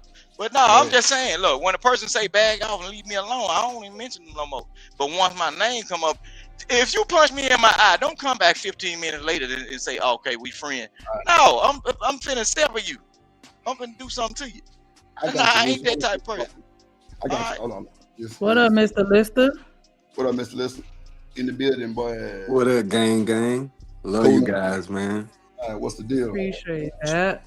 So we're can't gonna watch talk. this video. What's going on with you? Yeah, I'm chilling, man. Just got in. Done made my little coins for the day. I'm chilling, bro. Let me borrow 10 cents, goddamn. Trying to make $1 out of 20 cents. Hey, ain't that our story, brother? Ain't that our story? Come on, we got to try to get it for the most part. Actually, that's crazy you said that because it's kind of going to tie into what we finna play. Go ahead, Shanika. You can press play. What is cancel culture? Let me call out culture intro for me. Crazy work. Go ahead. If your lady works out into the workplace or if she is a stay-at-home, which one would you pick? All right. The following content creator went to one of the richest counties in the United States, Orange County in California, and asked multimillionaires that very same question. Some of their answers are very surprising, so I thought that I would diagnose and get active. Without further ado, to become rich, you gotta know. Laguna Niguel and Irvine shit. Let's go. Not everyone in Orange County rich, bro. Not in Anaheim. Nah, I heard that too. I heard that shit too. That's crazy. Go ahead, Sneak. Real quick. Drip Nation Fair Use. This content is used under the Fair Use Doctrine as defined in Section 107 of the Copyright Act. It is used for educational and commentary purposes. All rights to the original content belong to their respective owners. We do not claim ownership of any copyrighted material. And you're through. Let's go. Know how the rich think. So let's get active. How you doing, sir? I'm Snooch. Snooch? Yeah, what's your name? Tom. Tom. What do you do for work? I'm a custom home builder. Oh, we never got one of those before. Now, how much can one make doing that per year? Depends on how good you are. Can I make it a guess and then you just say higher or lower? Sure. Okay. I'll say 5 mil, higher or lower? In what time period? In a year. In a year? Yeah. That's a good living. Yeah? Okay, 5 mil. Okay, so we'll go with that. Now, how can one get in your shoes, get in your position, make the kind of money you make? Size how do you get 12 started? is hard to come by. There's not a lot of men today. Yeah. So to get started in what I do, it's basically you gotta have the love or passion. Okay, passion. For the trades. Okay. Right? For the trades industry. The second thing I would say is to continue that passion with dedication and hard work. Okay. The third thing is if you're not good with people, you won't make it. Okay, so people, relationships, most important. Okay. Yes. Now, did you join the... So his suggestions for success, you gotta have passion, dedication, and you gotta be a people person. Okay. I don't know if y'all heard when he said he was like, ain't really a lot of real men out here. I don't know if that slipped past y'all. Yeah, I heard that bullshit. He talk about he do custom home building, but he said around 5 mil a year. He was like, yeah, you can make that if you're good. Yeah, he holds a contract He a license. big He didn't get his hands dirty. Absolutely. He got He do. Look, he get his hands dirty because a lot of times when you get people on the job to hire, and I see this all the Ain't time, picking up you no got shovel. to be able to do the job. Because what happens is if you come onto a work site and you try to tell everybody what to do and they can figure out that you cannot do it, you lose workers right then. How are you gonna tell somebody what to do or be a master craftsman or talk about how a apprentice is supposed to be a master craftsman, but you can't show me the ropes, but you can't show me the quick ways to do something? Bro, you'll Depends how much you're paying those employees, mister. If you're paying them above average salary, you can tell them where the fuck they're gonna go work that money, you know?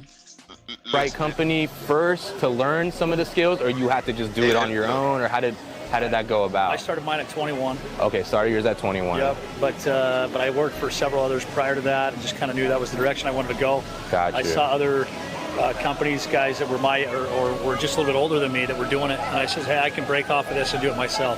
Okay. And so really it was, hey, I couldn't work for anybody.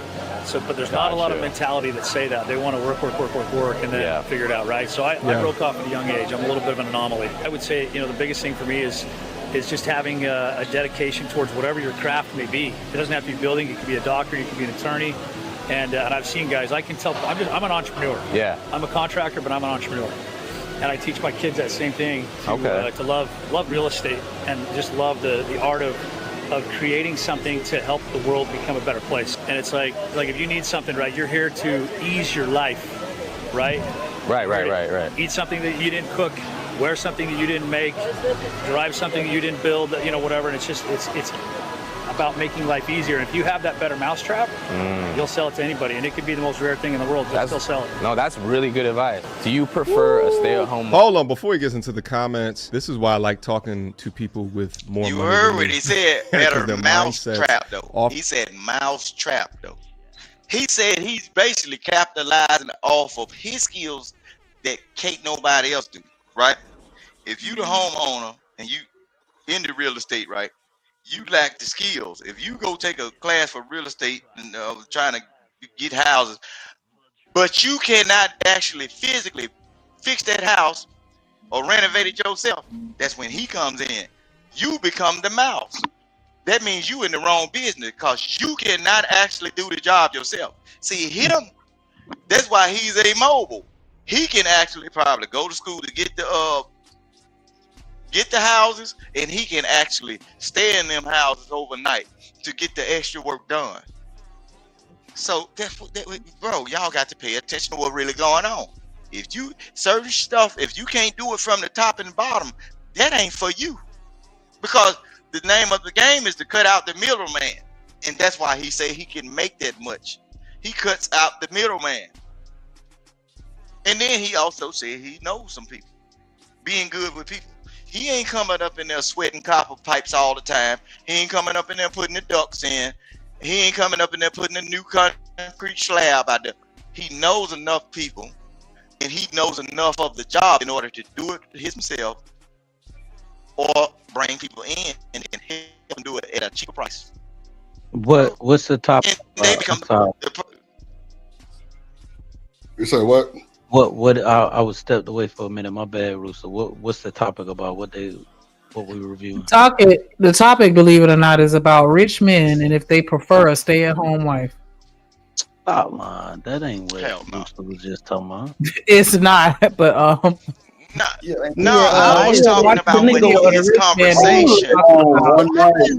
Rolling, dog.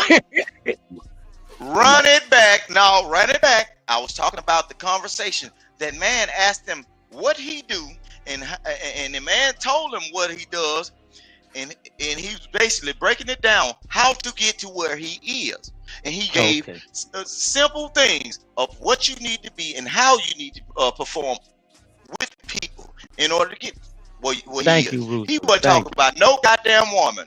A woman ain't came in here. The woman Why should they controlling like that? And the woman that's in the situation. No, we just ain't got there because he was focusing on this part of the conversation. I was gonna say that before he cut me off. That up to this point, he had only talked about what he does and how he got to where he can be a rich man. Because if we're talking to rich men, naturally we're gonna want to know what they're doing to get their income and how they got to be so successful and with the tips part. But we ain't got there yet because we were still talking about how he acquired his wealth. So I ain't meaning to troll. I'm just saying we just ain't got there because Rooster derailed. But hold on, here we go. No, I ain't derailed. No, I was on topic. I talked exactly about what he was saying. Conversation that you might be having with people within your circle that are not on this degree of understanding and learning. Now, as you hear him talk, I began to think about the future where college is becoming less and less useful. This was a tradesman that had a passion for something and then figured out how to alleviate pain from a group of people. And he worked in on that from an entrepreneurial perspective. This is so much different nowadays, the way that people are making money than even 10 years ago. Damn sure 20 years ago. All right. But they're taking their passion for something, utilizing the internet, social media, and they're creating these damn empires. This should excite you, because even when I was growing up, this shit didn't have access to me. And yet I'm almost 40 years old. But the thing is that you guys got to start figuring this out now, especially with the proliferation of AI. It's going to become way more difficult from the people that know how to leverage AI in order to do a lot more with a short amount of time than those that are just occupying their time with video games and smoking and drinking on the weekends versus those that are getting nasty with it. But shout out to all the blue collar G's out there for their jobs.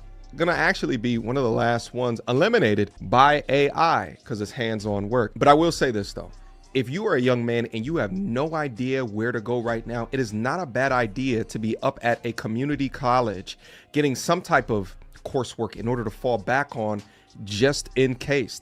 And shit, the difference between the workload of your first couple of years of community college versus, the first couple of years of even like high school is just different. You're not in class all day.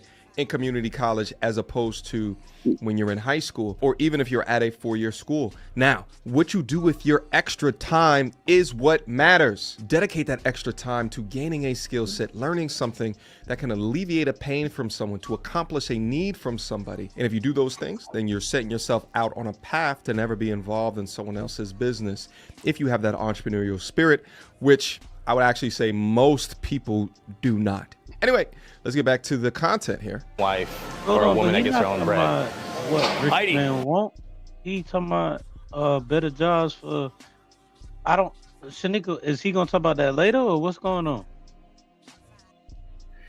He's leading up to it now. So, you know, when you first meet somebody, I guess he was just qualifying him, like, you know, are you really rich, or what you do, how you earn your money? Like, he's just trying to give a little background before they get into the conversation of relationships and you know, the role of the wife. Okay.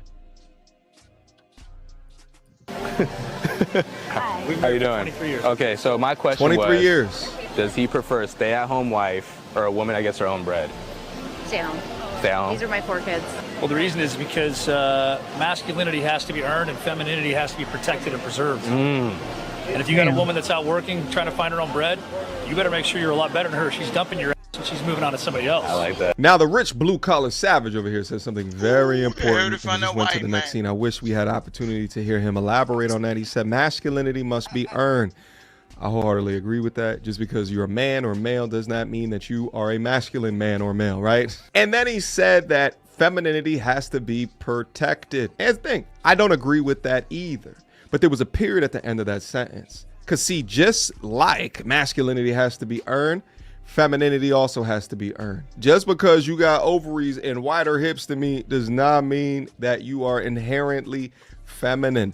There's a form, there's a look, there's a factor, there's a way that you treat and respect the man that is supposed to be providing as well as provisioning for you. And I want my guys to understand that you do not lay down the drawbridge and pedestalize women that do not show these behaviors or these traits. Now, if I sat down and had a conversation with the old man, I'm sure that we could both hash these ideas out to get to a real conclusion that would benefit a solution for the men that are listening to this content. But you know, there was an edit there. Anyway, let's keep going, see what else we can learn. Better than her. She's dumping your ass and she's moving on to somebody else. I like that. How you doing, sir? I'm Snooge. Okay, so where am I going? So how y'all feel about what that first man said? Goofy. He on point. He on point. He basically telling you, like, if you got a world, Damn, that was you. Look, if you got a woman in the workforce, what's going to happen is it's going to be a constant comparison to other folks' lives because she's out there looking at that. You know what I'm saying?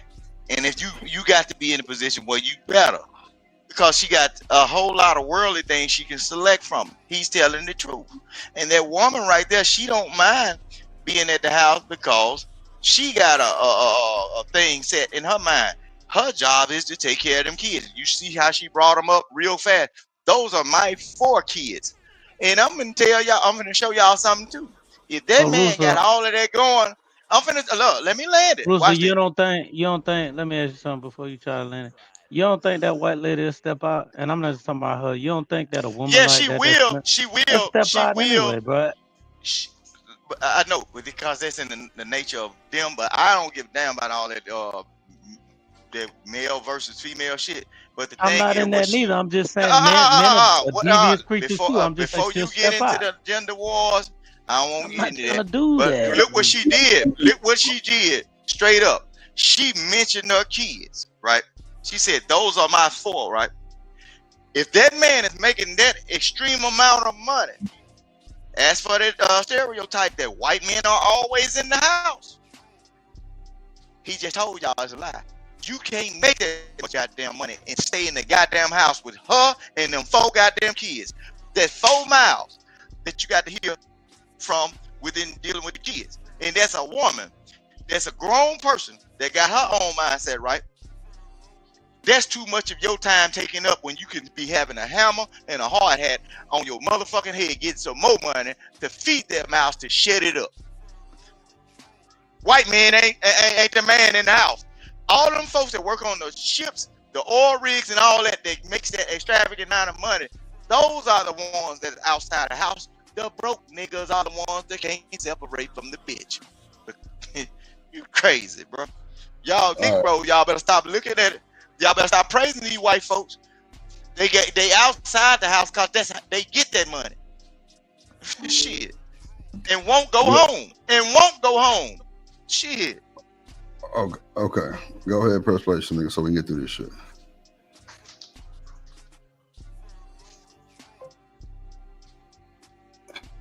Shanika, you there? Don't you think she should be learning the business in case her significant other, dies or something? Say it again. Oh, okay, there you go. Shout out BJ with the $10 super chat, and he said you're through. Definitely appreciate that support. She ain't got to learn that business. The job he doing is a dang job. You the one, ain't nobody fucking with. Rooster, when we doing the super chat, bro, you gotta know, bro. You come on, bro. You can't talk through. Oh, my bad. I might have a delay, bro. Yeah, you got a delay. You can't talk through things, bro. Go ahead. Well, Anton Daniels, he says that he has Rita, learning the business, so when something happens to him, she can, know to manage the property. She ain't got to run that business. I mean, the only thing she got to do is put life insurance on his ass. She can put $1 million life insurance on his ass and sell every damn thing he got. But y'all don't know reality, bro. Look, it's a rich white man that died right now around here, bro. Hold on, Rooster. And get what the kids doing. Hold on, sell everything. Rooster, hold on. You think you know everything, right? And that's cool. Everybody don't move like Rooster. No, I don't. No, wait. Let me finish, bro. Everybody don't subscribe to what you think that need to be done. No, everybody can have different opinions, Rooster. So when you say no, that's wrong, or now she need to do this, do that, everybody might not think like that. You know what I'm saying? Some people might think, well, she need to do something like this, or she need to know. No, I'm saying you was like, she needed to put life insurance on his ass and sue his ass for everything, or whatever you said. I'm just saying, some people don't think like that. No, you said whatever you said, goddammit. You said. I said the only thing she has to do, she does not have to care about none of his career. I said the only thing she has to do is put all the life insurance money on him and have it as her being the beneficiary. Get what? All of the shit he has ever achieved, she can say, damn that, I just want to be something else. Just paint pictures outside of this big brand new house after we throw dirt on this nigga face. Bruh, she ain't got to do none of that. Just let that man work.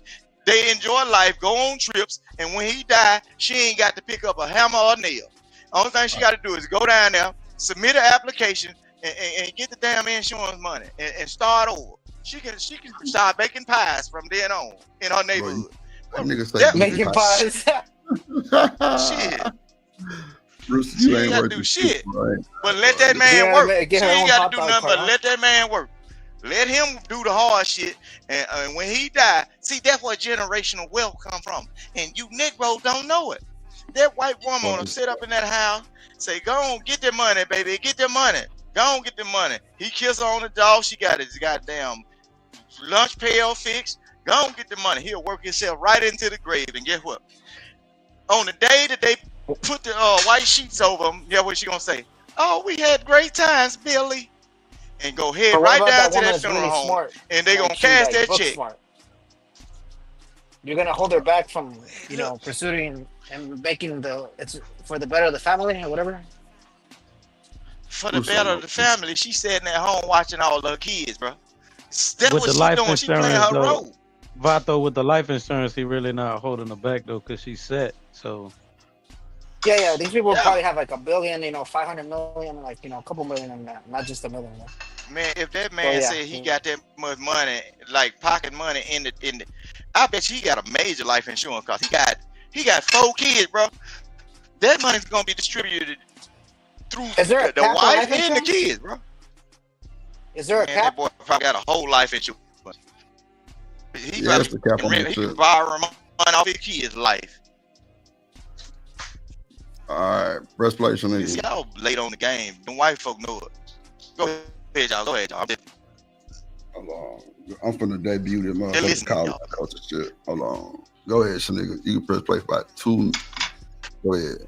Do this shit. 2 minutes. Am I going to prison? No, you're not going to prison. You're in good hands. What's your name? Tom. Tom. Yeah. What do you do for work? Just an entrepreneur, a bunch of stuff. So what kind of things were you doing as an entrepreneur? I was in the bar business. I own a chain of bars. Okay. I invented a learning device back in 2010. I was in the Apple Store. Oh, what? What kind of device? Learning. A phonics-based learning device. Okay, so you sold the business, the bar business, or what happened? Yeah, I sold the bar business. How much did you sell it for? Over 20. Over 20 mil? Yeah. Wow, okay, now, was that the first, like, big payout you had in your life? No. What was the first? A land. A land? How much was that? 29. 29. Now, how did you get the money to buy the land? I started selling shoes when I was 20 years old. Okay. And then I drove a truck, and then I got into another business, and I segued into being successful. What was that business after driving the truck? I'm trying to reverse engineer this to understand. I drove a truck, and I was in a swimming pool concession business. Okay. And then saved my money up, and when I was 24, I opened up a nightclub. How much money did you save up? Not a lot. I opened up the nightclub with initial investment $5,000. Oh wow! And then from there, you just kind of kept building. It just kept building. Okay. Now, last question: do you prefer a stay-at-home wife or a woman that gets her own money? If she's a good stay-at-home, I stay at home. Okay. If she's not a great stay-at-home. Well, wait. What's a good stay-at-home? And what's a bad stay-at-home? But for the clean, take off my goddamn boot. This nigga say take off his boot. Hold on, let's go. Come get your ass, call out, shouts out, Drill Nation, Shanika, pop your shit. Welcome to the call out, Culture Podcast. Yo, you tune into the lovely Shanika. Come get your ass, call out, shouts out, Drip Nation, Shanika, pop your shit.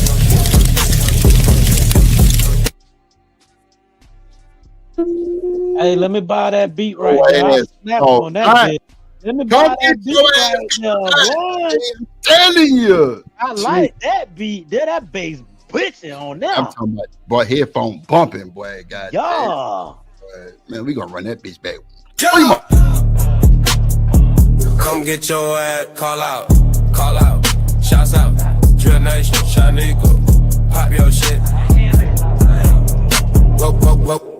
Welcome to the call out, Culture Podcast. Yo, you tune into the lovely Shanika. Come get your ass, call out, shouts out, Drip Nation, Shanika, pop your shit. Motherfucking I really like that beat. I really like that beat, Drew. Wait, what up, Buck? Wait, damn. He be doing the most for your boy, you cutting up, young nigga. Shanika, what you Cutting up, think? young nigga. Appreciate you, Booster. Yeah, I like that. Like that? I got Yeah, I like like two other songs, but like, oh yeah, that one right there was That's your beat, Drip, or you borrowed the beat? That's your beat? Nah, that's actually AI, but I actually had to put the prompt in, so I had to make like the hi-hat pattern and then just put it in my little AI thing, and it came up with it. But the vocal chops and shit, I did that. Let's go. Yeah, I did all that shit. Okay. Yeah. I'm a bit jealous now. Hold on. Check out how the AI said it. Shanika. Okay. Shanika. I like it. Yo. Wait. So I don't know if Shanika want to have a host with that shit, but if she do, I'll add it to it. But for the most part, appreciate your book. For the most So part, what makes a good wife at home? What does he mean by that? Hold on, Bato, God damn it. No, that's a good question, but we got to jump back on. Yeah, we definitely got to get there, but I got to make sure it's confirmed from Shanika that it's a go. Shanika, is it a go? Yeah, it's a go. Come get your ass, call out, shouts out, Drill Nation, Shanika, pop your shit. Welcome to the Call Out Culture Podcast. Yo, you tune into the lovely Shanika. Come get your ass. Call out. Call out. Shouts out. Drip Nation, Shanika. Pop your shit.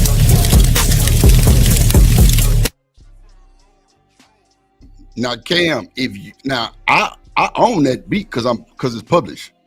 Anybody play that and it's published, copyright on my mama. I'm on their ass. Hey, I really like that beat. I dropped a clean verse on that bitch there, boy. I'm on their ass with that one. Boy, it's about the beat drop. BJ. Big J in this motherfucker. Shanika, that's a dope little intro right there, mama. Yeah, I like that. I had to do it before I got beat up, Cam. You know how that shit go. But You still got an ass whooping coming for it. Don't matter. Yeah, throw your ass a 2-piece. That drum line, that drum Come on, kit sound like some Gucci Mane too. I was waiting on somebody to catch that. It sound like some Gucci Mane. Come on, man. With the beat drop, it sound like some Gucci Mane. Yeah, man. Come on, man. Come That's on. all it is. It sound like some Gucci Mane, man. Yeah. When he was a fat boy, when he was fat, that real Gucci. That raw. Wow, exactly. Somebody was in here talking reckless about Guwap yesterday. Watch your mouth. Watch your mouth. Man, let's get back to it. Shout out to everybody fucking with it, man. That's what the Call Out Culture intro. Don't get your ass called out. Real shit. And you through. Vato say, what is a good stay at home? What's a bad stay at home? I guess we're gonna have to let the women decide that. So, women, if y'all want to hit this, hold on, is Chocolate up here? No, Chocolate, she left. Okay, well, I don't want to just use Shanika because they're gonna say she just. I can drop down. As a person that was a stay at home. Nah, Bruce, it ain't no thing. I'm just saying if any other woman wanted to hit the link to kind of give feedback too. But Shanika, you can go ahead and start it off. It's all good. Go ahead. I mean, as someone that has experienced that, right, on more than one occasion, like I think that, when you have that community of women, it is a difference. Like everybody's not really built for staying at home. And you have some people that will be productive while they're at home, which is the whole purpose of it. Every time something going on at their school, they own it. Anytime anything going on in their house, they own it. Anything that man need, they own it. But then you have the other people that, in my opinion, take advantage of it, and they see it as an opportunity to just kind of focus on themselves and whatever they want to do. And everything, when you don't have no job, like, yeah, you're going to have your hobbies and your interests and shit like that, but everything get old. And you have some people that don't want to do shit, but just sit at home, watch TV, fuck on the neighbor. Like, you know what I'm saying? Like, they're not actually doing anything to actually benefit the relationship and build upon what he's establishing, because you want to take what he has, especially if you're not contributing financially and you still want to grow with that. And so you're going to take that 15 cents and turn it into $1. You know what I'm saying? And that's where I feel like a lot of people go wrong, because it's like you're supposed to make things easier for that man and not harder. But they get so focused on themselves to where it's like me, and then they start stressing the nigga out because you don't want to take care of your kids. You want a nanny. You don't want to have to cook. You want to get a chef, or you know what I'm saying? Like, all this shit costs money. You want to just be able to go and shop and get your nails done and your hair done every 2 days, and you know what I'm saying? Keep up with the Joneses, and that's when I feel like you kind of fall into the bad mix, especially if you're hanging out with people that's above your tax bracket, and you still want to fuck with them and do the things that they do. If I could say, and so I think there is a difference. I was going to say, to women's credit, you know what I'm saying? I have to say that I've met a lot of women, and when a woman really fuck with you, she'll learn some of these skills even if she don't know them. So, like, if a woman really messing with you and she really fucking with you, she'll want to cook good meals for you, even if she doesn't know how to cook. So, there's them situations. She might not know how to be a housewife. You don't have to train her. A good woman will learn what will make you happy. Yeah, because my ex used to like a particular drink, and I went out and learned how to fucking make that shit.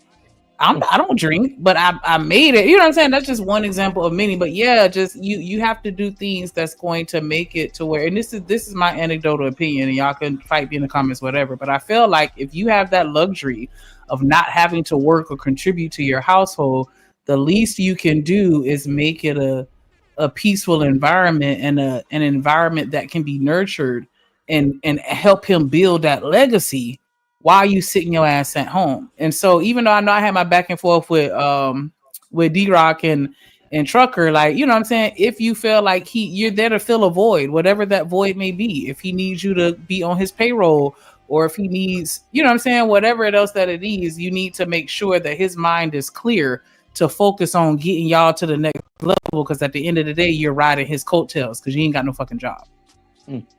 I land my plane. Okay. I would like for somebody else to come up here though, because I don't want it to just be me. But you know, I have that. I've had that before, and you know what I'm saying, and I don't know. I'm not gonna say it's not my preference. I see the benefit for it, but that shit get old. Like, I don't think it's meant for everybody. You can only go Shanika, do you have kids? so much. Do you have kids, Shanika? Did I what? Do you have kids, a family? Yeah, I do. And like I said, that's the good part of it, because you're able to focus and prioritize on the family. You remember the birthdays, and you know what I'm saying, like you doing all that little shit that just like when you get a job, a CEO always has an assistant to handle his lightweight, and that's pretty much your role. Not to diminish it to make it seem like women are less than men. I don't mean it like that, but I'm just saying, like, if you're not working, your job is to, you know what I'm saying, handle everything else so that he can focus on the big picture items. But the women also say that, you know, staying at home is a full-time job. They don't clock out, you know. They go to sleep after everybody, the kids. You know, so does the man after 12 hours, does he have to come and, you know, help out around the house, maybe throw the trash, fucking put the laundry away or some bullshit like that? I mean, for me personally, it's gonna be on a minimal level. Like, I'm not taking out no garbage. I mean, I would, but that's not something I'm trying to do. But for the most part, you know, when I was in that situation, I held everything down so that when he came home, all he had to do was relax. Because I actually like really respected the fact that nigga was working that hard just to get me what I wanted.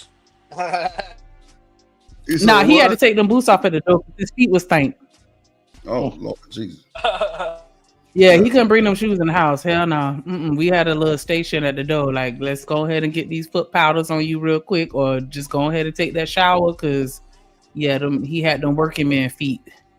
I don't think men, particularly myself, really care about little stuff like that. Like, if I gotta help with the harder chores, like lifting up the trash bag, because obviously y'all do not like taking out that fucking trash.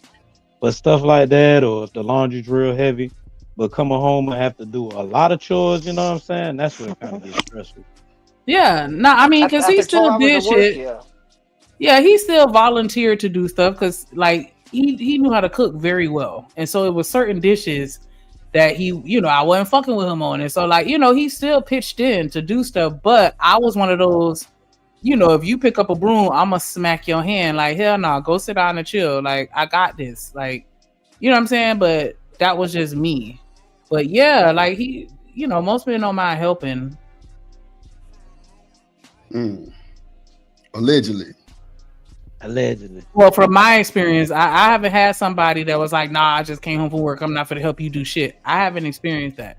Most of the people that I've encountered that were providers and had that type of mentality, you know, they wanted to, I don't know, and that's why I guess I could understand what that first guy was saying, even though y'all didn't like it, but he was like, the femininity deserves to be protected. Like, they kind of took on that role a little bit, like, I have to protect you, and I want to, you know, make sure you straight. Like, they prioritized making me straight, making sure I was straight.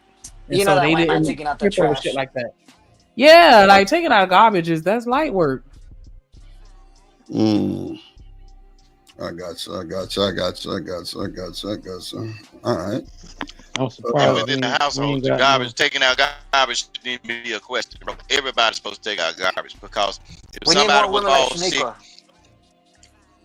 this is what I'm saying, bro. If somebody was to fall short or whatever, if you getting with a woman or a man that's not taking out the garbage, that flows nasty as hell. I'm telling you.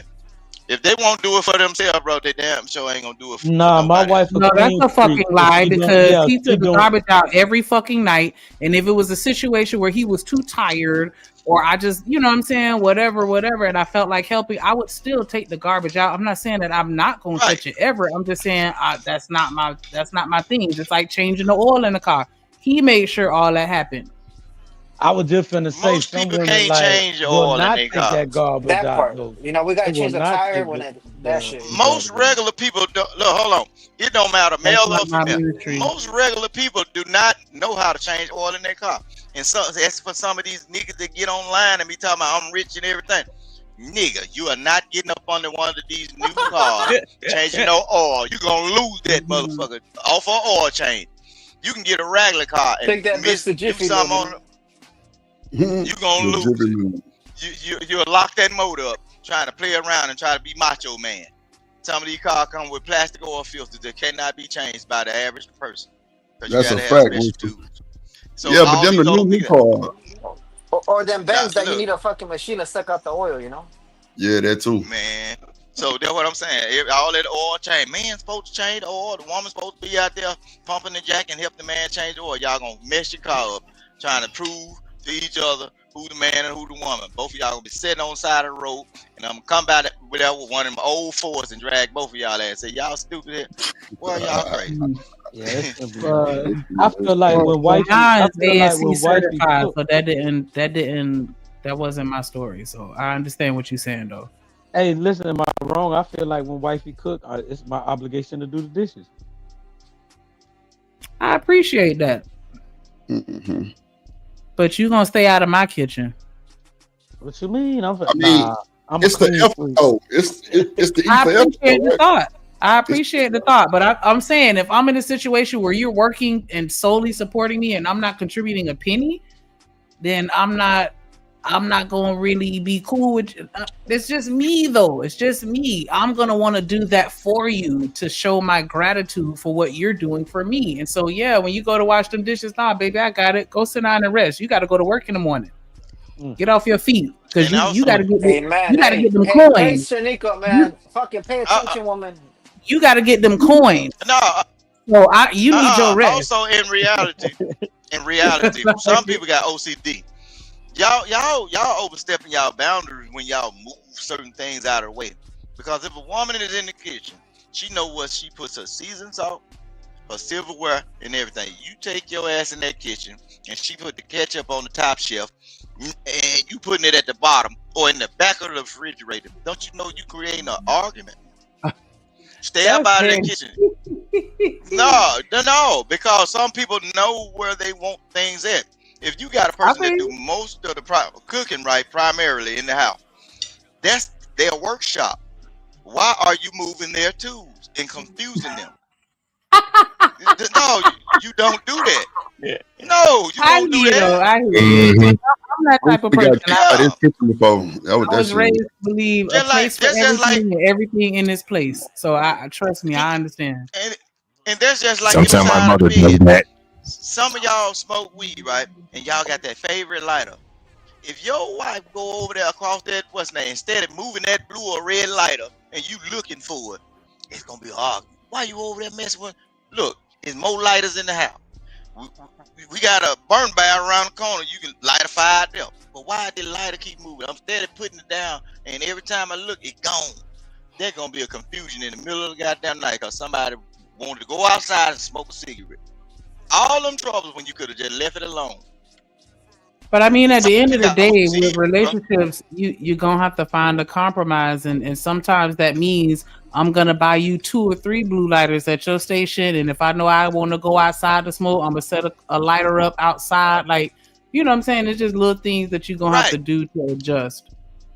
Makes sense to me. Right, and see, that's being conscious of your partner's needs. Yep, that's what it is.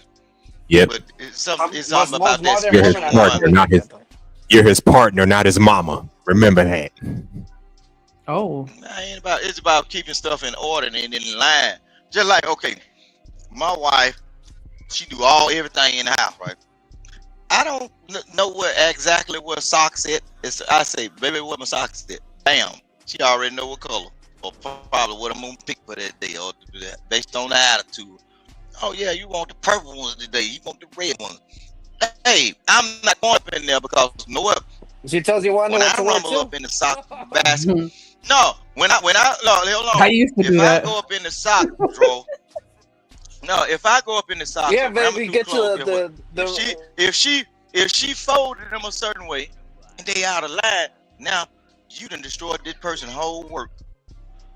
Let them go get it so they can fix it back and be comfortable. Some people just got it like that. They have a vision of what's supposed to be going on. Why? You're right. If they done sat up all day folding them clothes, why you going up in there just grabbing the towels and the shit hitting the floor? And then you ain't pick up the towel that fell. You finna start off and leave that shit alone. That's their workstation. Get your ass back outside in their yard and do whatever you gonna do. That's why a lot of y'all niggas get put out.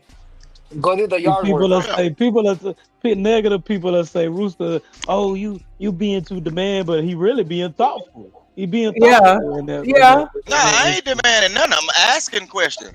Is this all right? Do I need to move this? No. Cause I don't wanna. Oh, you know I've just folded all that shit up, and you look what you left over there. Now there you go. Can you give it to me so you can tuck it back right where it's supposed to be? And I ain't got no problem. I got what I want. You got what you want. Fad. No. See, y'all got to learn, man. Pay attention to your partner's needs, and some of it be simple. But it's, you know, we just live in a world where everybody think about themselves and how they feel. And it's hard to consider somebody else's feelings, you know, when you're interacting with them. But I think that's the biggest hurdle with a lot of relationships, not taking that other person's feelings into consideration. And you just doing whatever you want to do. But yeah, everything that you said is true. Cause like I'm one of those, like when I fold my shirts up, I color coordinate them. So if you put a blue shirt in the gray pile, I'm gonna feel some kind of way. Like, nigga, don't you see all the gray shirts over here? And then you gonna sit this motherfucking gray shirt over here with the blue shirts? Like, you know, and that sounds so stupid, but it's just, you know, my mind just works a certain type of way. And it's like, hey, I took the time to organize this, and then you just gonna come and destroy. But you know, you have to learn your partner and understand who you're dealing with. Because if you know he's the type of person that's just gonna move stuff around, you're just gonna have to kind of get used to going and putting the blue shirt back with the rest of the blue shirts and the gray shirts with the gray shirts. Like, you know, you kind of gotta understand that too, and that's where, you know, you gotta kind of be considerate. You know, considerate. Yeah, you gotta meet in the middle. Like, you be considerate of the fact that I like order, and I'll be considerate of the fact that you bring chaos, and I'll just try to not be so upset, and you try to be a little more mindful.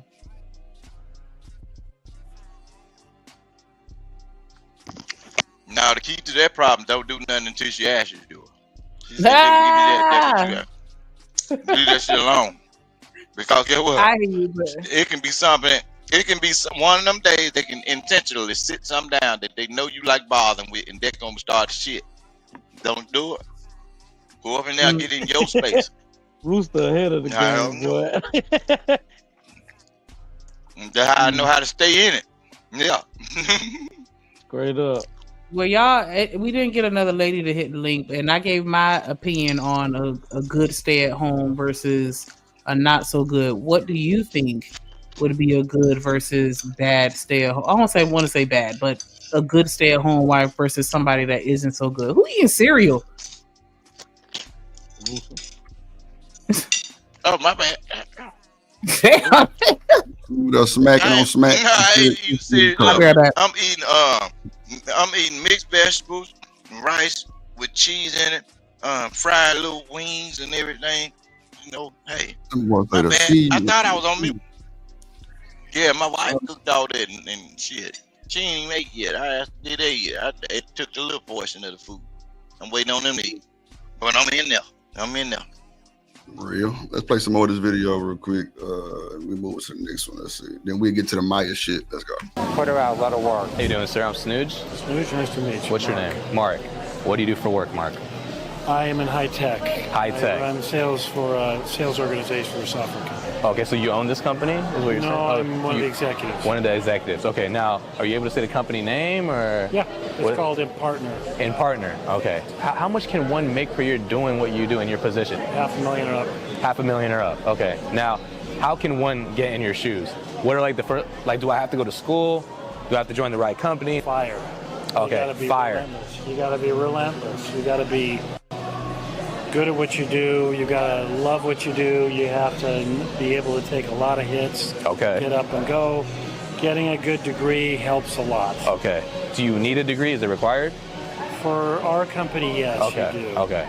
Again, I'm not sure that's every company. Silicon Valley, not always that way. Got you. Now, you got your degree. What was next? Then you work your way up, man. So join the right company. Yeah. Okay, and work your way up. But you sell shoes, man. Just learn how to sell. You got to be able to engage people, identify problems, solve the problems for the customer. You know the game. Yeah. So right? look, sales is important. Everyone's saying sales. It's sales. so everything in the important. world is sales, right? Everybody sells Everything. everybody. You have a brand that you got to sell. Yeah, absolutely. So wherever you are, man, you present yourself to companies, to people, to whoever it might be. Sales. You influence them. You do everything in your power to, be good, do the right things. People recognize that. Guys who have made it and women who've made it, they will want to invest in young people who pay the price. Do you prefer a stay-at-home wife or a woman that gets her own money? So it's a really good question. My wife, I'm very blessed because my wife is very talented. She got her own education. She went after it. But when we had our first children, guess what? She stepped aside and raised our kids probably till they were about 15, 16. Wow. And then went back into the work field. Yeah. So for me, I am very grateful that she made that sacrifice. Yeah. Made me fight even harder, right, to support her in that, because that's not Absolutely. easy for a woman. Oh, no. Yeah. So I don't prefer one way or another. Every individual is different. Every individual has their own thing. But for me, I am so grateful that my wife, we were in a position. Yeah. Not everybody is. As AI is ravishing the need for service members within a business, salespeople will always be needed. Sales is so damn important in literally every aspect of life. Shit, even what I'm doing right now up on my platform is sales, right? I'm selling ideas within a brand or an image that I have crafted over the past several years.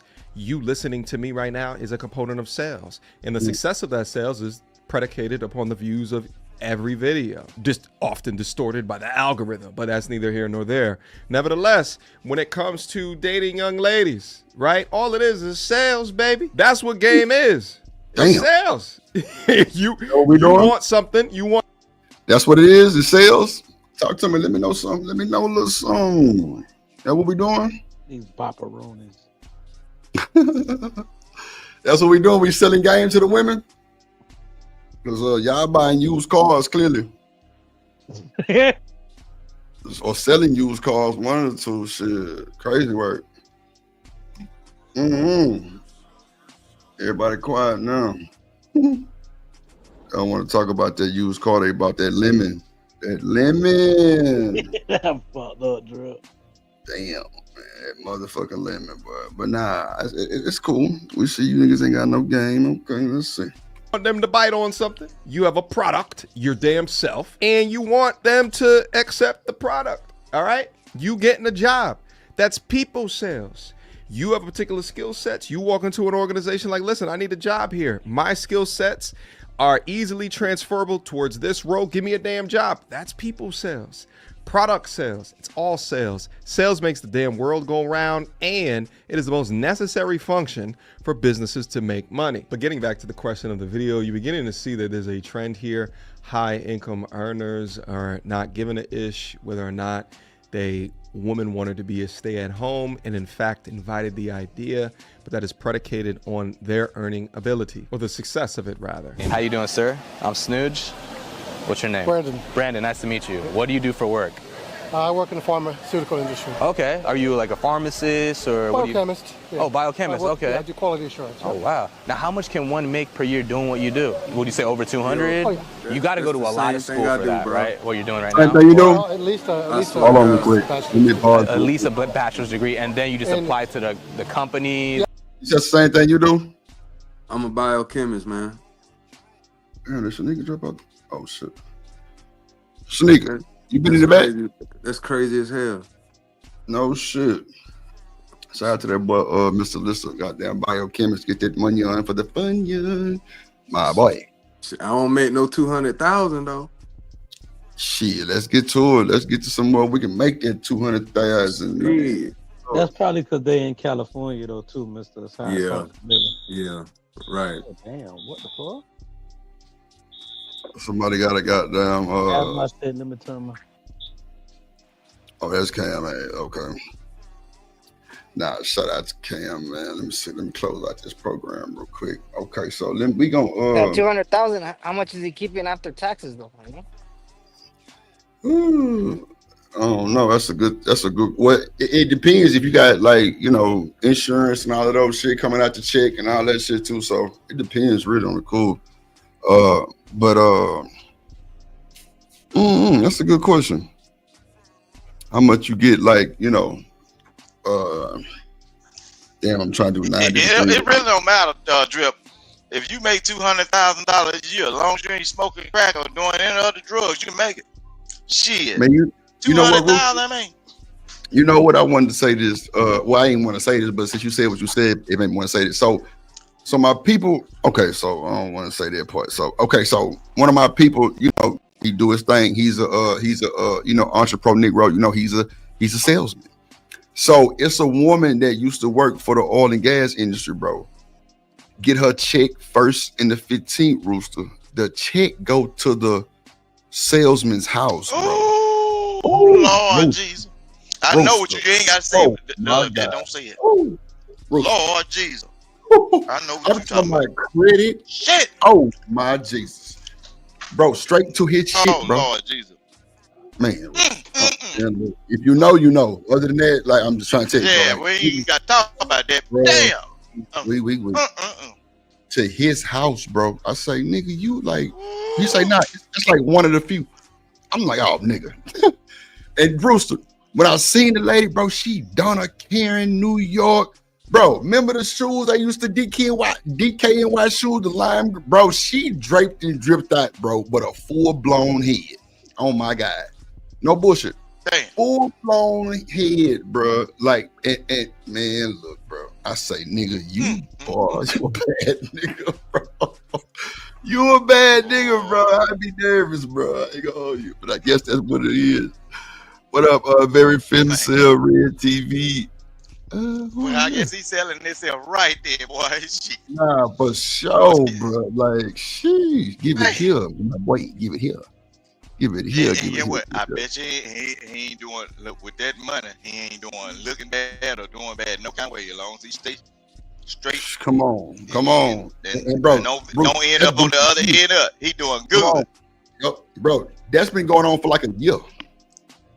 Damn. Like I said, that's one of the few. Yeah, man. Crucial work. Oh, crucial. Lord. See, I can't move the text. No.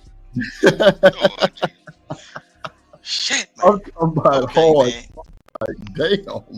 Hold on. Let me add this Maya shit real quick. Hold on, so we get to that shit. Telling you, bro. I was like, boy, your ass done made it. But that shit janky as hell. Okay, there we go. Let's see. Let me add this to the screen real quick, brother. Let's go. Step to the front of the car. Who remember Maya, man? Who remember Maya? I dropped the Very Femcell Red TV. Yeah, everybody know her. If you Bruh. came up in the early 90s, coming through there, everybody knew her. Who would holler at Maya Any right more now? ladies' opinions over here? Who would holler at Maya right now? Me. She's still pretty, man. Everybody would, but ain't she about 60 years old? She like 48, 49, I think. She bad, man. Crazy. I thought she was older. I thought she was older. That's a pretty lady, man. I thought she was older than that. I ain't gonna hold you. But she's 48. Maya. Yeah, that's crazy work. Okay. A few years older. I thought she was at least 50 something. Yeah, but I said, you know what, Ruth? Hold on. Let me just fact check that because I think they said it on the thing. She was like 40 something. Hold on. Let me see.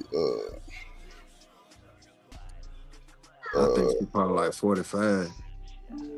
Let me They see. lying. I'm That telling you, woman ain't nowhere near that my 40s age. are like That the new woman older than 20s, me. bro.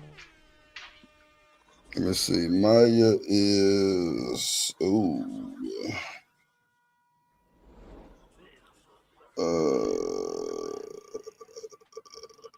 hold on. They're just women that are freaking nature. They can have 4 kids, and it looks like they haven't had kids, bro. That shit crazy. Bro, she 45, bro. I told you that. Wow, bro. We the same age. We run about the same age. Yeah, living humbly. I'm with you, my boy. She can take it. I ain't gonna hold you. She can take mine. Shit, come get it. Oh my mama. Like I'm going. Fuck you, mean. Shit, I'm going. Hold on. Let me see something real quick. Hold on. Damn. Let's see. Congregation, baby girl. We gotta have a word with you. In case you guys are unaware, Maya has lost her damn mind, apparently admitting to marrying herself. Now, if you're in the Gen Y, right? I don't know any dude from the Gen Y. Wait a minute. Okay, let me just press play. I gotta piss. How the hell you marrying yourself, man? I'm trying to figure it out. Dennis Rodman did that shit. Yeah, how we gonna just run through? That's old news, though. That's old. She been did that. Well, clearly it's something happened that's up. It's kind of up to date with it. Let's see. Let's see. That did not have a crush on Maya. Every time you saw Maya back into the day, sweet, soft, feminine, beautiful soul, beautiful voice. And just like so many others, it's kind of sad to see them later off in life. I believe she's 45 or 46 years old, and they do weird things like this, Not a such as marry PhD. themselves. And it's after the choices and decisions that they have made into their 20s and their 30s, selecting a certain type of lifestyle that would make them not cooperative of a man that they would want. And it's just so sad to see. I mean, of all of the women that you would think back in the day would be alone and buying dogs, I would not think Maya. Nevertheless, we got to go to my bro, O'Shea Duke Jack. Women do be buying them pets and shit and going off that bullshit. That's for sure. Action for the report. Know what I think real quick about this? What? Well, go ahead, Russ. Before you run it, I ain't seen none of it. But her marrying herself is old news. But I think she probably be trying to divorce herself now. Because in order to get a man and marry a man, guess what happens? You have to turn in the old divorce papers of your previous marriage in order to get that certificate done. So she got to divorce herself. And that's why I come back up. Now she figuring out, no, this ain't really what I want to do. She's looking at all these other old chicks, tricking them basketball players, and she finna get on the train, baby.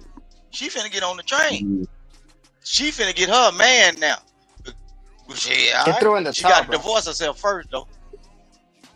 I think she could have been had a man. It's got to be something. Her and Halle Berry, well, not just her and Halle Berry, but specifically her and Halle Berry, they just too fine not to keep somebody down. Like, come on, niggas gonna put up with a lot of bullshit for some bad bitches like that. I bro. say, man, I say let them females suffer, man. Suffer? Let them suffer. Let them suffer. They want to marry their damn self. Let them suffer. I see where you going with that. I see where I'm like, damn. She finna divorce herself so she can lock into them assets. As long as she married to herself on paperwork, bro, she cannot secure a man. If that man was to die in her arms, she can't get nothing. It go back to the family or the nursing home. She's gonna get herself an AI boyfriend. Not an AI boyfriend. But they don't pay. They don't pay off. The AI boyfriend don't come with no insurance, no bond. Yeah, why not just stay She's a single? self-made woman. She don't need her money. Well, that too. You ain't bullshit. Why not stay? We talk Why about not stay generational single? wealth. Yeah, that's 90s. We money. talk I about don't think she generational wealth, ballin' though. like that no more, Bro, she want a man. So look, if she get a man, every once in a while, that man is gonna do something to where she can pop up and be relevant in these spaces. She can't be relevant in these spaces, but for this conversation. But once she get a man, the next thing's paparazzi gonna be following her and talking about the new man she got after her self-divorce. So she finna build a whole storyline, bro. It's time for her to pop back out. But I think she done messed with quite a few people. I think even 50 Cent. So it's not like, you know what I'm saying? But the story like, don't niggas ain't gonna be popping, at her. bro. the story ain't gonna be popping. Who can she marry right now? Is that gonna be a happy ending? You say what? Just think about it. Who can she marry right now, like that would make the story popping? Like, I don't. Ooh. But think about this though, the storyline, bro. Woman comes about a coochie cobweb seasons, divorces herself, which marrying yourself is crazy as hell. That's some in the mind shit.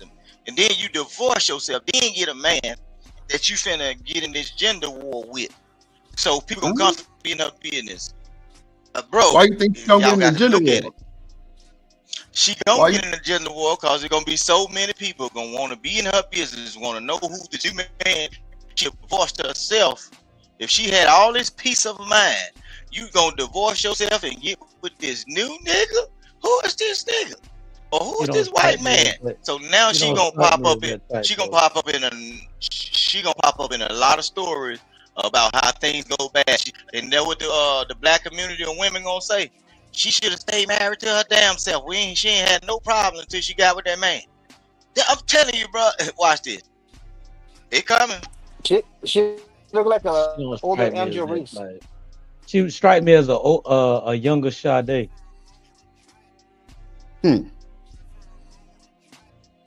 She look like she's pretty at peace with herself. She knows she fine. She knows she fine. Sade? Oh yeah, I'm with you on that. Sade and mine. Yeah, they both bad. Yeah. Bro, I'm gonna tell you about that fine shit with a woman or a man. It don't matter how fine you is or what you got. It's always some nigga or female that can't stand you and don't want shit to do with you. So y'all talking about Halle Berry? It's somebody that Melissa don't want Ford nothing bad to do too. with her. No, I mean, bro, that's life. That don't want nothing to do with her. Yeah, but that's life though. Y'all Look at looking Melissa at it. Ford. Look at Melissa Ford, bro. How fine she is, and she's still single, no kids, none of that shit going. Bro, a lot of these women be like, so, bro, Rooster. A lot of these women be so used to niggas trying to talk to them, bro. They just be burnt out. Real shit, bro. Look at all the shit they said about Halle Berry, bro. She ain't worth shit. She ain't good at this. She ain't good at that. They said all kind of shit, bro. Like, come on, bro. Like some niggas. And then just the ain't white good at man, shit. her baby What? daddy even told her she ain't hitting on nothing. That's what I'm Called her the saying. N-word. Her baby daddy didn't want her like some of you people ain't been there to want her.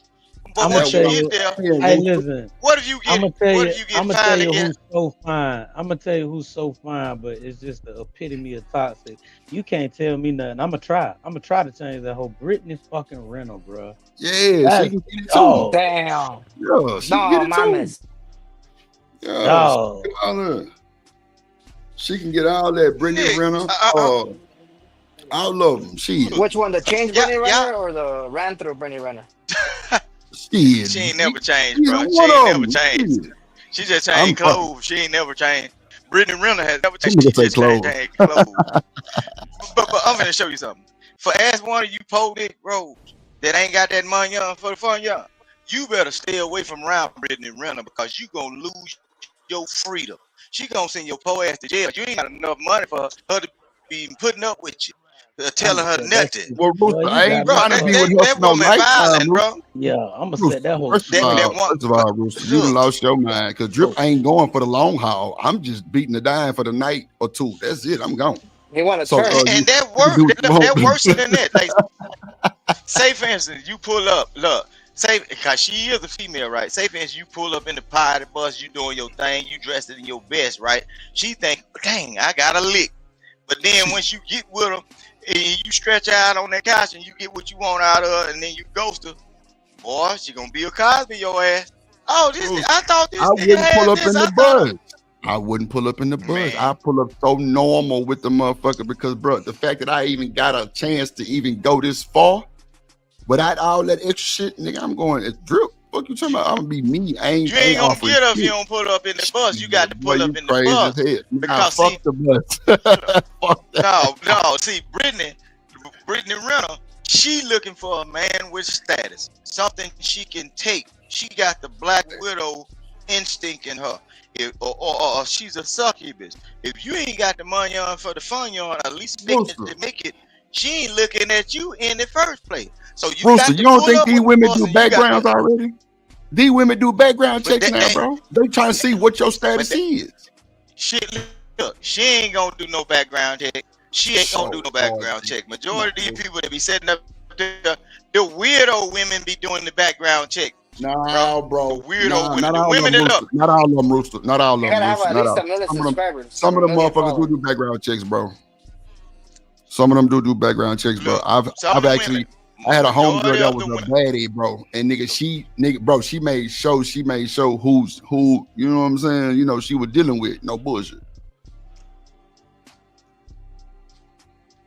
And I bet you, by that being your homegirl, all peace and glory to your homegirl, but I bet you know some shit that she grimy on that you just don't tell nobody. You be like, I see why she do background check, because she just as fucked up that this nigga she checking I just up. told you, Rooster, she used to be a Bro, stripper. I just told you. Caution. So my Brittany? Oh, well, Nah, shit, I'm that's my why she doing homegirl, bro. background She check. used to watch She trying to see if Stanley knows her. No, bro, she trying to see who the nigga is if she just met him randomly. Because, bro, guess what? A lot of niggas cap. So a nigga, everything look good, nigga, when you on a little this and that, you know what I'm saying? But after the fact that shit get off you, nigga, you trying to see who this nigga is because he might be interested. So she might pull a background check to make sure, you know, you ain't got no grape charges, you ain't got no, you know what I'm saying, assault, you know what I'm saying, DV type shit. She trying to make sure you on that type of side. Yeah, basic shit. That's what I'm saying. I'm talking about that type of background check. You talking about like real world safety checks. Right. That's a real world safety check. For but sure. on the internet, majority of the women that doing background checks, bro, them be the weirdos, them the ones with the fumpers, them the ones that got a little money, and they gold diggers, for something to wear. What about the gold diggers? T-app, you know? What about the gold diggers? They definitely trying to see what your net worth, which is be false as hell on the internet. But you know, for the most part, it kind of give you know, something to go off of. Hell yeah, you can doctor that shit up. You know what I'm saying? So I mean, I don't know, like bro, like I say, it's some that'll do that shit. But you know, nigga, you seeing niggas like Kevin Gates or Brittany Renner, bro, she know how the nigga rocking. But for a nobody, nigga drip come through there, nobody ain't, you know what I'm saying? Nigga, she in the city, but I'm known in the city, but not nowhere else. She might do a little background, like who is this nigga? This nigga that got my attention. That means that woman is going off face card. Your face card is already proven. So she ain't finna do no background check because she know it's like a win-win situation with her.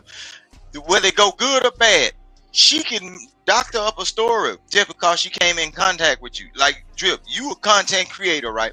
If somebody was to stumble across you in a gas station, bro, and trick you into getting in a bed with them, bro, don't you know how they can mess your life up, bro? Come on, I know. I already know. So that's what I'm saying. So that's what I'm saying. It is what it is. Brittany Renner ain't doing no background check. She want that nigga pulling up with the closer, the chain piece, the closer chain piece on with that slugged out grill, them cowboy boots on and them tight skinny jeans slacking, hollering in the parking lot with the best bottles of wine and liquor and telling everybody, hey, drinks on me. And get what she gonna do? She gonna end up proving her loyalty, fighting all them hoes in the goddamn club parking lot. Tell them, get away from me. He chose up. He chose me first. And get what? That's how it happened. That's how a whole lot of club fights start. When them niggas get out there with them big old fake chains and them nice cars, and that woman, she looking at her come up. Oh, I'm going home with him. She gonna tell her home girl. What they call that? 7-Up. When we used to pick them cars that we never had. Bingo. Yeah, that one mine right there. If you're a bingo, you're pulling her and her homegirl. So Rooster, do you know how many niggas with fake chains then pull the baddest of the baddest, bro? No bullshit. I done did it before. Boy, I'm saying, look, bro, I turned the club out, nigga.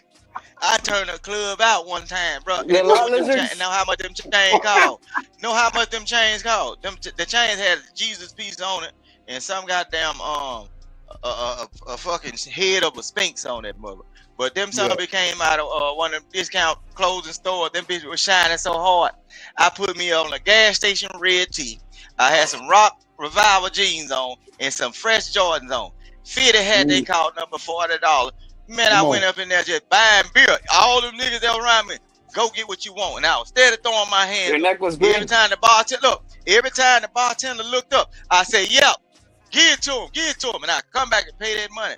Boy, you should have saw all that ass shaking everywhere, niggas I already hollering, know. oh, why he still buying beer? And they talking about he going home with me. No, I ain't. Shit, these $7 chains bouncing up. Look, the reflection of them $7 chains, bouncing off that disco ball got you fooled, bitch. I already came with a group of people. I already, shit, hell no. Turned the club out. And folk, oh man, look, it was niggas over there. Come on, man.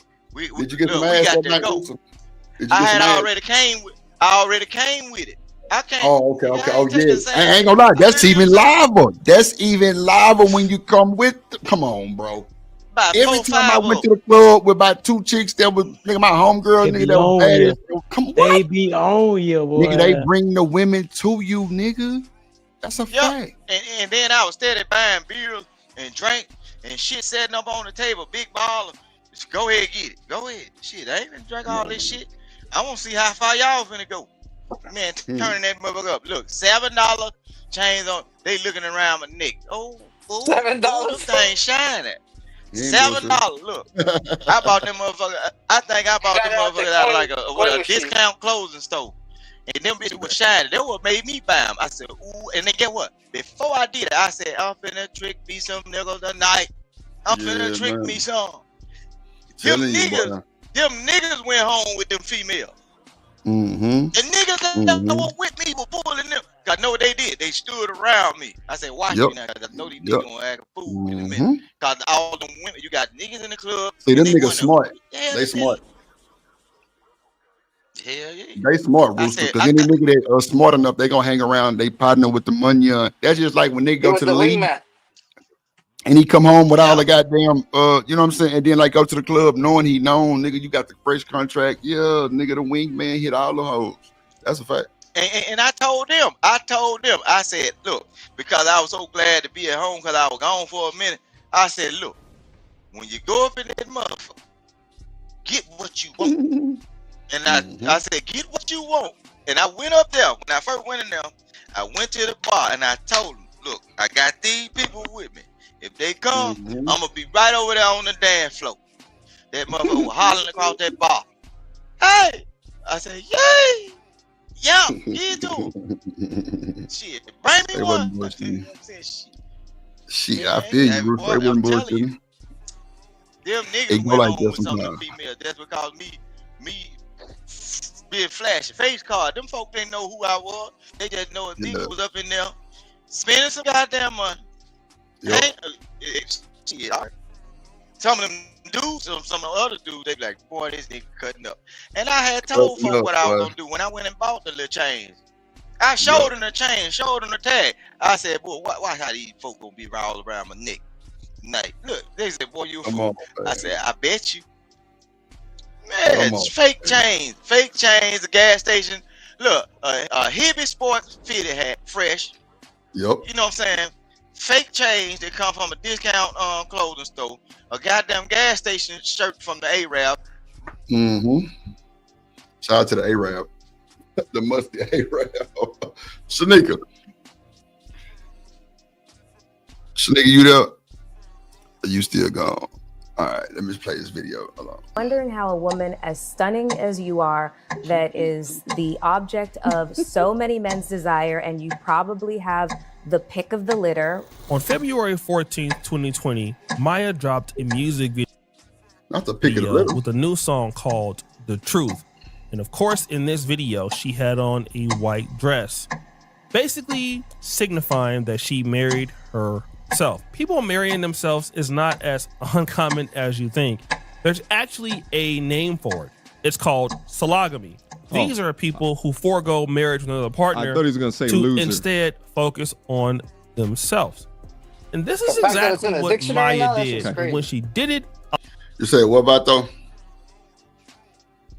What'd you say about though? It's in the dictionary. The fact that it's in the dictionary and has the definition, that shit's crazy. Crazy word. It really is.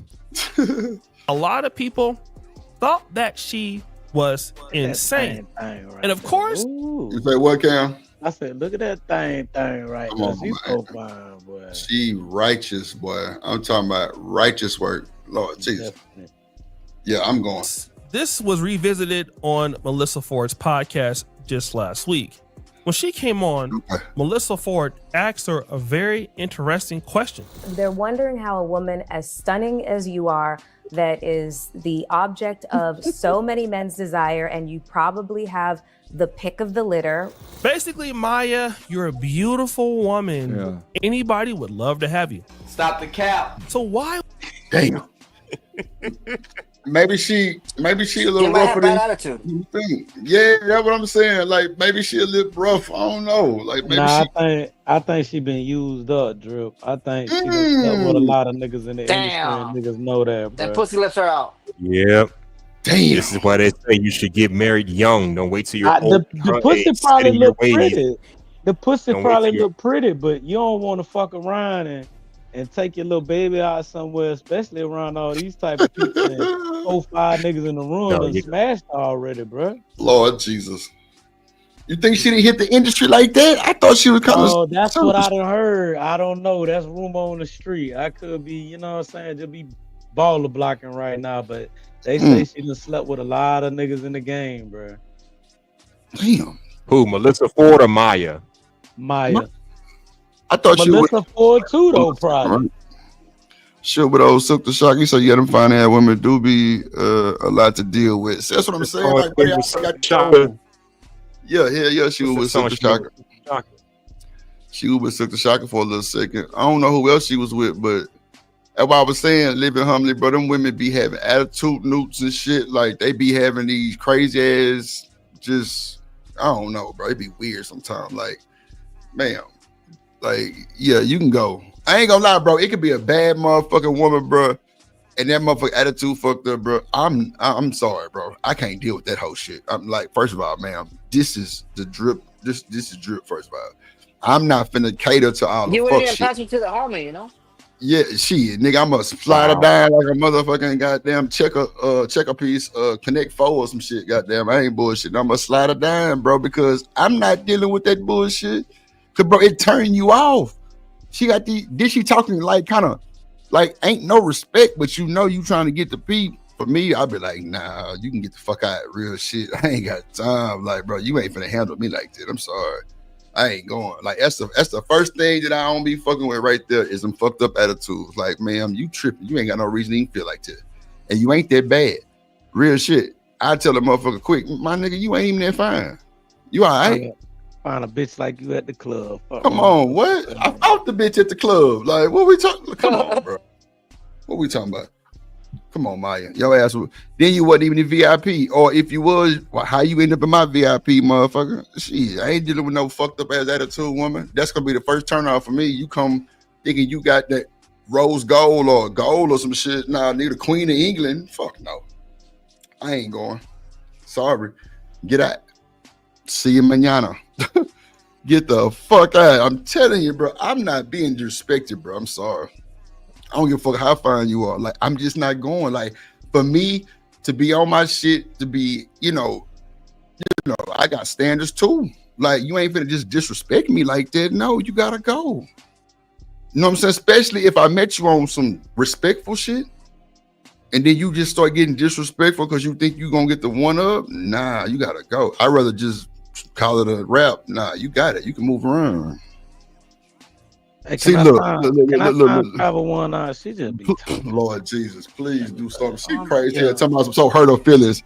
Hurt her feelings. What the fuck is kind of fuck Travel one? If I said she's being disrespectful to me, and I say she's not that fine, how is that hurt? She probably ain't even listening to my black ass. And if it did hurt her feelings, so what? Yeah, that too, Cam. Yeah, but not hurt her feelings. Motherfucker, this ain't no goddamn woman's world where nigga you get away with everything. Fuck no. And Travis, you know you ain't getting away with everything. Stop the cap. Hell nah, we ain't going. I'm just saying, like, bro, that should be some bullshit, bro. Like, come on, bro. Really? If a motherfucker fine like Maya and she disrespectful, nigga, look, boy, let me tell you, you got to get the fuck out the way. What up, JD in the building? I'm telling you, got to get the fuck out the way, bro. Like, you got to fight every time to get your point across. Yeah, you know. Bro, it ain't even that. Just the whole talking dying like nigga, you beneath this heel type shit. Like what? Yeah, especially when a woman. I don't care who you is, bro. You could be the pimpest of the pimpest, bro. Everybody done ran into this type of shorty, bro. She feel like cause she done put that good slap on you, cause she too cute. That like you beneath her, like Drip talking about, bitch. You got me and life all the way fucked up, Cam. Men are putting up with these attitude bitches. You know what I mean? Oh, bro, I'm not going, bro. All of those extra ass shit. Like, why you went like that when I got you? Now you want to have a little attitude newts and all of those shit. Like you walk around here boss it like I'm clocking in. Nah, we can't do that shit. I'm sorry, we can't do it. I'm not gonna do it. Nah, you gotta go. I'm gonna keep it funky though. I'm gonna keep it funky though, cause I call this emasculation or whatever it is. But if a bitch really standing on business, and I done met some boss ass bitches like this. Nah, for sure. If a bitch really standing on business, she the breadwinner, and she showing me how to get bread, and you know what I'm saying, like she leading the way, I'm gonna go ahead and give you your props. You ain't finna talk to me any type of way, but I mean it is what it is. You the head of the relationship right now. But Cam, that's respectful putting her nigga on because she want both of y'all to win, not motherfucker, you need to do this and do this to be courting me. Nigga, what? Hold on real quick. What we gonna do right here is go back, way back into time.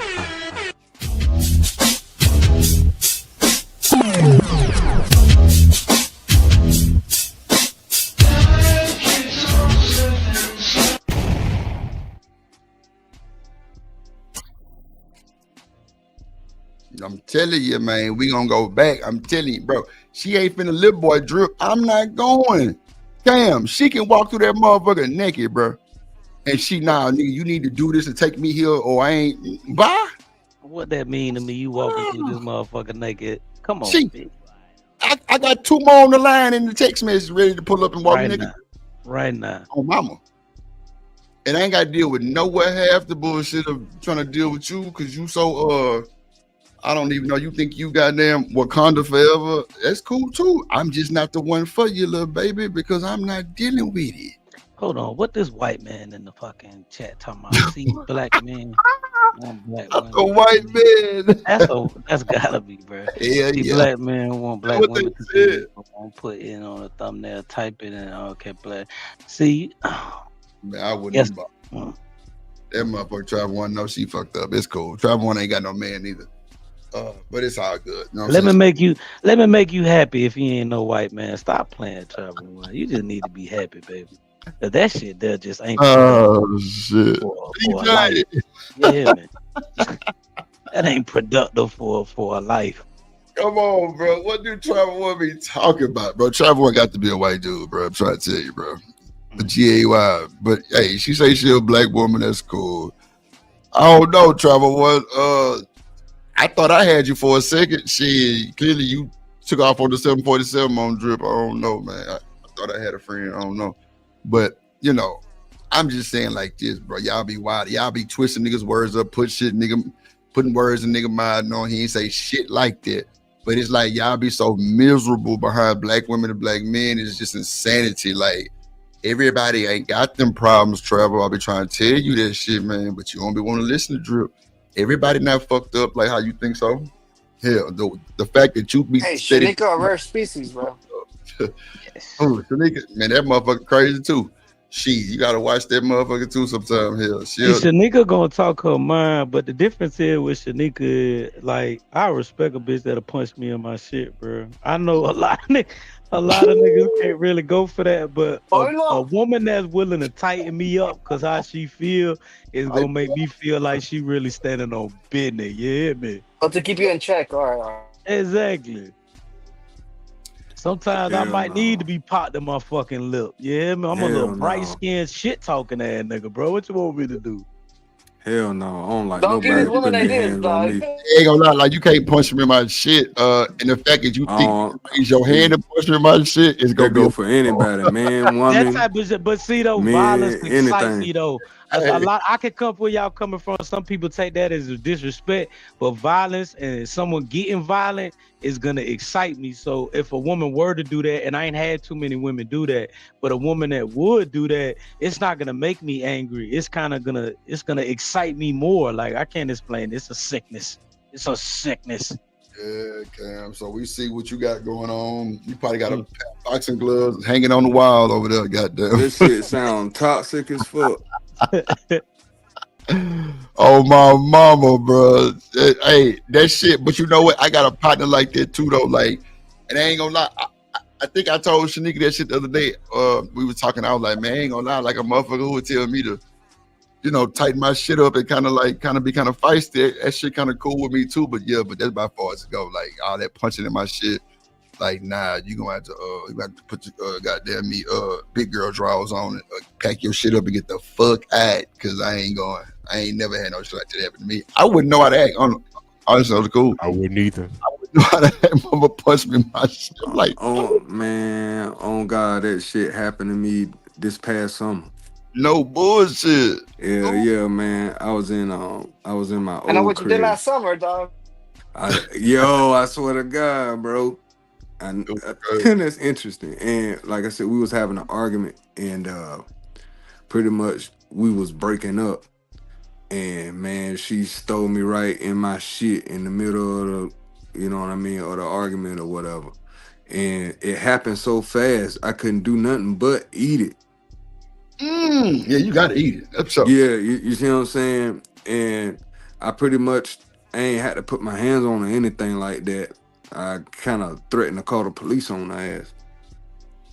Nah, I think. Yeah, but she left. But she was still irate, walking, going down the street. See, that's the yelling thing, and shit. though. But hey, mister, see, that's the thing, though. You ain't gotta fight back. Like, you ain't gotta throw no 2-piece back. Suplex that bitch. She gonna like that shit, but Hell suplex no, that bruh. motherfucker, bro. I'm glad I got rid of that. Yeah. Now, mind you, you know what I mean, we still talking and do whatever, but I don't deal with it on a romantic level no more. Respect. Yeah. She must got that snapper then. She got that snapper. I don't care what she got. That shit. I'm good. Yeah. She punched me in my shit, bro. And it came so natural to her. I'm like, man, this bitch crazy for real. Bro, I ain't gonna lie, niggas not used to that shit, bro. Like, hey. Push your punch in again. Oh, I don't know what they say. He'll try one time out. But like, I'm just saying, like, that shit do be coming unannounced and just unreally, bro. You don't be ready for no woman to steal off on you, bro. I ain't gonna hold you. And bro, these women, them rings and nails and shit, it be extra shit that come with the punch that'll shock you a little bit more too. So you be like, ooh, this motherfucker put me in my shit. Like, nah, but see, I got a partner. He'll motherfucking go beat a head in the bedroom if you punch him in his shit. I'm like, bro, you fucking crazy. And bro, him and this guy have been together. I can't even say gay. I think it's his wife now, like 12 years. Bro, the first 2 years she punched him in his shit so many times. I'm like, nah, bro, I can't do it. You know what I'm saying? Matter of fact, she done punched a few other bitches too for looking. What? Bro, I think that shit kind of turned him on. Cause he was like, bro, she whooped the bitch in the club the other day, bro. God damn. I'm like, nigga. She whooping those too, and she whooping your ass. Nah, bro, you crazy. Yeah, she a dog. She a dog, bro. All brothers, like 5 brothers, I think he said she had. I'm like, yeah, she had to fight her brothers for. She had to fight all her life. I ain't got time. Yeah, come on, bro. Living humbly. I've had a woman tell me, oh, nah, you can, nigga, you a man, just take it. Okay, well, how about this? You take this slip and get you the fuck out this motherfucker. How about that? I'm telling you, you can get the fuck out. Works for me. That type of language scared me. And yet these be the same women preaching about men should show self-respect and self-gratification. Love yourself. Make up your goddamn mind. Shit. Hustler, it's cause, dog, a lot of them ain't gonna tell you, bro. A lot of them ain't gonna tell you. Y'all saying I'm toxic. But a lot of them ain't gonna tell you that's really how they are. They like that type of shit, bro. That's probably what made me the way I am. They like that type of shit, bro. They really like popping off and getting fucking crazy like that, bro. And then that angry sex. Yeah. They like that shit. Uh-huh. And then when you try to match that same fucking energy, I don't want to make it seem like you're the problem. Nah, I said only y'all motherfuckers got issues. Shit.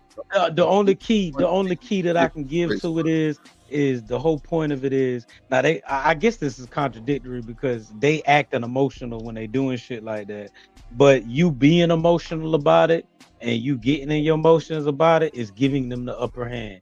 You being able to take that and then just, you understand what I'm saying, fuck the shit out their ass without emotions and move on is where I think the respect come in. Might be cooked up though. Empress say, remember ladies, equal rights come with equal lefts. Nah, for shit show. Oh, that shit going on. That's crazy work. Hold on, let's play the more video, babe. Forget about it. Would a woman like you never ever get married? I mean, the answer is so simple. We go over time and time again. And shout out to Doc BOA. He calls them wall bangers, right? These older women that have accumulated everything that they want within their lives, had all of the options within the world, and they create these unrealistic standards and expectations. So, Travel, what if it's you that's violent? Then what? Please explain. Hold on. So the violence is... Dog, didn't I just say she abusing on me and then we reacting? Travel, you cook the fuck up. You talking about I need a therapist. You need to go see a great therapist. The greatest. The greatest. Yeah, so, man. Travel, what if it's y'all that's abusive? Then what? I want to hear this. I ain't pressing play till you respond. I need to know if you're the violent one. What do That's you what want? we was talking about. Exactly. Nobody here talked about advocate putting their hands on the woman first, bro. She, boy, you see how she You the be victim. thinking she a bot sometimes. Yeah, she is. That's a white man. Or you know what? That's an angry white woman trying to sow division in the black community. What? That's what that is, bro. He say black men see black women as men. Oh, you know what, Travel? Like I said, what if you're the violent one? Then what, Travel one? Stop deflecting, man. Like you normally do. Stop deflecting. Answer the question. What do we do if you're the one that's violent? We ain't never touched you in life, but you stay punching on us. Then what? I'm waiting on this response because I know it's some bullshit. Travel is not abusive. That's cool. Cussing is abusive. Like I said. See, that's why I ain't fucking with you, Travel One, because you can't even answer the question, bro. You can't answer the question. I just say if they ain't camming up no more, if we don't know them personally, we ain't even finna entertain that goofy ass no more, bro. Yeah, like come on, bro. You gotta answer the question. Well, what if a lot you're of men the are getting violent abused, one, you know, just because it's not getting reported. What if you the violent one, Travel? Then what? Since black men see black women as men, that don't even sound right. And Drip, this whole conversation started and we didn't veer off at all. This was talking about if a woman is hitting a man. This is something that I said that I'm cool with. I don't care if she's still off on my shit. Nobody said that we just taking off or stealing off on women. Even Mr. said that Shorty stole off on him. What are you talking about, Trouble? Are you autistic, baby? Man, what does threats Hey, have most to do men are with... getting somewhat abused and it's going unreported like this guy. You know, he won't report it. No. Travel. Answer my question. You still ain't answer the question. You talking about the mods of being, man, nobody finna drop you. Answer the question. Clarification, black men mod. Oh, you know what? Never mind. It don't even matter. For men to try to overcome. The higher that they go, the more success that they have, often the more untouchable that they are. Y'all see that entitlement shit going He's on? single. Yeah, live and direct. Yeah, Travel want me to beat niggas up. Yeah, I believe that too. Especially in the eyes of men, and that's why it's so hard for them and why they struggle to find then keep a lasting relationship. And as their standards and expectations increase, how they view themselves on the dating marketplace increase, therefore they have an inverse relationship. No, we not talking about just Travel. We talking about black women. If black women are the violent ones, then what? Yeah, come on, Kojak. I know, man, bro. See, I'm glad I got a moderator like Kojak. It's not bro. just Like, black no women. bullshit. You know, them Latinos are spicy too. You know? Them Latinas are out of control, bro. And I love it. I love it. Let me say something. Every fight I've had with a Mexican was my hardest fight. No bullshit. Was my hardest fight. So I know the women ain't too far down the street with it. They gonna get out there and swing too. Bro, Mexicans got hard heads, bro. They don't just go down on that knockout punch. Nigga, they gonna fight back. I don't know about y'all, bro, but every fight, I've had like 2 fights with Mexicans, I think. 2 or 3. Last one was like on the football field, bro. we squabble, my nigga. It wasn't just no random ass like, oh, Drip caught him. Nah, I had to fight this nigga. So I know women gonna box hard too. Latinas are very, very emotional, and they speak with their bodies, they speak with their hands. You understand? Nah, they ain't really gonna take off on you like black women, but Latinas are very emotional, bro. Yep, I believe that too. That's why they love so strong too. When they love, bro. Yeah, bro. Yeah, it's true. That's true. I believe that. But that's just like the Mexican men. It's a few over here, bro. They don't play about their woman, my nigga. Nah, you can't talk to their women. You crazy as hell. Them motherfuckers ain't bullshitting. Nah, I'm telling you, they not bullshitting. I know a few of my partner Hector talked to a black woman, bro. She love that nigga dirty draws, and he love her too, bro. I wish a nigga would walk up on her and, boy, what? Why didn't you seen this nigga in action, bro? He didn't knock a few niggas' ass out because they thought it was sweet because he got a bad black woman and he Mexican. But this Mexican Hector, he a little different, bro. I ain't gonna hold you. That motherfucker that got them things, he ready. He stay ready. I'm talking about this nigga wake up and eat brick. Hey, Drip, what's he talking about? Black women. Nobody is disputing that. Why do you need to even say that? No one is disputing that black women are the prize. Why do you feel the need to implant that on the chat right now? Nobody even question that. Fuck is wrong with you? I don't even look. We've seen Snow Bunnies delete a brother. You know, we've seen Snow Bunnies go off. We've seen that too. She talking about What about them two jits in Georgia? Them two jits in Georgia said they was the twins said they was meeting a snow bunny and got wound up in the mountains dead. What is you talking about? Man. Come on, man. In the mountains. I'll be damned. Yep. Let's do it. Let me see. With a fear of commitment, right? The higher their value, the more that they fear exchanging their value for time with another man. It's not even my focus, and it never has been. My mother's an independent thinker. I've witnessed a divorce, between my parents. I've witnessed all kinds of things. In this case, Maya talks about her own personal experience with watching her parents get divorced, and it had a bad experience on her. So because she saw divorce happening in her family, she didn't feel that she needed to follow suit like everybody else. And hey, I can understand it. Marriage isn't for everybody. But that's what she said on Melissa Ford's podcast. Well, wait a minute. Rewind. Maya is not very clear on her position about marriage or relationships. Because on one end, she says, she doesn't want to do it because of what she's seen her parents go through. But then she'll say this. But I also clear up the fact that I'm open to additions, but I'm not here for the subtractions in my life because I've also experienced that. On one hand, she doesn't want to do it. But on another hand, if she say, pause that for a second. Subtractions, man. God damn it, you. I hear that. I'm sorry, Drew, but did I hear that correctly? She's open for the additions, but no subtractions. Explain that. And I'm gonna bring it back a little bit, Hustler, so we can hear that shit together, brother. Because I heard that shit, my boy. Hold on, let me see. The fact that I'm open to additions, but I'm not here for the subtractions in my life because I've also experienced that. On one hand, God damn.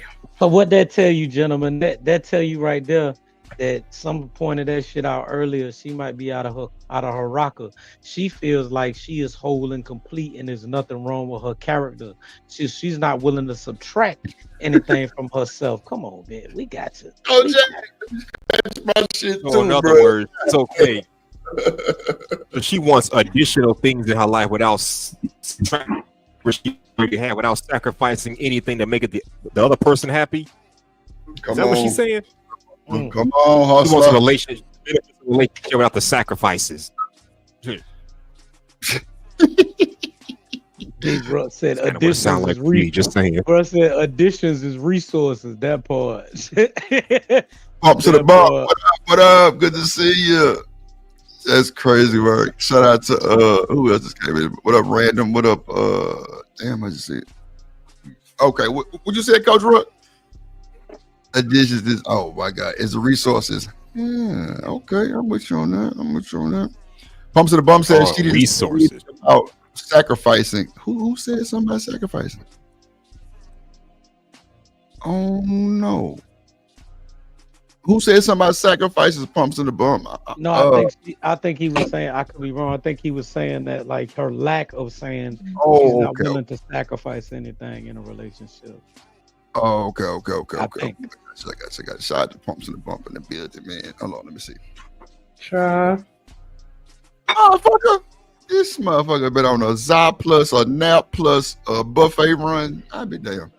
She doesn't want to do it. I'm just But surprised. on the other hand, well, if the right situation. So you got some fries. No, I said I'm just surprised. Why you surprised? That Pumps in a Bump here. Glad you hit him. Why you say that? You know, We're not going backwards. We're going forward. I'm sorry. Okay. Situation comes to me Of course. and it adds on me and it doesn't subtract from me, then I might be interested in doing such a thing. Woo, them standards and expectations, boy. Damn. It's almost like they're in their own cycle of delusion, and she still has the standards of. What was I gonna ask Shanika, y'all? Damn, I had that shit. Bro, I was gonna ask you some Cam said. Oh, were you talking about the fighting shit, Cam? I think so. Damn, what was it? Bro, I forgot what the fuck. Yeah, Oh, so like a good 20, 30 minutes ago, she was gone. Nah, you know we good Pumps in the Bump. I'm gonna talk my shit, but you know I get over it. Shout out to Pumps in the Bump. Ask me. I forgot what it was, man. I had it tucked too. God damn. Everybody. Damn. Looking like one of the white boy gamers. But that I'm shit, on your ass today, nigga. Oh, yours. What you mean? What I did? What happened? You can Was it see about me? travel? You big head Yeah, I can see you over there looking like Aiden the gamer or some shit, nigga. Hey, you like, such a hater. Oh, I'm on cam, you ugly motherfucker. Yeah, Y'all ain't gonna tell me, bro. Ooh, now I'ma stay. See what I'm talking about? And they ain't tell me shit, nigga. I'm on here chilling, thinking I'm behind the You know what? I see how y'all doing that. I didn't even look at the screen, Cam. I ain't gonna hold you. I'm over here doing some other shit, but I'm trying to press the play on the video. I forgot what I was my aid in the gamma. I see how suplex her talking that great. Damn, I'm trying to figure out. Let me go piss real quick. Hold on, let me press play. I forgot what I was gonna ask your ass. It'll come back to me. I know it was something with fighting though. Because Cam, that's what it was. So Shanika Cam say he'd like a motherfucker to punch him in his shit. Is that toxic or is that just some normal shit? a little bit. I mean, like I understand like when men say that they like feisty women, even though I think that that's not true. But for her to just come and punch you in your face, like he likes to get held accountable. Okay. And I mean, like, hey, hold if on. I'm black in your eye, I'll punch you in the face. Like, you want that? Nika, let me say this. Let me say this, bro. I try to be as thorough as possible all the time, but there's times where I know that, or reflecting back on, where I felt like, damn, I did some fuck nigga shit. And if a woman is holding me accountable by knocking me in my shit or getting me right in them moments, I can't be angry with her for that, bro. Even though I don't want to hear it right there, you understand what I'm saying? Heighten me up. Not that you getting punched part, but I love that when you know you fucked up, you just be like, all right, my bad. And you just you hear me? And you know when she coming at you, like, yeah, nigga, you fucked up. But yeah, so I mean, yeah, but I mean she shouldn't want to put her ass beating. You can't tap your face. That's your moneymaker. You can't be punching people in the face.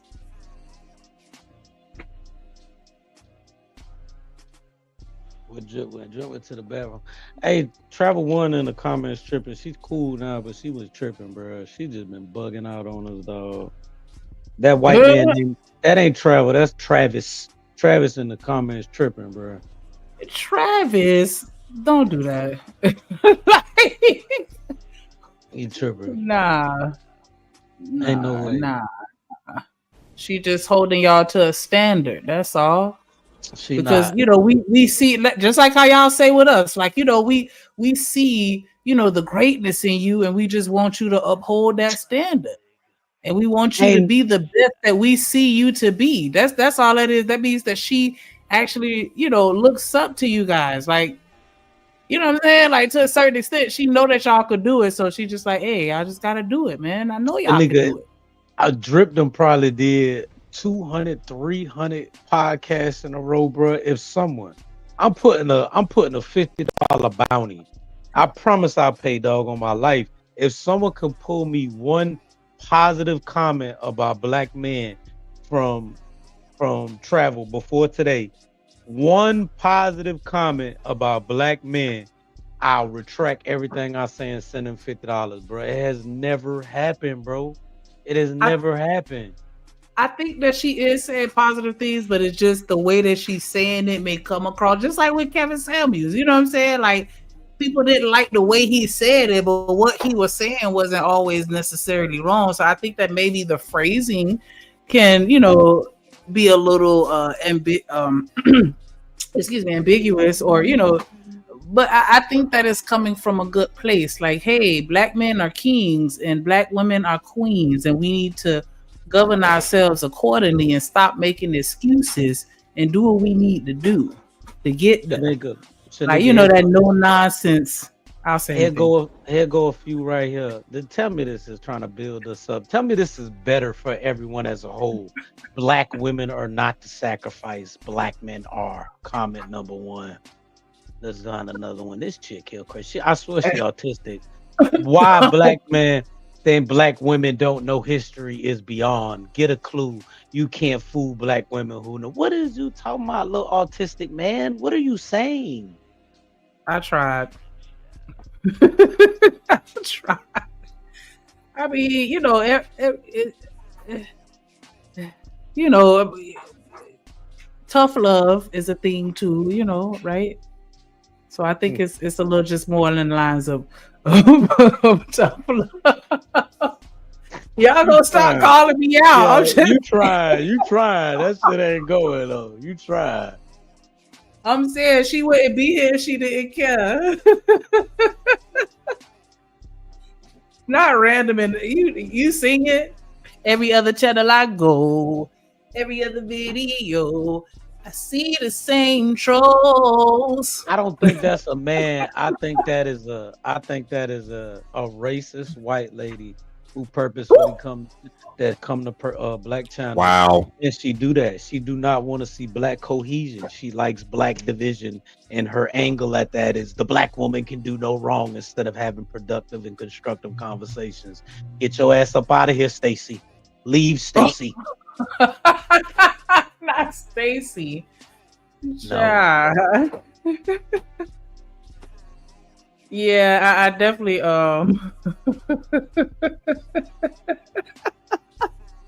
I'm giving the 50 for it. Don't scare the comments. I'm telling you, it gotta be at least one. It gotta be at least one. Get you that got my $50. word on the 50, bro. You got my word. Straight to the dimp fund, Shanika. Straight to the dimp fund, bro. I know I've seen at least one. But it was still kind of just, you know, tough love. Like, hey man, y'all gotta get it together, because I'm telling y'all got it. Y'all just say utilizing it. Because, you know what I'm saying? We see the power within y'all, and it just gets frustrated sometimes, because it's like, come on, man, y'all got this, and you ain't doing it. Even what's her name?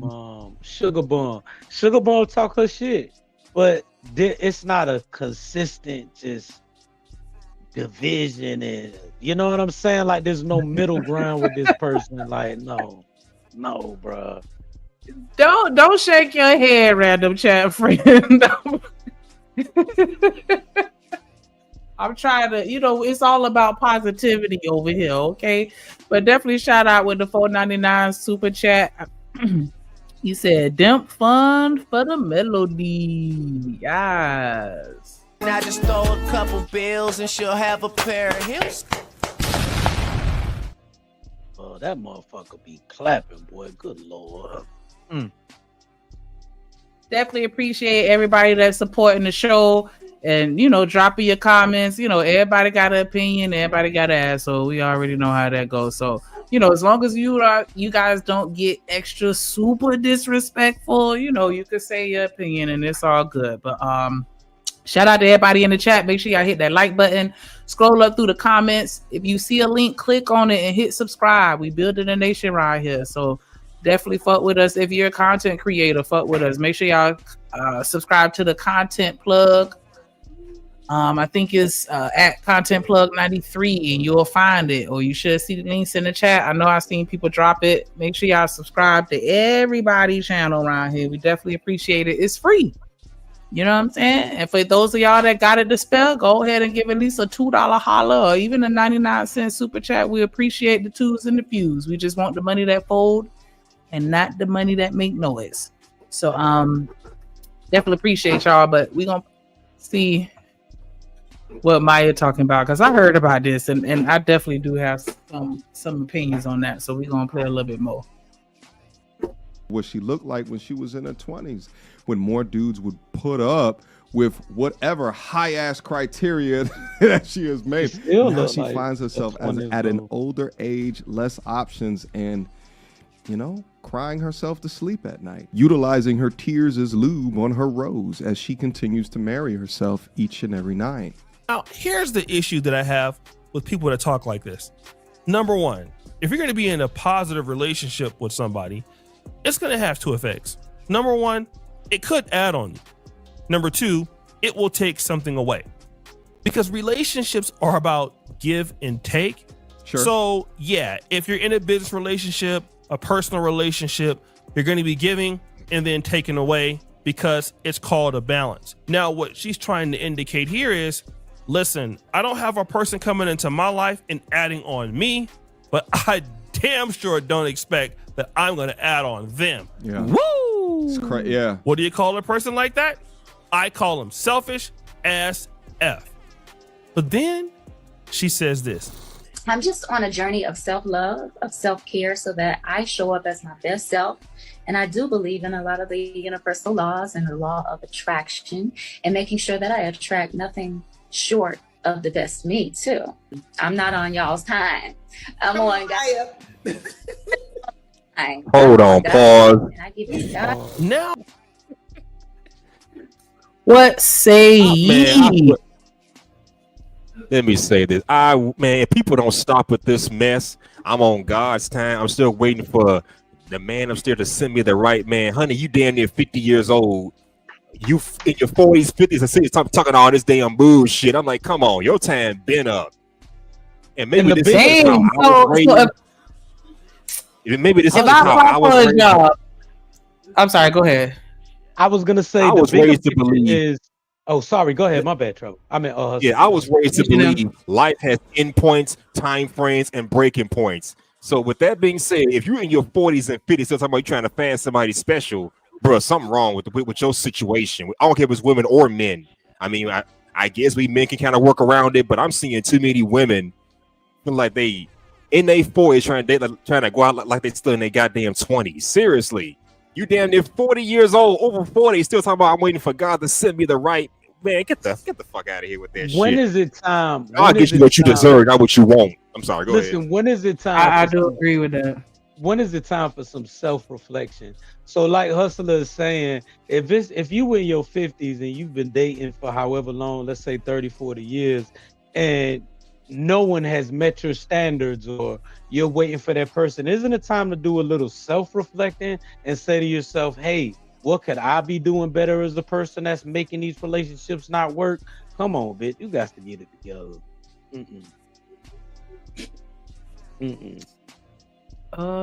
Well, yeah, I think that I don't see, my thing is this, like, if I go for a job interview and then I don't get it, I'm not gonna be like, I'm gonna lie to myself and be like, see, this wasn't the job meant for me.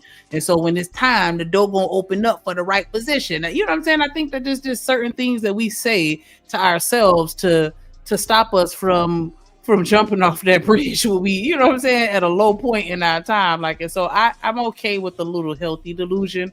Like, like, hey, I'm single and, it's just not meant for me. Like, when it's my time, it's my time. type shit. But yeah, you're right, Cam. As far as like, we gotta be able to look at ourselves as well to make sure that we are doing our part to contribute to a successful relationship. Corey Love said, "Man, Maya could still pull. Stop hating, hustle." You think that niggas ain't going? That's the problem. They still going. That's the problem right there, though, because she definitely. I don't care who you is, bro. She throw that thing in front of you, and she probably got a good little energy and essence by her. So that shit gonna sound real good. You gonna fall for that sucker shit. 99.9% of men gonna fall for that shit. She peaceful. She quiet. She got a nice demeanor to herself. She's very attractive. You ain't gonna know she cooked the fuck up. You gonna think just what Kojak said. I'm gonna smash the crazy right up out of her. 100 niggas done said that. It ain't happening. Yeah, I'm a smash her, but I ain't gonna like wife her up or nothing.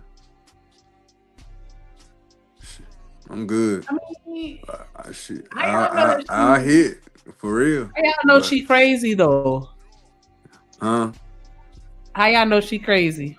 Cause she too fine not to have somebody, bruh. It's oh my god, I hate that. Y'all gotta stop that. Y'all gotta stop that. No, that's not fine. No. I get why you would say that, right? I get why you would say that, but no, that's not always the case. You have a lot of times when you have people that are extremely attractive or just attractive, period. A lot of times dude won't even say nothing. Because they assume that you already got a man. Shanika, these niggas, listen to me, dog. This the mind of a man, bro. These niggas will put up with something that look half as good as that and take care of it and deal with that bullshit. You telling me something that fine? That fine? Come on. Okay. Now. Okay. I'm just saying These niggas will put up with something that don't even look half like that, bro. And they'll be like, you know what? I got to do that fine and they ain't sticking around. Something really wrong, bro.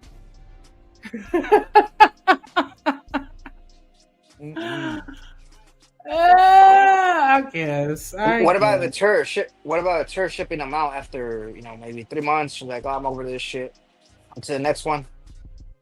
What you mean? You think she's ditching them and saying like I'm good?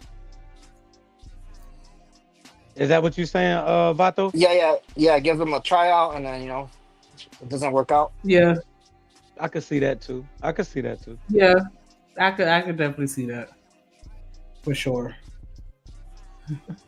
Yeah, just go make her crazy. Look at Kojak talking about I put up with chicks 75% uglier than mine. Shit, I'm telling you.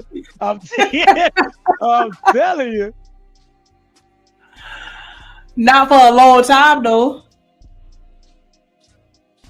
You ain't doing it for too long. People whose foreheads stick out like that, they're crazy. Yeah, all the ones with big foreheads is crazy. Wait a minute. Every bit with a big forehead, fine and crazy, bro. Too much to think about with that big ass noggin. Oh my gosh. That's what I heard. I'm gonna just hit play. Play it. The future is about her showing up for herself, loving herself. I mean, we always hear women talk about this. It's not selfish. like Tia Mowry or Tracy Ellis Ross, but then she said, it's on God's time. If it's on God's time, I'm leaving it in his hands. Yep. Now, let me just say this about Maya. She's a singer. She's a great singer. One of the most popular singers of my generation. Did she sit around and wait for God's time before she went into the music industry? Or did she work at actively pursue it? Good point. And see, this is what a lot of women say. I'm waiting on God to send me something. Mm-hmm. I'm waiting on God to do this and that. But your ass didn't wait on God to go to college. You didn't wait on God to go get the job interview that you got or your internship. You're actively seeking those things, and so those things happen in your life. But when you really, really, really don't want to do something, you'll sit back and use God as he's the ultimate decision maker on if you should get a man or not. Well, then if that's the case, do you wait on God when you want to go to the restroom? Got him! Got him! I mean, here's the reality as well. And that's why like podcast conversations and not one where you get within your sister circle of homegirls that refuse to challenge you. But like, I'd like to deep dive. Like if I had an opportunity to talk to Maya, I'd like to deep dive. What are you waiting for? Like, what are the standards? What are the requirements? Like, let's get in there. Let's get down to the nuts and bolts. Let's get down to the nitty gritty because optically, aesthetically, you're beautiful. You're still beautiful. You're gorgeous, girl. All right. And I know dudes is knocking down your door. Even still, you say that you open to it, but obviously you're looking for Mr. Perfect, and Mr. Perfect just doesn't exist. I'm sorry, we're humans, baby. We're gonna have some flaws. And that's a major component of the problem of both men and women today is that, you know, the expectation of perfection, but more so on the woman's side. Because as a man, if you also don't elevate their lifestyle, right? Women like her that are probably millionaires are looking for multimillionaires that are also perfect. And instead of accurately assessing where she's at, she continues to ask for this level of value instead of accurately assessing where she currently now sits in the dating marketplace for a accurate exchange of value with someone. Your biological imperative for hypergamy works very well, works best in your 20s. At 46, results sold separately. Let's go. You wait on God when you want to eat, or do you get your ass? I think he's wrong. I was gonna say like I don't. It's because I say this. She's able to continue this type of behavior, whether we think it's wrong or right, is because she still is so attractive. She still looks like she's 20. So the reality hasn't dawned on her yet, nor will it. Probably until she's about 60, she's gonna stay looking good. So this attitude is gonna continue like this. That realization is not gonna hit her until people really do not want her like they used to want her. She does not look 40, bro. She is good looking. Shout out to Corey Love with the $4.99. Corey Love, good though. With all due respect, Corey Love, you just full of shit. No one is downsizing her confidence and level of attractiveness. Seriously, bro, come on. And her standards are just full of shit. Come on. She look good, but no, it ain't no full of shit. Like, hold on now, because I'm gonna have to give some motherfucking pushback. As somebody that is upper in age and is single, it's not always about having extremely high standards. It's just sometimes it's just the people that are in your environment. Sometimes you don't have any high standards other than can you just be honest with me and talk to me and tell me how you feel, and if I have an issue and I'm feeling some kind of way, not attack me and we just have a conversation about it, and you know what I'm saying, talk to me like a person. Like it's a lot of ragline niggas out here, and then look at the industry that she in. Look at not saying that she can't meet a regular dude or nothing like that, but I'm just saying like I don't like when y'all just make it seem like a woman is single because she just got some ridiculously high standards. Nah, she could just be bare minimum and just still ain't ran across what she looking for. But shout out to Corey Lowe with the $4.99. He said these red pill dudes hate a confident woman who has extremely high standards. These dudes want it easy, and women like Maya ain't going. And I think that has a lot to do with it too. It's just like, listen, like, you know what I'm saying? You don't want to have to go through all the bullshit that young people dating. It's like, nigga, I don't want to sit here and be crying over no nigga that don't give a fuck about me. Like, that shit made me feel stupid. I'd rather just be single and, you know what I'm saying, wait for the man that God has sent me. My nigga said Maya fine ass look like she tastes like fruit and water. She probably don't even go outside. She might not go outside. Nobody is down in her. She's nobody. I mean, she's beautiful. Nobody is saying we hate a woman. Look at Mister. A confident woman knows where she stands in her life. I had so many a solid 3, you know, like females. I give her maybe a 3.5. Mister, she bad. She bad, but it's one at a time, please. Females. I'm not gonna make Maya feel like she the only bad bitch. Fuck that. I got my balls. I got kahunas, and I'm gonna treat that bitch as such. Yeah, you Maya. But goddamn, you in your 40s and you just fine. But okay, you not the only girl in the sea. Period. And I feel like that's her particular problem. She trying to find By the way, somebody that to she- make her.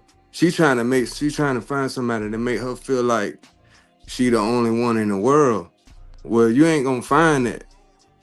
You're replaceable like every other person. Damn. See, that's that shit Does right Maya there. have children? See, Mr. Oh my talking like God. Mr. talking that pimp shit, but unfortunately, dog, these niggas out here is going big, bruh. Like, if she met one of the dogs, Tender dick that's ass what I'm niggas, saying. These man. tender dick niggas in this manosphere, bruh, they gonna make her feel like God on earth, bruh. They're not She in talking to her like 40s, bro. They're not Please. talking Oh my to her like that. gosh. Yeah. Well, to be fair, I prefer women in their 40s and old. I prefer older women. Fuck them 20-something-year-olds. I prefer women my own age. That boy. Now, when I want to date this woman off rip, well, that depends on where she stands. I've met women my age. I met women younger than me.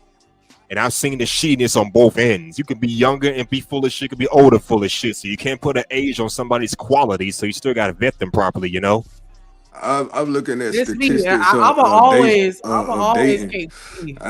I don't feel that way personally. I'm looking at statistics, and if you feel like you're the only female that's fine, and I'm Maya, and you looking for an individual to treat you like the queen you are, that idealism isn't working. So I guess you would have to marry yourself. She and Rihanna, the only girl in the world. She trying to be that. Damn, you my nigga. Hold You on, can't make I me feel like I'm the feel only like girl you in the can world. I feel like you looking for somebody else to make you feel you should already come to the table feeling special. I And do feel knowing- special, but I still like compliments too, nigga. What the fuck? I mean, you get compliments everywhere you go. I do, but I want yours. On If a you my nigga, daily. you can't make me feel like Well, if y'all, I am making you feel that way, but when is enough enough? I'm doing it, and the whole world doing it. Maya cannot look at us when we look at her. We like she get that, and I'm sure a nigga whoever she with is giving her that, but it's not enough. you can't be sure of that. Shit. And But you know there are some niggas that I think can they, be sure that she want to marry herself. It's the nigga somebody dropped $2 to drop Mr. Lister right now. And the $2. Do what you right? feel. If I can build you up like that, right? If someone can build her up like that, because that confidence already ain't built in, that'll be the same person that can break her down. You understand what I'm saying? So you hoping to get built up like that, but that same nigga be the one to break your ass down when he ain't feeling that way. Come on now. Come into You're the absolutely relationship. correct. You're absolutely correct. Because the people that I love the most have been the ones that have said the most hurtful shit to me. Like, God damn, you think you didn't know shit about me. You know what I'm saying? With the way that they talk to me. So I get what you're saying, especially if they know your tea and they can clock it when they catch an attitude and shit like that. I get it. But I'm just saying, in a relationship, I could care less about what anybody else say as far as the compliments or, you know, the looks or whatever. I still like, is it crazy for me to want to feel like I'm important to my nigga? Nah, not at all. That's the bare minimum. But Or I'm talking about not even important to feel like I'm the one woman that he wants out of everybody else in the world. I don't think niggas is not telling Maya that she's not beautiful. I'm not buying that. I am not buying that whoever Maya's with, they're not telling her consistently that she's a beautiful woman. The only reason why I give you a little bit of pushback is because there are some niggas out here that like the humble women. I think she done got too I don't much. think she. I think she stay clear from them niggas. I think she the type of a female who enjoy a nigga telling her that she beautiful. I'm not putting mine as no victim just because she wanting to marry herself, man. Come on, man.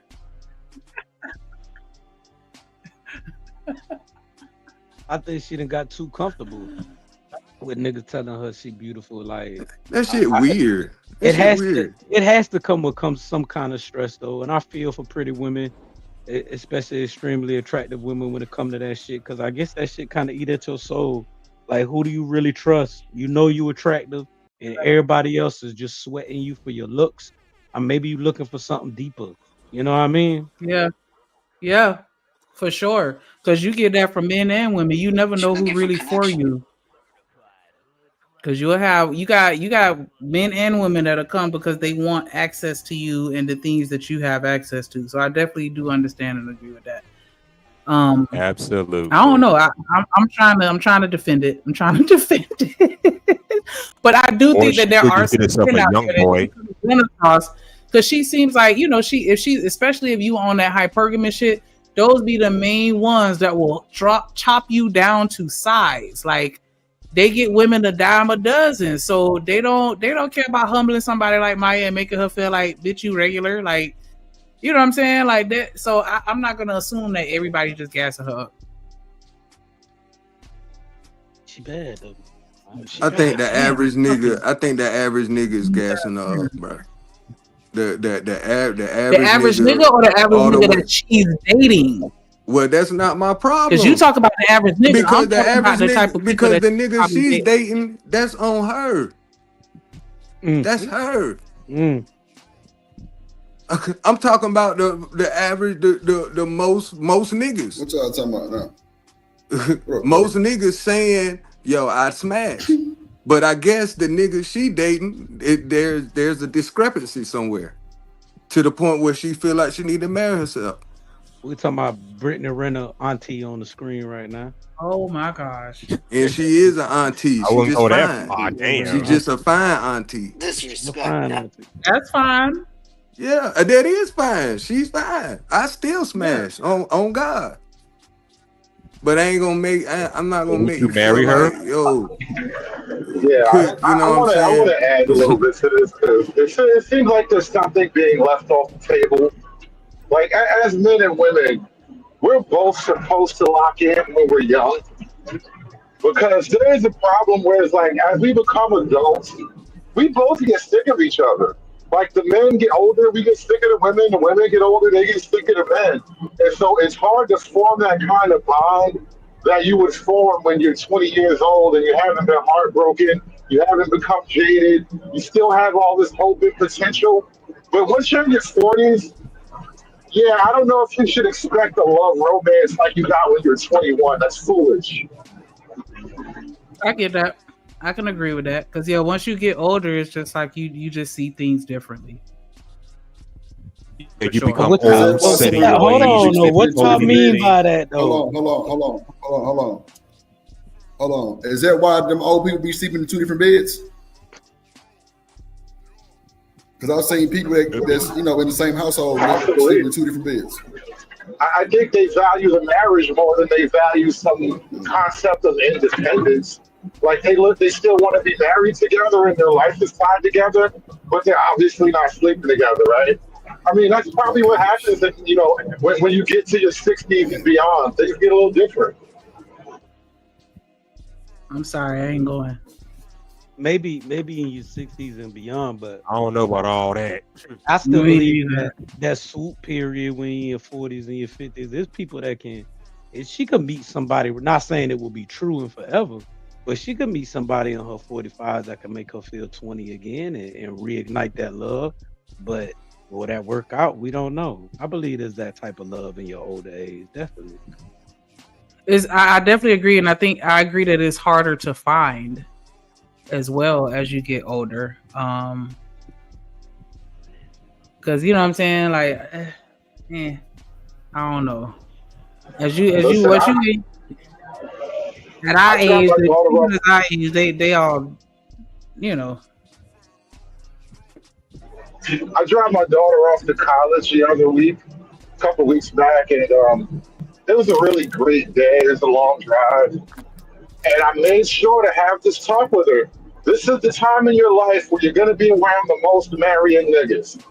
The niggas that want to get married, the niggas that you should be married to, you'll never be around as many of them as you are right now. You're going off to a decent school. This is your shot. Yep. I do agree. And I think that's what Kevin Samuels was kind of trying to say a little bit, but wasn't nobody trying to hear that. Yeah, he was put gay, that though. man early grave. I think he was gay. I don't think he was gay. Then they catch a man in bed, nigga. I don't know. Hey man, I I mean, remember they that didn't want to hear. time. They didn't want to remember hear that shit time, Kevin Samuels had to say, but they listen to Derrick Jackson monkey ass, and look what happened to him. Man. Come on, y'all should have known that shit was fucking cap. Did they? I wouldn't know. But Did they ever find ladies out know. whatever? They ever find out whatever happened to Kevin Samuels? It was all them damn Red Bulls he was drinking. How we that? Oh, y'all wow. I don't know about all that. I think that's just my personal opinion. I think the Red Bulls caught up with him because he was drinking them shits a lot. I ain't never watched Kevin Samuels. They tried to say a nurse deleted him, all types of shit. His baby mama. I don't know. Child support. That's what came. But he had a baby mama? Yeah, he had kids. He had an ex-wife. He was married. Okay, so maybe he wasn't gay. That don't mean that, Cam. Yeah, that's Shit. true. Maybe he bi. Let's start Maybe talking. he was bi. I don't know, but yeah, I think that them fucking Red Bulls and trying to keep up with the women's, because he died on top of one. Hell no, That's crazy, bro. that's crazy. Nah, that's a great way to go, gentlemen. I ain't trying to. I was just gonna say that, man. Like, Yeah, that's a great way to of go. all If the I'm gonna things go I out, would feel bad for, bro. Oh, that's Cialis, bro, and the Red Bull mixed together. Shit. Well, Big Rug said Red Bulls and blue pills. That'll do it. Hell no. Ain't no woman I gonna mean, wear if me I'm out. trying to kill you, might as well I'ma be a wear them pussy, out. bro.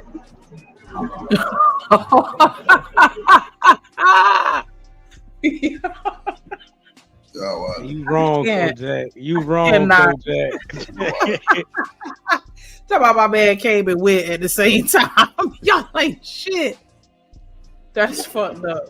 Yeah, that's what I'm telling you. That's like the man's dream. You want to go out on a high note. Ain't no high note like that. I'm telling you. I thought you wanted to go out with valor and honor. Yeah, I am going out Want to with go Valor out and busting the honor. nut? Deep inside Valor and honor. You hear me? Right, I was fighting a war in there, man. I went to Valhalla. This nigga said she rolled that nigga to death. Literally, I hate y'all. So Hey, so it ain't a better oh way to my go out. god, it ain't a better way to go out. I can't believe that. I cannot believe y'all. That's how much men love women. Women don't have a fantasy like that. Only men have that. That's how much we love y'all. Man, fuck all that. God. That sound like Oh, yeah, sound like y'all Captain. niggas sound like y'all niggas got bad hearts and shit. I ain't fuck that. If you got a bad heart, you shouldn't be fucking. You need to get your damn heart rate right. That's probably why your heart got bad. You was out of practice, bro. You got to keep grinding. Not the heart rate. Oh wow. I'm telling you, bro. Ain't no women trying to deal with no sickly nigga. Damn. Now you sound like Cam. What I man, said. You What don't you think a woman to mean? take care of you in sickness and in health? I ain't say that. I'm not sure if y'all really doing that type shit nowhere. Every time a nigga say some shit that ain't shit, he said something that Cam would say. I don't care. That was the promise y'all used to make when y'all ain't have no jobs and shit. And sickness and health. No, I don't believe that no more. I feel you on that. Nigga Humphrey I said feel if a like woman I'm go out like that, matured, the man dog. going to prison. For real, I feel like I matured, bro. Cause the old me, bro, like I wouldn't even be thinking some of the stuff we talked about. I wouldn't even be having those emotions towards any female or any person. The fact that I'm able to even try to consider the other person's feelings, I feel is an accomplishment. Even if I'm not there yet, I feel like I'm growing. It is, because that's all that matters, to be honest. Just being considerate of that other person's feelings. Yeah, So I appreciate you for that. Seems like that's a hard job these days.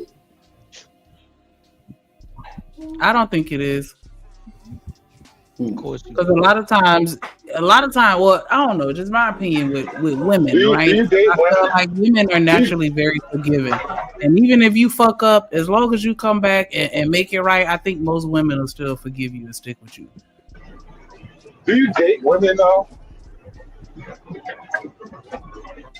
I'm sorry, ask that one more time.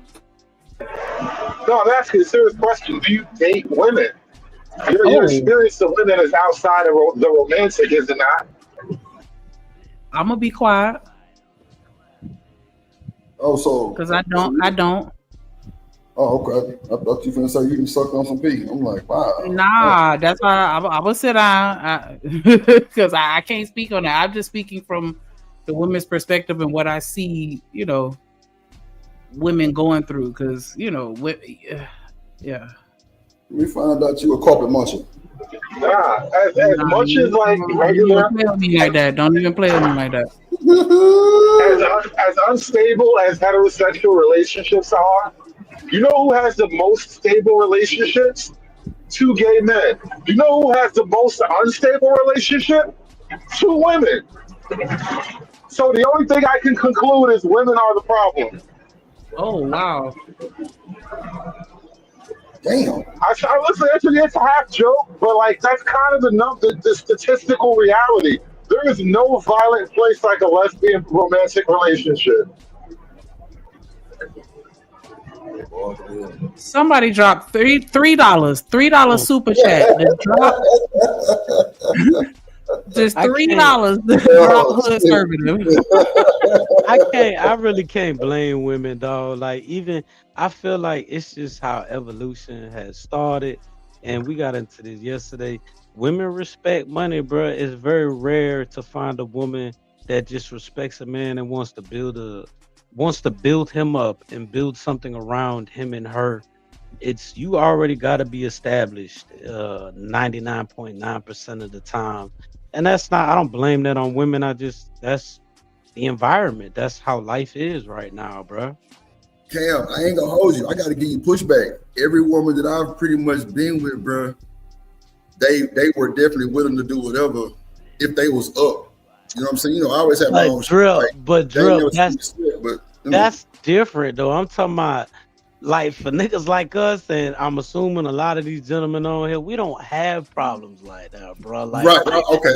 You understand? 99% of the men ain't gonna understand the game like that, or they don't want to put in the work or the effort to try to learn how to talk and finesse, I guess you could say, because it is finessing. They don't want to learn how to do that type of shit or become comfortable in that kind of environment. And this is how the manosphere got to where the fuck it's at. These niggas feel entitled. Like, I'm successful now. I got the money. This bitch should be throwing the puss at me. Nah, you still a lame ass nigga. My bad. Yeah. Right. And see, you absolutely right. I mean, you realize lame niggas make the world go round. Oh, that was a bar. Because at the end of the day, Cam, look at how many lame ass niggas out here that be pillow talking to your girl. But what I'm trying to say is, in the end of the day, I can't disagree with lame niggas make the world go round. But lame niggas is what's fucking the game up. If you niggas was out here standing on business and not doing that creep ass shit, pillow talking, or feeling like you gotta achieve something in order to get the woman, you was standing in your manhood. You was realizing what you gotta get better at. We wouldn't have to constantly be adjusting. The whole fucking manosphere wouldn't even came about, bro. We would all be sitting. Let me counter that. In Kentucky, and go look this up because people like to call me a liar, but they never say it twice. Look in Kentucky. They just passed the law. I think it's automatic 50-50 custody, and something else got removed. Like, you're not automatically going to get a bunch of money now because you got knocked up. And you know what happened? Divorce rates down by 25% and counting. It's not romance, bro. I promise you. It's not a romantical issue. It's structural. Like you said, people are making calculated decisions. I agree with that. What is called again? Hood servant? Would you say go look up what? Kentucky. He said something about a Kentucky law that is 50-50 custody now, and divorce rates have went down to like 20% because it's a capitalist system. It's women are looking for, not all, let me say most women or majority of women.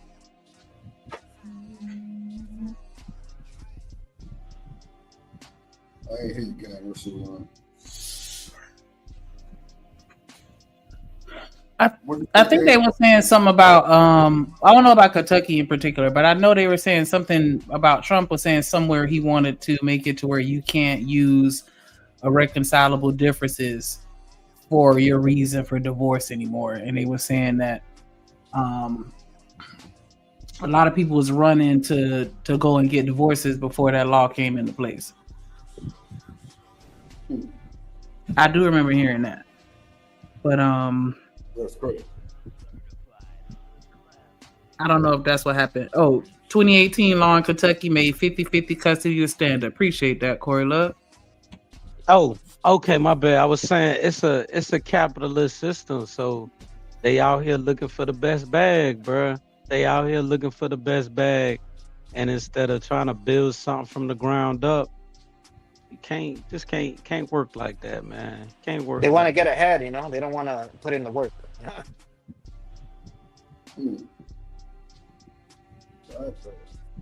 And it's only getting worse. Y'all think these women here bad?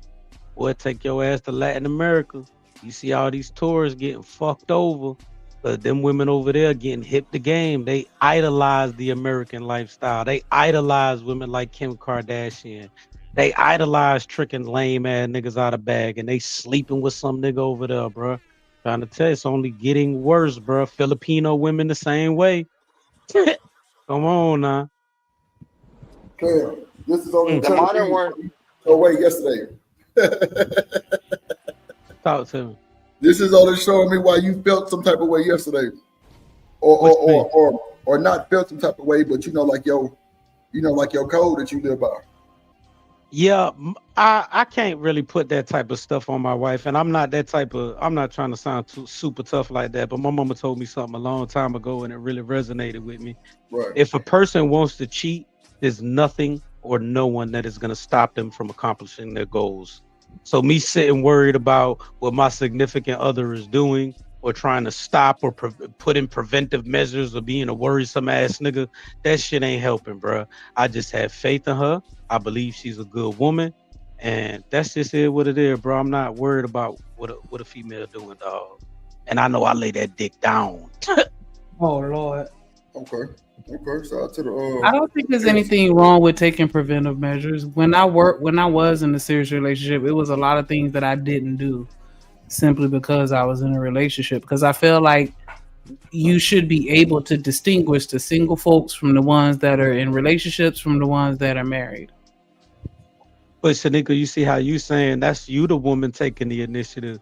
Me, the man, overcrowding her space and always blowing up her phone, or always worried about. Now, don't get it wrong. Women like dominance. So, of course, I get out of character sometimes. Like, hey, who the fuck that is? You know what I'm saying? Like, of course, I show a little dominance and shit like that. But being up my wife's ass and always worried about what she doing, or nah, we ain't doing none of that, bro. I could dig it. That boy spoke his truth. Yeah, we ain't got time for that shit, man. Oh, okay. I hear you. Pass up and get something to eat. Yes, because when you want something, you will go out and get it. But again, that is something that we should talk about now. Because see, is that really something that we should talk about? Do y'all feel like women ain't doing enough? See, this is my thing. A woman wants us to protect, but we can't correct. I don't understand. I don't understand. You got to make it make sense. You want us to protect you, but we can't correct you. So once just put our neck out there. Above correction. But we can't tell you that you fucked up, or we can't tell you to move this one type of way because you're gonna go off your own shit. But you want us to throw our neck out there in the line of duty type shit. You know what I'm saying? To protect your punk ass. I get what you're saying, but I think that it kind of goes back to what Cam was saying. Like, I think that a lot of dudes have lost their charm when it comes to interacting with women. Like, y'all talk about correction, and a lot of times the way in which you correct a person, it comes off as an attack. And I think that you can get farther with just the conversation. Yeah, I think you got two of those, nigga. But you know what? I want to call bullshit. I'll tell you. Oh, wow. Let me brag a little bit. As a shield. That is a shield. And you are always attacking me.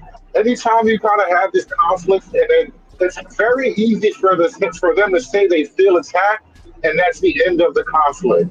And so nothing ever gets resolved. Hold on now. Nah, I got to say he cooking Shanika because they'll start an argument just on some bullshit, and it shouldn't even be that. It should be just me, you trusting me as your nigga, and you trusting my leadership, or you trusting the way I'm telling you to move, or just say you fucked up doing some shit, and I'm telling you to do it this way. Now you can't tell me what to do, but you just wanted me to jump in front of a bullet. I don't understand that shit. Hey, So let me brag a little bit, bro. Just a little bit. I'm gonna pull my little coattails just a little bit, bro. When I tell y'all can't stress them like that. Like, stop trying to correct them. I mean, there's nothing wrong with throwing some constructive criticism out there. It's nothing wrong with that, but you just gotta let these women be women. I'm gonna give you something right here. This on my mama right here. Look at this. Hold on. Put this shit up right here. Cam, what you mean? Let them be women. Let them be women. Hold on. I'm gonna show you something right here. Look at the low cat. Look at the low cat. She at the house. I don't got my phone on lockdown mode. She can't see where I'm at. She offered to, and we did this. I had cut it off because I don't really look at it like that. But we was talking probably like a week ago. So I want you to have the thing so you can see where I'm at. Da da da da da. It's like, bro, when they really fucking with you, they gonna fuck with you, bro. You don't gotta keep. That's that one though. That's your wife. We talking about just rant. And Cam, I ain't never had that problem neither. But it's just the fact that that's what they going with these days. So I'm just really just playing devil's advocate, really just fucking up the conversation for the conversation. But at the end of the day, that shit kind of stand on business because how you say you can't follow a nigga, a goddamn nigga can't lead you with none of this shit, but you want him to protect you. I just don't understand. Where we leading them to though. So if we want them to have the confidence built up and we want them to be righteous women when we already with them, because we're not marrying no little girls. Most of the time when we get married, we probably in our late 20s, early 30s, sometimes later in life. We already dealing with a built up person. So where exactly is you leading them to? You understand what I'm saying? Like if they ain't got a foundation already. The household. But you coming in there, and like I said, protection is what we do as just a man gesture. Like just regular shit. Like, bro, if there's some shit jumping off and we see some women in the way, bro, we just gonna move them out the way just because we men. And that's what we do. I gotta give a little pushback though, because when you describe protection, it sounds like physical only. And protection also includes emotionally and mentally and financially. Like it encompasses so much. And so if your woman come to you and say, hey, this hurt my feelings, and you cuss her out and tell her she's stupid for having her feelings hurt, like is that really, that's not protecting her, when really you could just sit down and be like, hey, what happened? Let's talk about it, and then bomb, and then it be dead. But you know, that's normal shit though. That's normal.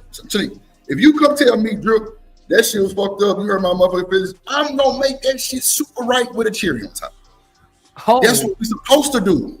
That's what men are supposed to do. Okay. So nigga, address this right here, because you a headstrong woman. Corey said women actually like boundaries and structure. Do you like a man to dictate that? Like, do you like boundaries and structure as a grown ass woman? I do. But I also like what Drip was saying. I like when I come to you and I express like, hey, that was fucked up or hurt my feelings. When you talk about it and with the cherry on top or with the charm or the finesse, instead of just cussing me out, like, you know what I'm saying? Like I'm wrong for feeling like you hurt my feelings. You know what I'm saying? And this ain't even just in relationships with people that you intimate with, because I've even had this conversation with my own mama, like, and that be the thing. A lot of times in relationships, men aren't approaching it with charm and with a cherry on top. They cussing your ass out, you know what I'm saying? Or responding in a very negative way, like how you beat me getting mad when you hurt my feelings. You know what I'm saying? Glad you mentioned the mom part. I don't think we get socialized enough in that type of language and conflict resolution. We get socialized from our angry moms, and Now, when I'm relating to you the way my angry mom related to me, neither one of us like it, but neither one of us have been taught to do better. Well, it's because we're raised on survival, and how are we supposed to know if we're raised on survival? You know, we're cold motherfuckers. You know? I'm just saying, if your girl come to you and she's not fuck nigga pussy nigga, and she not cussing you out, all she's doing is talking to you calmly, like, "Hey, I ain't like this. I got some respect." Why can't you just have a conversation about it? Why you gotta snap and get mad and do the most? What did he give me mouth before that, and now you're trying to say sorry, or it was just cool from the beginning? I'm saying that was just something happened, and then she approached you and be like, "Hey, Vato, I ain't really like how you did that." You know what I'm saying? It kind of made me feel some kind of way, and then you just go to blowing up.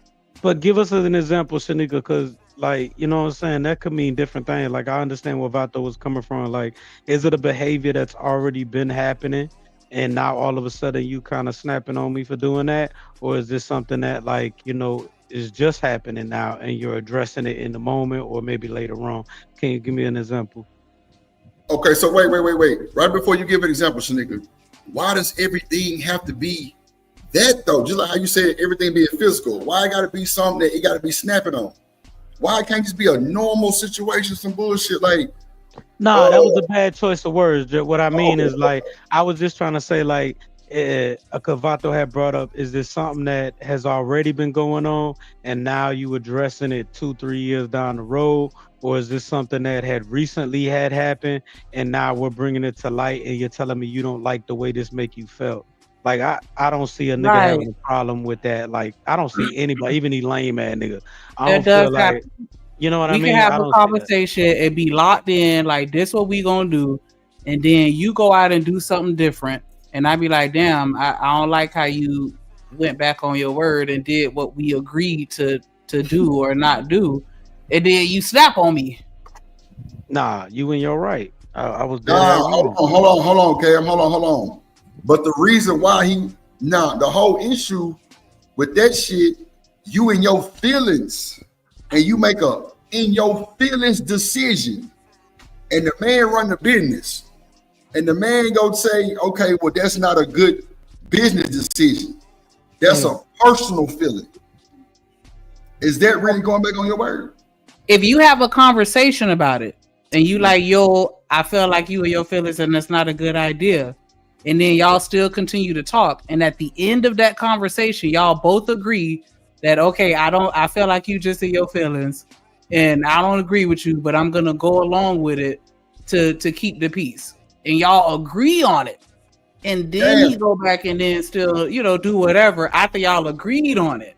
But don't agree on it. Just be like, hey, let's talk it out and let me tell you logically why, you know, this may not be the best decision, and we just have that conversation about it. Yeah, Shanika, I think you hold on, Cam. Watch this, Cam. Watch this. Now, Cam.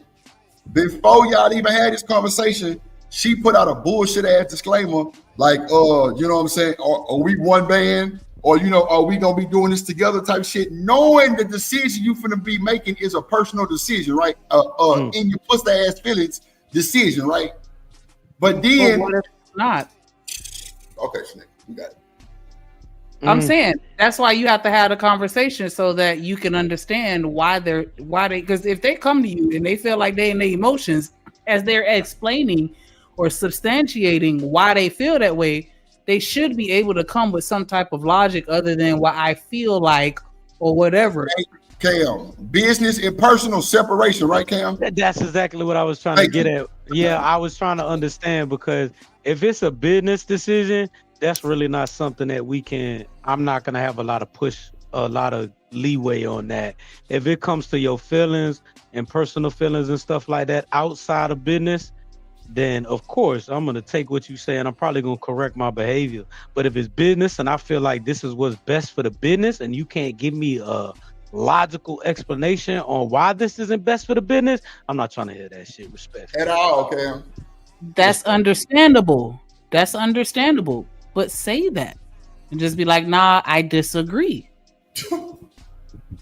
Why agree and be like, all right, fine, we gonna order these we gonna order the marble countertop, even though I think that we should order the ceramic. Why agree to order the marble countertop if that's not what you really want? Just say, hey, I don't think that's what we should be ordering. Cam, when they crying to you, crying and whining and shit, well, that crying and whining and shit, and you just like, fuck it, I'm just tired of this bullshit. Like, bro, that's not really making that's really on the man part, that's really kind of making a feelings decision too. Because you whining and crying to me, trying to get your point across about some shit that don't even matter to the business. You feel me? So at the same time, Drip, you caving in just to get her to shut the fuck up. Come on, bro. but you go cave in. But if we have a conversation, I'm like, I don't like you going to the strip club. I'm trying to have the peace. I'm saying, if I tell you I don't like you going to the strip club, and then I'm giving you an emotional reason, and you say, okay, I ain't gonna go just to shut me up, and then still go, and then I get mad, like I thought we agreed you weren't going to the strip club no more. You saying that it's my fault? I didn't. Nobody said it was your fault. Damn. I was probably just delaying the argument for later because I'm taking my ass to the strip club. We can argue about it later. Straight up. Straight up. Oh gosh. So you just gaslighting her. So when she in her feelings, right? So when she in her feelings and being emotional and not making a rational decision, does that? Nigga, I done had. I done had a bit pull up to her with her PJs to the club trying to get me to come home, and you know what I did? I brought my ass home though, because I know that bitch would have acted a fool in that fucking club. So I made a business decision to take my ass home. You hear me? Or your shit was gonna be outside when you got home. Yeah, the same as when old girl hit me in the mouth. I made a business decision not to retaliate. I just neutralized the situation and deaded it. So, you know what I mean? You got sometimes as men, we'll put our emotions to the side for, accomplishing a goal. Come on, mister. They don't understand that shit. They get so caught up in their personal pussy-ass reason, and it don't make no sense, and it don't hit on nothing. But you just swindled me with the old shit. So I was like, fuck it, bro, whatever, bro. And then when it come back around and the business is going and the business is not looking too good because the other part of the situation was in a personal decision not to do something, and now that's not going on. So now you make a decision, no, for the business, we need to stand on that. That person or this situation need to be live and goddamn irrelevant. Hey, you can say that though. Or am I tripping? I've had that type of experience in a relationship where like a big decision is coming up and I want to go left, she want to go right, and you guilt tripping me, oh, just trust me, just listen to me, da da da. And I'm like, I gotta listen to this bitch, man. And then the shit go wrong, obviously, because it was never set up to work in the long run. But you all in love and want to keep her happy, and you go along with her, and now the shit's messed up. She don't want to even play no more. She leave you hanging, left me hanging, and now after the fact, it's like, oh, you blame me for that. Well, bitch, who the fuck else I'm supposed to blame? Like, it's a weird thing, and then, like, you never want to hold the bag. And I have to always be responsible for decisions that I trusted you in. And so after a while, as a man, you just come to the realization that I might as well just go with my own gut. Because I got to hold the bag no matter what anyway. Dog, I think at the end of the day, dog, I don't think niggas want to make women mad, bro. Now, we might not agree with y'all, but at the end of the day, we just want to see y'all look ugly, happy, and out my motherfucking Cam, face, how can you say that you want to? to? But Cam, like for real, if we sit here and we say we gonna order the marble, because I don't want the ceramic. You want the ceramic. And you want the ceramic because you think that because you know that ceramic lasts longer. Like that's the smarter decision. But I'm like, I want marble because I just want the aesthetics. I'm not thinking about it logically, right? I'm thinking with my girl brain. And then I come home and it's ceramic counters. After we agreed to the marble. You gonna be mad. You gonna be. You gonna be Well, I'm mad. saying, like, are you go? Okay, so you know I'm gonna feel some kind of way. Cam, you gonna cuss me out, or you gonna be like, "Hey, look, this was the decision that I decided to make," or you gonna talk to me like a person? I'm gonna ignore your goofy ass and go hop on. You gonna hear that PS5 beep beep? I ain't talking to you. Hear me? Yell in my ear. Yes, ma'am. Yes, ma'am. You got it. You got it. That's why I say sometimes you gotta steal off on me because I ain't hearing that shit. Respectfully. Beep. Personal in your feelings decisions don't go long. Ain't do nothing but hurting the business. That's all they can do is hurt the business. And what's crazy is, Shanika, you just said it out your fucking mouth. You trying to stand on emotion without using logic right now. Come on, man. You just said out your fucking mouth. See You what was I'm just saying? like, I know that the ceramic lasts longer, but I want the marble because I want the marble. What is we doing right now, Shanika? Come on, bro. What are we Bullshit. doing, Shanika? Bullshitting. Yeah, that's what we doing, Kane. Talk Bullshit. to me with your quiet ass. Talk to me now. No. She on Merc. I'm not on mute. Yeah. I'm not on mute. I'm not on mute. I'm not on mute. I still. I mean, it is what it is. If that's how men respond to things and that's how men operate, I'm not gonna argue that. I'm just saying I think that sometimes whenever there's a situation where someone is being emotional, I think that you can still have a conversation about it, and you can talk about the logic in it. Because if I'm being emotional, you should be able to break down that logic. What she wants to hear is like, no, okay, it's baby, not maybe about what not I the want to kitchen, but hear. We can do the restroom. We're gonna do the restroom. We're gonna do the restroom. How about that? You know, we'll meet you halfway. Okay, the compromise is fine, but I'm just saying, can we have a conversation? But I mean, it is what it is. I get what y'all saying. The man going to do what they conversation. feel You and your and that's fine. feelings. You and your feelings. Ain't no No, that's the not conversation. The conversation had already got had. You had already just said that we had a conversation, and he told me that the ceramic was going to last longer than the marble, and then he went and got the ceramic anyway. So now I want to go argue about that because I didn't want the ceramic. I wanted the marble. He explained the situation. You taking it to the next level. Come on, man. You see what that boy said in the goddamn Big Rock say, nigga, that's that hyena training. I'm trying to tell you, man. That's that bullshit. Yeah, that's that Ayala training men don't have. I said hyena for your motherfucking ass because Ayala is not a hyena. she a goddamn hyena too. Goddamn. She is not no hyena. She's gonna sit down and talk about it. I'm just saying, so nigga, when you come to business, I get that. Hold on, let me say this. I understand y'all had the conversation. But do you feel like, okay, so can you just accept the fact that the nigga really was like trying to rock with you at the same time, but trying to just kind of accept the fact that I know this finna be some bullshit, you know what I'm saying, type shit too? I get that, but can you understand how alarming it can be to have that conversation and think that person care about your feelings and they agree with you only to come home and see the ceramic? Like, it's going to be a level of shock. Like, well, damn, you could have at least gave me a heads up or something. Like, but I mean, the conversation was a heads up, I guess. Like, that's all I'm saying. Like, you understand why I would be shocked or why I would be like, well, damn, how my feelings would be hurt? Can y'all at least acknowledge? Can you at least acknowledge that part? Like, we have a conversation, we agree on this marble, and of course it's on some bullshit. That's how you choose to see it. Your feelings will be hurt, but we absolutely do not think about that when it comes to problem orientation, solution. And so, like, you give us a thing to do or a set of parameters. Like, all right, we want to get the job done. We discussed the best way to get the job done. And so now the job is done. It's done well. And I didn't respect your feelings. And so now I'm terrible. You see how that just throws us off mentally? Come on, hood conservative. That's what I'm saying. Like, bro, you trying to make me fucked up because you got a personal issue with the situation that don't mean nothing to the munyon. That shit's stupid as hell. And it was bullshit. BBL. Yeah. Gosh.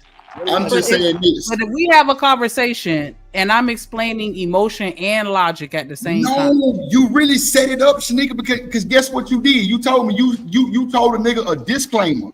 How you gonna go into the conversation with a personal disclaimer? That sound like some bullshit. Nigga, you warning me it's gonna be some fucked up shit going on. No. Oh my God. Who is that? Came. The motherfucker told me, she told the nigga, right? Goddamn, well, let me just give a disclaimer right now before we start. Come on, bro. That's a flag, nigga. Something finna happen, right? A disclaimer? And look, bro, the conversation go good the whole time except the last part, which is the bullshit disclaimer. Shanika just no, right that's now. not true. She just want us to feed into her little girl I side. don't want you to right now. feed She into knows she nothing. wrong. She knows she Oh wrong. my gosh. She Bro, knows she come on, wrong. G. Come on, G. I'm trying to tell Stand you. on business, nigga. What's wrong with you? Yo, oh my gosh. Like, okay.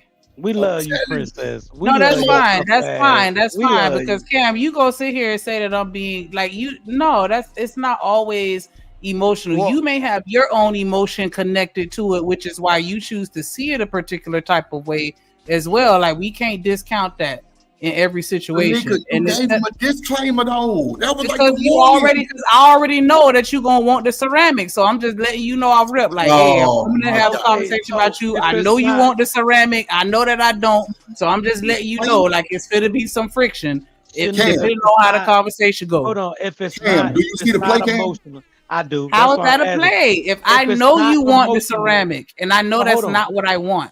Shanika, if it's not emotional, explain the logic behind it. Ain't none. You see, The logic, it is logic. It's personal. No, it's not.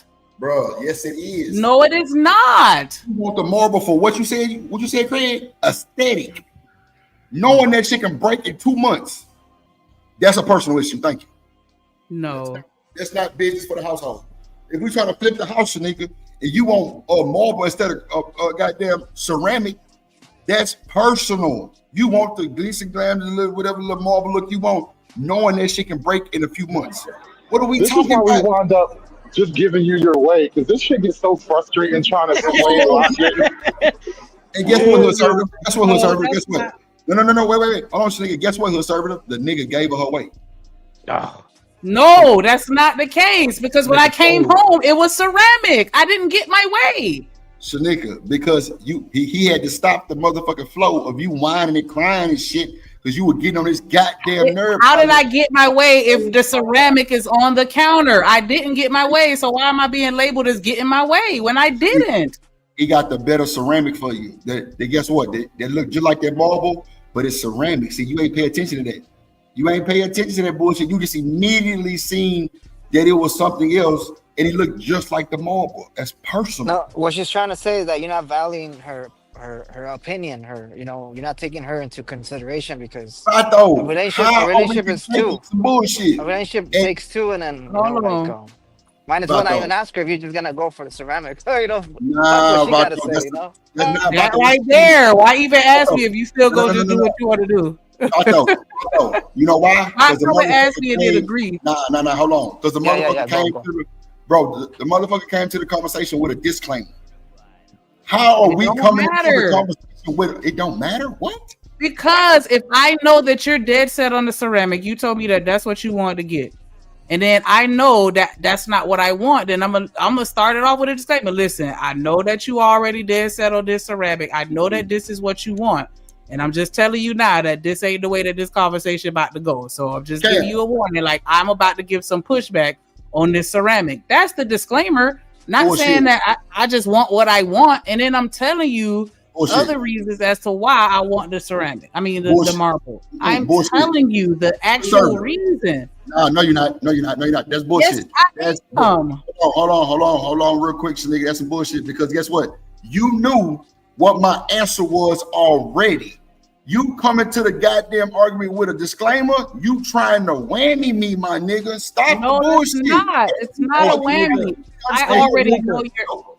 Hey, Tanika, this just If go. I already know your answer, then I'm just it's me just prepping you. Like, hey, I already know how you feel about this, and I have a difference of opinion. I'm just giving that disclaimer that my opinion gonna be different from what I already know you Well, think. hold on. Let me say this, Shanika. This just go to prove right here that women will start an hour-long argument with your ass about a motherfucking ceramic countertop. You understand what I'm saying? watch this, see what I'm Cam. saying? What Yeah, is watch we this, doing Cam. right now, dog? Watch this, Cam.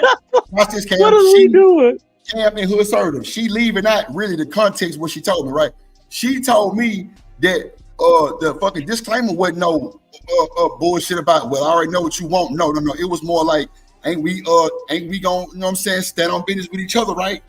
Like kind of like, yeah, you know, we It's together, like- right? As one, right? Knowing what you already did, bro. And y'all Exactly. Hold on, Shanika. That's all I'm saying. If I know that we trying to be one band, one sound, and I'm about to say something that you disagree with, that's me giving the disclaimer. Like, hey, I know we one band, one sound, but on this particular situation, I disagree, and I'm just telling you now ahead of time that I'm finna disagree with you. Yeah, so why even fucking bother having the conversation then? Because I've already said what I said. So that we could mine it out. You know why? Hold on. You know why? It's because, and as grown ups, we can all remember how these things play out. You never gave a fuck about the ceramic or the marble. You have a completely different problem, and you're building your way up to talk about that shit. Come on, man. God damn it, Hood Serve, the way you been on my goddamn podcast. Talk about it. Years, God damn it. Shit. That boy cooked on, that was a bar. Because guess what? That's what happened, bro. It was about some personal shit that had nothing to do with that shit. No. Oh my gosh, nigga, stop. It's all right. It's all good. It's all good. Yeah, if we get into a situation and we together and one of your homeboys, and I come to you. Okay, it's fine. If I'm sitting here telling you some bullshit that somebody did to you, how is that me being emotional? Hold on, but I'm telling you about some bullshit. Nika, let me ask you something. Is he right though? Is Hood Conservative right? Was this argument lead up to a bigger argument? Or No. She's standing on it. No, that is not the case. Standing on it, Drip. No, that is not the case, because if that were the case, then that conversation would have been had a long time ago. Why would I sit there and watch, bro? Bro, you wild, bro. No, I'm not wilding. You wild. You trying to put something on me that's not true. Watch this, Cam. Guess what else she tell me? She say Drip. And then when the nigga went back and got there, put it back in place, and look, when he put it back in place, she started working right, Cam?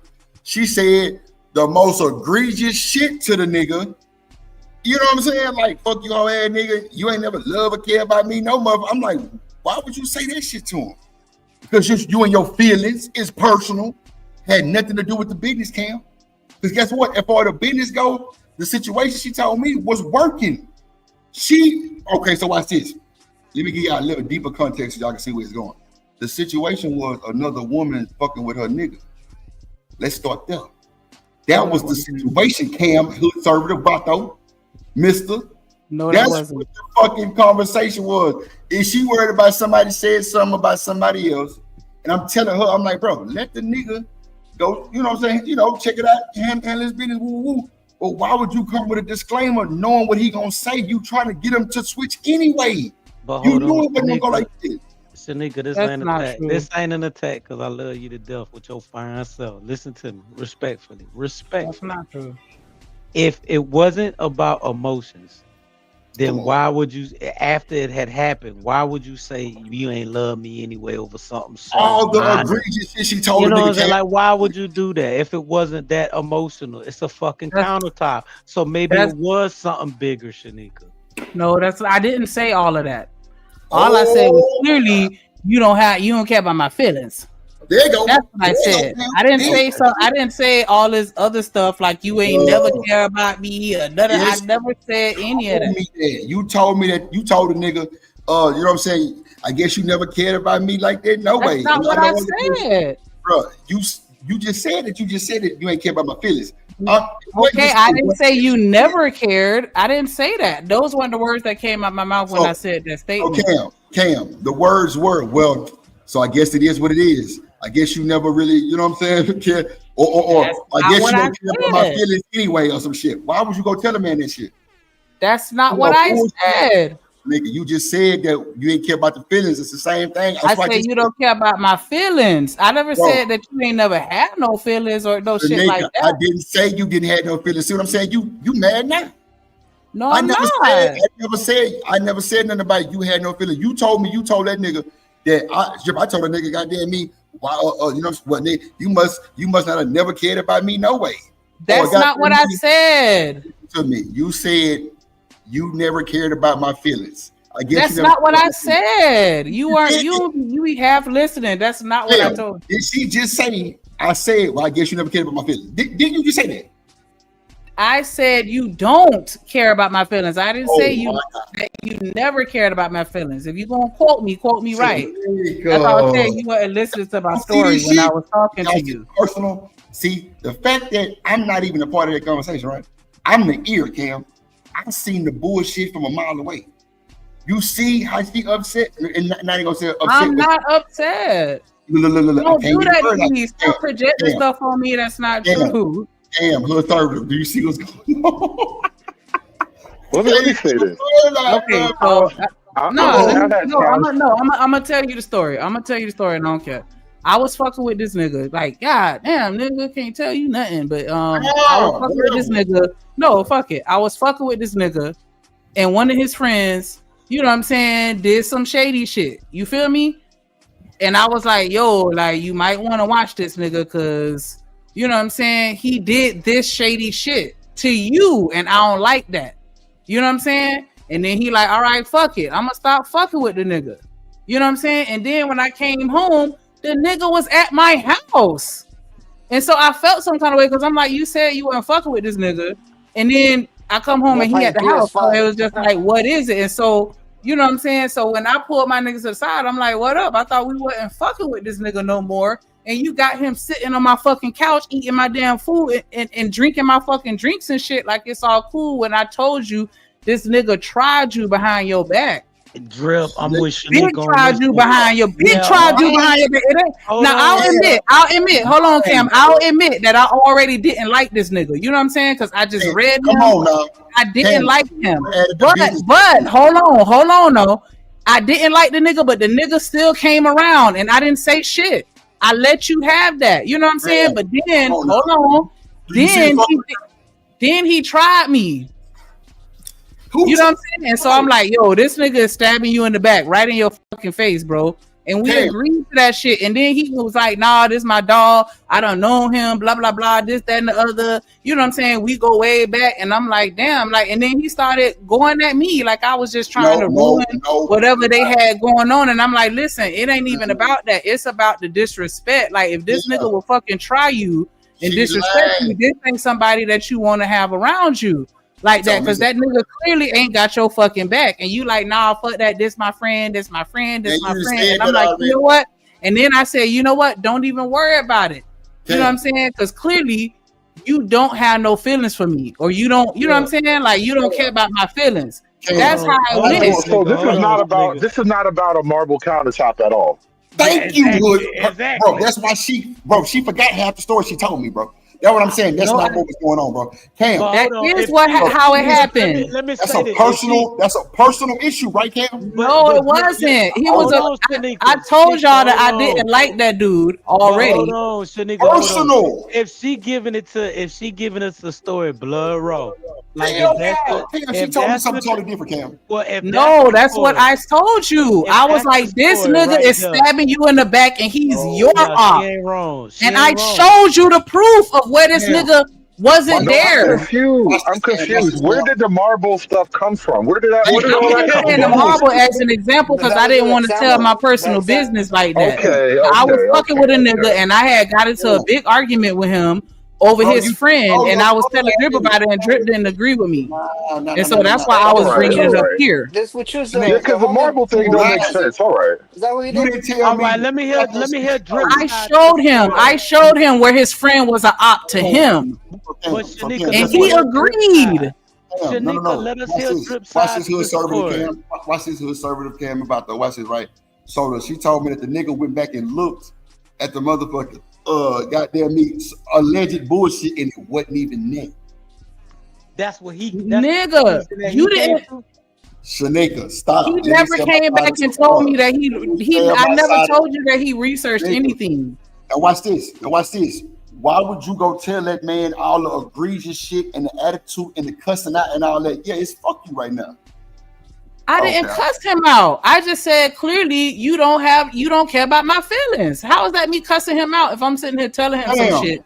If you telling a nigga you love that nigga, and I don't know why you tell a nigga you love him from the jump, and you come back with some bullshit and say you must not care about my feelings, along with the disclaimer, along with the business side of it. See, she ain't get to the business side of it. She ain't tell you that point. That's what I'm saying, Cam. This is a whole facade. She just clipping it up real quick. No, if you're gonna tell a facade. It's cool, Snake. I ain't got nothing to do with it. I'm just saying you should call that nigga, tell him that you sorry, because you got to send all that old bullshit to my you don't care about my feelings and all that type of shit for what? There was no reason for you to tell that man that shit. Well, let's look at it like this, right? This is why men have a difficult time even trusting women.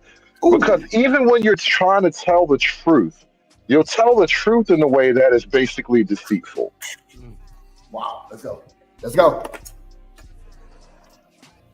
Because like what I'm hearing is a story that's very layered, and there may not be one party who was completely right or wrong, but the story is going to get told as if we should side with you automatically. And this is where people like niggas die behind this type of shit, where you tell the story in a way that you're the complete innocent person and somebody's an absolute monster, and we absolutely got to do something about this give nigga. Us the like story it's very raw, Shanika. Give us. I never said I was innocent. That's why I admitted that I never liked his friend to begin with. But I didn't. But I didn't.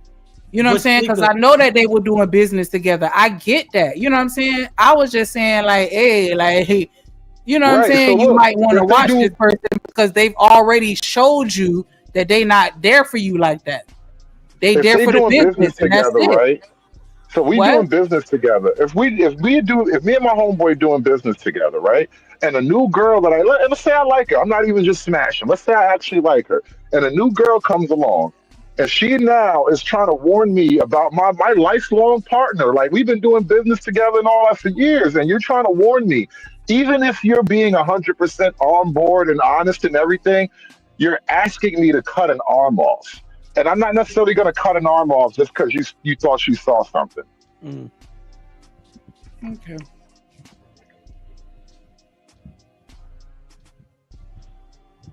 Like it's heavy. That's why I said neither person is right or wrong. You never give her her place. You didn't give her her place. You know, she don't matter. It's a lot of layers to that shit, nigga. Because like Buddy said, though, if me and Buddy making money together, that adds a whole new layer that wasn't presented in the original story. So there's other factors that I gotta look into this. Yeah, I understand you don't fuck with the nigga. I understand that you ain't ever really like him. He tried to do some foul shit with you. But if I'm making money with bruh, would I have brought him back around the house? Probably not. But I'm gonna try to continue making money with this nigga. I'm just saying, when I came home and that nigga was on the couch, after that nigga said, like, yeah, I ain't fucking with him like that no more. That was when I felt some kind of way, because I was like, if you didn't feel that way, you could have just said it. And here's the thing. This is nothing I'm saying right now is me saying that you are absolutely wrong. But I'm trying to just like parse out the parts of the story. And so what I'm hearing is like a complicated situation. You played your hand and it didn't necessarily go the way you thought it would go. But like, I don't think it was a situation where you were absolutely wrong at all. It's just like, should be complicated sometimes. I get it. I just felt like, even though, you know, I didn't like him, what I was saying as far as, you know, when I told I told him what his friend did to him. You know what I'm saying? It wasn't like I was just making the shit up out of thin air. It's shit that you can go back and look at and verify yourself. And if he didn't feel that way, then he could have told me that. But he was like, you know what I'm saying? We were locked in. He like, yeah, I get you. Like, yeah, that nigga is an op. You know what I'm saying? And then I come home and then he on my couch eating my baby snacks. Like, of course I'm gonna feel some type of way about it. And instead of you attacking me, saying like, damn, why the fuck you can't just understand we doing business together or whatever, I just felt like that we could have had a conversation about it without you snapping on me after we both agreed on it. You know what I'm saying? So I'm thinking that it was dead and it wasn't. And it's like that lack of communication. It's like, why you could have just told me that. You could have just told me like, yeah, I thought about it, and I don't think what he did was that fucked up. So it is what it is. He never did that with me. I just came home and a nigga was literally sitting on the fucking couch eating some fucking chicken fingers. Like, nigga, what the fuck? You know what I'm saying? So that's all I was saying. Like, I just felt blindsided, and that's all that it was about. Like, damn, like if you didn't agree with me, you could have just said that. And then we could have just worked it out or talked it out together. You ain't have to just be like on some fuck that shit. I'm gonna just go ahead and do what the fuck I want to do, and you know, whatever. And then like, and not expect me to feel no kind of way about it. And I didn't even come at him like with no attitude. I was just like, damn, like I thought we wasn't fucking with Randy no more. And then he just cleaned came out, and rolling both of them out. You rolled both of them out. I what? That's shit. That's why I don't. Did you kick both of them out after seeing that shit? Like, you guys can both go. Nah, I ain't kick nobody out because I ain't. Now y'all can get money together just like you want. I ain't gonna kick nobody out. If that's who he want to deal with, then you know what I'm saying. That's why I don't tell my woman. That's why I don't tell my woman my business and my moves, man. For situations just like that, I don't need nobody judging, telling me their opinion, telling me how they feel about how I get my money. I'm saying, so if one of your business associates try to holler at me, you wouldn't want me to tell you that? That wouldn't happen because you don't know what I'm doing. That ain't your business to know. I got my own shit I got going on, and I'm assuming, and I'm just saying for me, for my situation. Most women I deal with already got their own shit going on. So if I don't judge you, I don't ask for information that you ain't shared voluntarily, and I feel like if what I'm doing is not directly affecting you, then I don't need your opinion unless I'm asking. I understand, but if you come and ask me my opinion, and right, that's only right, if. But that was the situation. He came to me and asked, and so I'm like, okay, I'm feeling that. I'm talking about me. As soon as he asked the question. As soon as he asked you the question, that's when I gave him the disclaimer, like, hey, you're not going to like my answer, but I'm going to tell you what I feel anyway. Yeah, you feel me? So that's where the disclaimer came in. He came and asked me what I feel about it. And I gave the disclaimer to let him know, like, hey, I'm going to let you know you ain't going to like what I got to say, but I got to be honest. That's where he fucked up. Instead of just getting the goddamn shit done, because I'm spending more than likely. If I'm gonna ask you your opinion, you putting in on it. But if you ain't putting in on it, I'm gonna go ahead and get this granted, and we gonna deal with your feelings after I get the granted. But ultimately, you know what I'm saying. But ultimately, I'm gonna tell you, you know what I mean. The reason why I didn't ask your opinion for this granted is because I'm paying for it. And you know what I mean? Forgive me if my delivery is not something that you like, but that's the bottom line. I understand that, mister. I'm just saying, how can you ask me what I'm saying? I'm just saying there are ways that you can eliminate, and then there are ways that you can eliminate and asking an opinion. You see what I'm saying? Like, I have to value your opinion if I'm asking. Like, what value is your opinion? Right, but if your opinion not valuable, if there's no value, money or otherwise, I'm gonna get that granted. But you have to. I'm not gonna.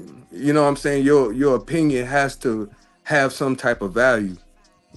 Right, that's all I'm saying. If you come and ask me my opinion and we agree upon it, and then you still go with whatever, yeah, that's some fuck then shit. I'm blindsided by it. Yeah, that's fuck shit. Yeah, that's gonna hurt my feelings. Yeah, that's fuck shit. Yeah, but what I'm saying, there are ways to eliminate that. You don't even have to get to that point if you have a state of mind on, hey man, I'm not gonna value nobody's opinion. That shit ain't even valuable. Your opinion not valuable, so why am I placing value on it? And then I'm trying to play victim at the end of the day, and the shit ain't worth a damn. That's just me. I'm not gonna sit here and make it seem like I'm not an emotional person. I'm a woman. Right. My best friend's birthday was the other day, and I was crying my eyes out over every little thing that happened simply because I was just already sad you know what I'm saying, just thinking about her. And I'm just saying, if my opinion don't matter, why would you ask me? Right. That's why I say he fucked up. It did. Go back and still do what you want to do, and then get mad at me because I'm sitting here telling you, why like, would damn, I ask nigga. you? Why would I ask you instead of just getting that shit? Yeah, and then I came home and the nigga sitting on my weird. couch. That's why I said, and I'm niggas like, crazy, damn, bro. you could have at least told me or gave me the heads up or told me, like, you know what I'm saying? Like, you could have just told me what it was. Man, and then we would have been on the same page. But you Niggas sat trying there to please. He trying to please. He trying to please you. He trying to please. That's his problem. He trying to please Pleasing you. everybody, yeah. He trying to please his nigga, trying to please everybody. And, But and at the end of the while, he the one looking like an idiot. Is that what broke y'all up? Yes. Okay. I don't blame you, cause that's some fuck shit. But that's the type of nigga that don't have no backbone. No, it just made me feel like he didn't care about my feelings at that moment, and that's why I said that. And I know that that's a nigga that's depending on everybody to make his decisions. You have to, in order to own up to anything and to have any type of account or accountability, you have to make the decision and stand on them. Because once you are bending to everybody else's will, then you start placing blame. And those, to me, those are recipes for excuses. Even if every decision I made is wrong, I have to correct them because I made them. So I have to own up to it. So if the granite was wrong, okay, that's that's on me. If letting that nigga in, not telling you, like, yo, I really fuck with this nigga, and you know what I mean, I'ma still have him over, that's on him. Like, the decisions that we make is what govern us. And I feel like when you trying to please everybody to try to keep the peace, you end up the one getting fucked up. You gotta make decisions on your own. So if he would have got that granted, y'all wouldn't even have. You see what I'm saying? It's like you're trying to cover shit, because what's fucked up is you feel like he did that shit behind your back. Yeah. You see what I'm saying? And that's the fuck shit with men. Women don't respect us, bro, because we don't keep it real. You gotta tell them, fuck your feelings, bro. This is the way it's gonna be. And that way, if you get mad at me, you ain't gonna feel like I'm lying to you. And that's what women problem is with niggas, yo. They feel like we lie. We be lying to them. Stop the line. Keep it real with these girls. Keep it real with these women, bro. Tell them where it's gonna be. And if you rocking with me, this is my standard. And if you agree with that, we gonna go forward. But I ain't gonna lie to you or present something to you that's not real. This is real. All my cards on the table. This is how we move. This is how I move in my house. And you know what I'm saying? And I'm, you know what I mean? And if you agree to that, I promise, I got us. I got a 5-year plan. I got a 10-year plan. This is where we going. This is how we move. This is what I got. This is how many accounts I got. This is what we're gonna do to continue to build credit and generational wealth. I'm gonna lay the whole shit out. But even if he would have came and said, listen, even though you feel like this person did something fucked up and I agree, for the sake of business, I need this person to be doing XYZ for me, I would have took that. I know you would. But when you agree with me that person said this shit, bullshit, and then you come back and then out there at the house, I'm just like, you know what I'm saying? You could have just told me that. Like I said, or not tell you at all. Like, keep your business personal from your girl. That shit is, I wouldn't even move like that. Have no co-workers of any kind in my home in no way, form, or fashion. Yeah, there has to be boundaries. It's not even a co-worker thing. This isn't even about co-workers. This is I don't want to say it's unique to Black people, but we do this a lot. Sexual discipline destroys the fabric of community. I mean, lack of sexual discipline destroys the fabric of community. Like, think about this for a minute. How we all supposed to be brothers and we out here fucking each other's wives?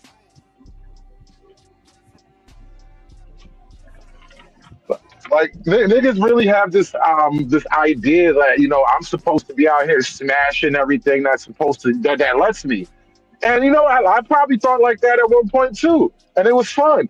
But as I'm older and I realize, like, there's a recipe to, like, success and community and all that. And fucking all the girls is not the recipe to community. And I think as Black people, men and women, because y'all girls be nasty too, we don't necessarily think about the big picture of it. We just want to get our shit off sometime and not really see that there's a lot else on the table besides just, oh, she look good, I want to get that. Man, females tired of niggas lying, bro. They from every female that I talk to, and I talk to a lot of them, that's the unanimous decision. I feel like niggas is bitch ass niggas. And they tell me why. And they don't see the logic in the nigga not telling them or keeping it real. That's the common denominator. And so I gotta call the niggas out. I gotta call my brothers out on it. Like, man, what the fuck wrong with y'all, bro? What you can't man up to a woman and tell her what it is and what it's Lying gonna is be? easier. But y'all think it's easier to just say whatever to shut us up? Like, is that That's really crazy. Yes. I guess that's Yes. why I'm single then. Cause I refuse to go back and forth with any woman. I think that's the absolute truth, though. Like, most dudes, it's easier to just shut you up. If I gotta fix it up later on, it's so be it. I don't want to have to deal with your mouth. That shit is mentally traumatizing. Oh, Hey, wow. hey, niggas, get your own countertops. Get your own.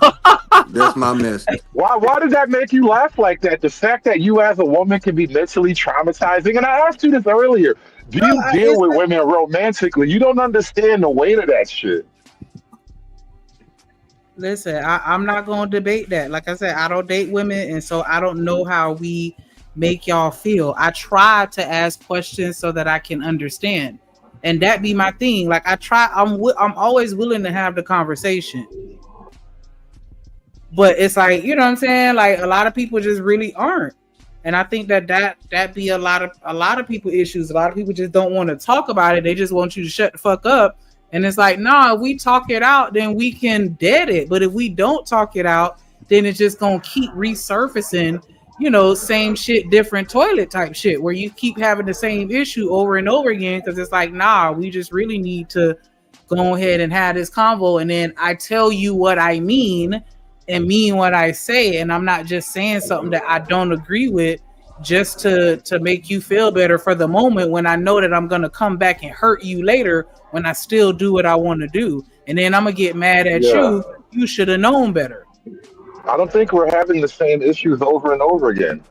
I think we're the same person over and over again. Yes, I am the type that will ask 100 questions, and you should have 100 answers. You know what? And that's exactly what I meant. Because I've been in this situation where you in your mind, we're going to talk until we get to the resolution of it all, right? But from where I'm standing, this is a never-ending problem.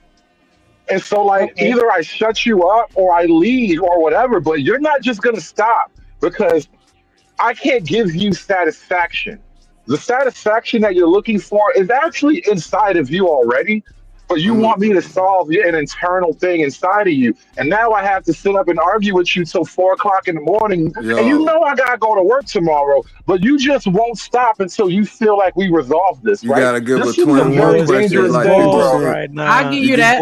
I give you You gotta that. just give a 21 questions like 50 Cent, bro. You can't give 100. Give a 21. I'll give you 20 minutes to get that shit off your chest, and that's the end of that. Because I feel like sometimes these conversations go on for the sake of going on. There is no resolution. You don't like what I did? Fine. I don't like how you responded to it? Fine. Let's just go to sleep and love each other in the morning. I mean, I'm not saying that I have an issue with that, because I could be super fire as hot with you, and then I'ma still want to talk about it if I fuck with you. If I don't fuck with you, then whatever, fuck you and go about your business, and I don't care. But if I fuck with you, I'm gonna want to talk about it. So because you love me, I have to suffer. You see what the fuck this is? I feel you. We gonna talk about it, but don't get on my damn nerves. Yeah. Because I'm gonna let you know you're getting on my nerves. But you don't think that you're capable of explaining something to me in a way that I can understand? Yeah, but it don't require 100 questions. I mean, I was being facetious when I said 100 questions, but I'm saying that something because don't sit right on women, because women do come out with question after question once Yeah, you ask the question. Yeah, I'm not gonna do that. The follow-ups. Yeah, I ain't gonna do that. But if something don't sit right with me, I'm gonna ask the question. Well, you a rare breed. That's well, what you a it's rare not, breed, Shanika, because most women it's gonna not have the them issue. follow-ups for your ass. Right. And that was my point in saying it's not the issues. You just keep being you all the time. And sometimes and then listen, men, we have our shit too, so it's not to pick on women completely. But like sometimes we don't understand that we're being the problem, and we refuse to accept that shit sometimes. I agree. I agree. But yeah, I'm not gonna sit and just berate you with question after question because I understand that can feel accusatory, right? So I'm not gonna do that, but I will. Especially when I'm making it plain as a motherfucker, and you asking questions from an emotional point, and I'm making that shit plain. You ain't gonna get on my nerves. Okay. Shout out to Corey Love Burner with the $5 super chat. He said all them questions are a lack of trust and a lack of proper communication. Yes. I can agree with that. Absolutely. Because men ain't keeping it real. If you make it plain for a woman and she don't get it, she crazy. Period. It becomes not logical then. But you have to keep it 100, a buck. In order for it to work. I think they might all be a bit crazy. You're just gonna have to pick one and hope it's a soft landing. I ain't gonna say that, bro. Good God. I ain't gonna say all women. I feel like there is for every man there's a woman. I do feel that way. You just gotta be patient. Just gotta be patient. This shit crazy. Yeah. Crazy. But you just gotta be patient though. I do believe for every man there's a woman. Just gotta be patient. Nigga, y'all just be wanting problems, bro. That boy say for every man there's a woman. Get your for it. Sometimes, yeah. Nigga, y'all just be wanting problems, bro. No. Boy, hit him with the weight to exhale. Bro, I don't want problems. That's why I'll talk. No, but that's why I say what I think so that you can know how I feel and we could talk it out. But if you don't want to talk it out, then I don't know what to tell you. But I think bro hit on something earlier. I feel like you said it because you was like, you didn't say I'm gonna ask 100 questions, but you said I'm gonna ask a lot of questions. I feel like no matter the solution provided, you still gonna keep digging. It's like, do y'all want problems, bro? We could go to sleep and then dead that shit, but then you gonna bring that shit back up. I don't do that though. Conversation. Like I said, honestly, if I say that I'm gonna dead it and we starting from scratch and we not gonna bring up the past, that's just like if I'm with a nigga and he cheat on me and I say that I forgive him for cheating on me, I'm not gonna bring it back up and throw it in his face every time we get in an argument. I'm not gonna do that. But if something new happens, I'm gonna want to talk about it so you can know how I feel about it. And if you care about how I feel, I think that your response will be indicative of that. Let me ask you a question. So depending on how you respond, I'm gonna think that you don't care about me or my feelings. Now that I know how you feel, right? And this is not about that particular situation you were talking about. Let's just move off of that and just kind of expand it a little bit. Now that I know how you feel, what do you expect me to do with that knowledge? Acknowledge my feelings? What the fuck does that even mean? Hey, I hear what you're saying. I understand I hear what you're saying. I understand where you're coming from. This is my perspective or point of view on the situation. Where can we meet in the middle? What's the compromise? And it may be me doing 80% of the compromising, or it could be me doing 100% of the compromising, or whatever the ratio is. But just finding a solution, like, okay, this how you feel, this how I feel. Well, how can we work through this so that this doesn't become a problem that's reoccurring? Right, there isn't always a compromise. Sometimes it's just a thing that happens, and we got to get through it.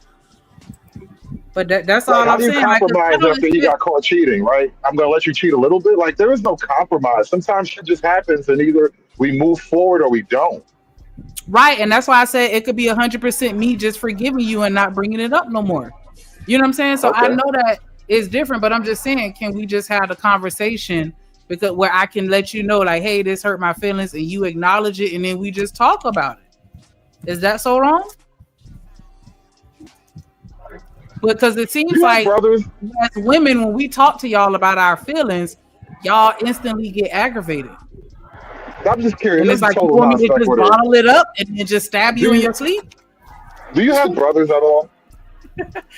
No, it's not, because I enjoy this conversation. You responding very well to this whole thing, and I'm just curious about like the background and everything. I told you who served it. We're a little different over here. We ain't got all the more petty ass, funk ass women and shit like that. Nah, I'm very, I'm pretty in the middle, right? Because I always try to be understanding. Even if I don't agree with you, I'm willing to have the conversation to understand you. But if you don't even want to talk to me so that I can understand what's going on with you, then it's like, it's weird for you to attack me or make me feel some kind of way because I don't understand. And going back to the marble and the ceramic, like if you never explain to me, you know what I'm saying, this is why this is better, then how will I know? I will say this too. And me doing this YouTube thing for the last couple of years, I've probably spoken to way more people than I ever would have otherwise. Just because, we do panels a lot, right? And I go to panels and I get in all kind of conflicts. And I realize that not everybody, and especially the men, don't have a really good way of expressing themselves. Right. They get backed into corners very easily. They get frustrated very easily. They resort to lashing out in some type of way. And so I can't meet you halfway. Where sometimes the communication thing needs a lot of work. I can agree. I agree with you, bro. Because you know why? Ain't no respect, my nigga. Ain't no respect. As soon as they get frustrated, they got them backed up in the corner. Get what they do? Drag their ass. Now they bitches and hoes, and your mama ain't shit, and goddamn everything else. You know what I'm saying? Nah, that's the problem, bro. Learn how to control yourself. Learn how to keep your cool, my nigga. It ain't all about that shit. Sometimes you will be in a situation where your girl got you dead to rights on some shit, and when you gonna lash out, you act like a little bitch. Sometimes you just gotta suck it up, you got caught in the wrong, Come on, man. I'm with you. And that's what I had told him when we were arguing. I was like, I would have respected it more if you to just be like, yeah, my bad. I could at least give you a heads up that the nigga was gonna be here or that I changed my mind. You know what I'm saying? And we could have moved past it. Because it wasn't nothing that was that deep to where it's like, nah, I'm just not finna fuck with you no more ever. You know what I'm saying? But it was like, nah, that nigga wasn't trying to do that. It was a personal issue, bro. You not standing on that. It was personal. Wasn't though. It wasn't. My God. Now wait a minute. You just said it straight like the nigga. If you was, Drip, you weren't hearing me when I was telling you that. If it was personal, I would have been had a problem with him coming over. The nigga was still coming over to our house all the fucking time. And I didn't say shit. So Cam and Hood Server and about those. Didn't that motherfucker just say, I already didn't like the motherfucker? Yes, because I had already seen him do stuff that I didn't like. Personal. So that's personal. I think no, that's not true because he had been coming over to the house every day and I hadn't said shit. It wasn't until he did that fucked up thing. No, but still, he did a fucked up thing. So you guys broke up for this. How long did he last with the guy? How long did he last with them after you're like, said fuck this shit? I don't know. Keep him. Bro, stay with your home. You know but bro, she not telling y'all the business side. The nigga was a driver for the nigga. He was a good driver. And he did some backstabbing shit, not knowing that her nigga already went and checked the shit out. And it wasn't even that. It was some personal, exaggerated shit. That's not true. Oh my God. You just said you didn't like the nigga. If you want to say exaggerated, oh then that's my God. I'll take that. But it wasn't. It was a situation where we had a conversation. I was like, yeah, I think that it was fucked up that this person did that. Now, if he would have came back and told me that he didn't agree with me, that would have been different. He tried to tell you he didn't agree with you. You manipulated him with the wine. He didn't. Oh no, my he God. didn't. Okay. He didn't though. I'm telling you, he didn't. You told me he did. He went, listen, I had done went off and he was going off with me. He was in agreement with me that it was some fucked up shit that person did. After he, changed his mind, we never had a conversation about it. Slee, you told me that you told that nigga what happened. You didn't know he went back and looked though and checked it, and it wasn't even that. So what you were saying, like I said. Well, what I said was still, even though there were certain elements that may have been different, like where I may have exaggerated, where like, you know what I'm saying? Oh my God. He said some shit. No, hold on. It was still a situation where that nigga did some fucked up shit though. Oh, it may not have been as fucked up as I may have seen it to be, but it was still fucked up. Because at the end of the day, when that nigga hit the piston, let me tell you. Boy, I tell you what. This is why when you get like any type of police involvement, let's say something crazy happened and the police are questioning you, the niggas will ask you the same question 30 times. And this is exactly why. I'm telling y'all, it was still a fucked up situation because that nigga, I mean, if God, I didn't want to get into it. But that nigga had done went to jail. No. That nigga had done went to jail. Man, hell no. And his homeboy was moving fucking foul.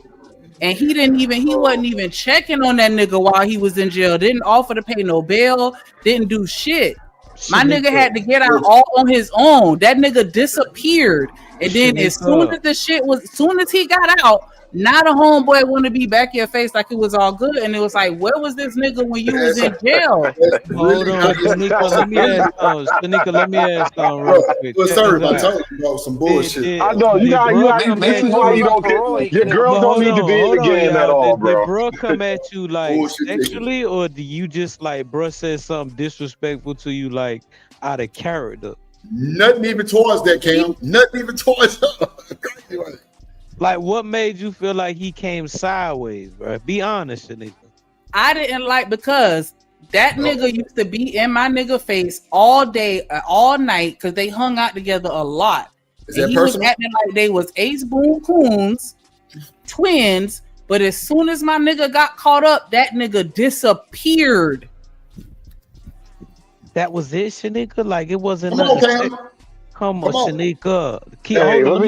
I got to dig in this. Hold on now. Like I understand where your frustration coming from. I understand where her frustration coming from, Drew. I can dig all that. But like now you kind of acting on my behalf, so that like, you know what I mean? Like you more worried about me than me. Let me play me right now. I thought you meant like he came at you, or if it wasn't that, maybe he got disrespectful. No, you more worried about me than me right now, babe.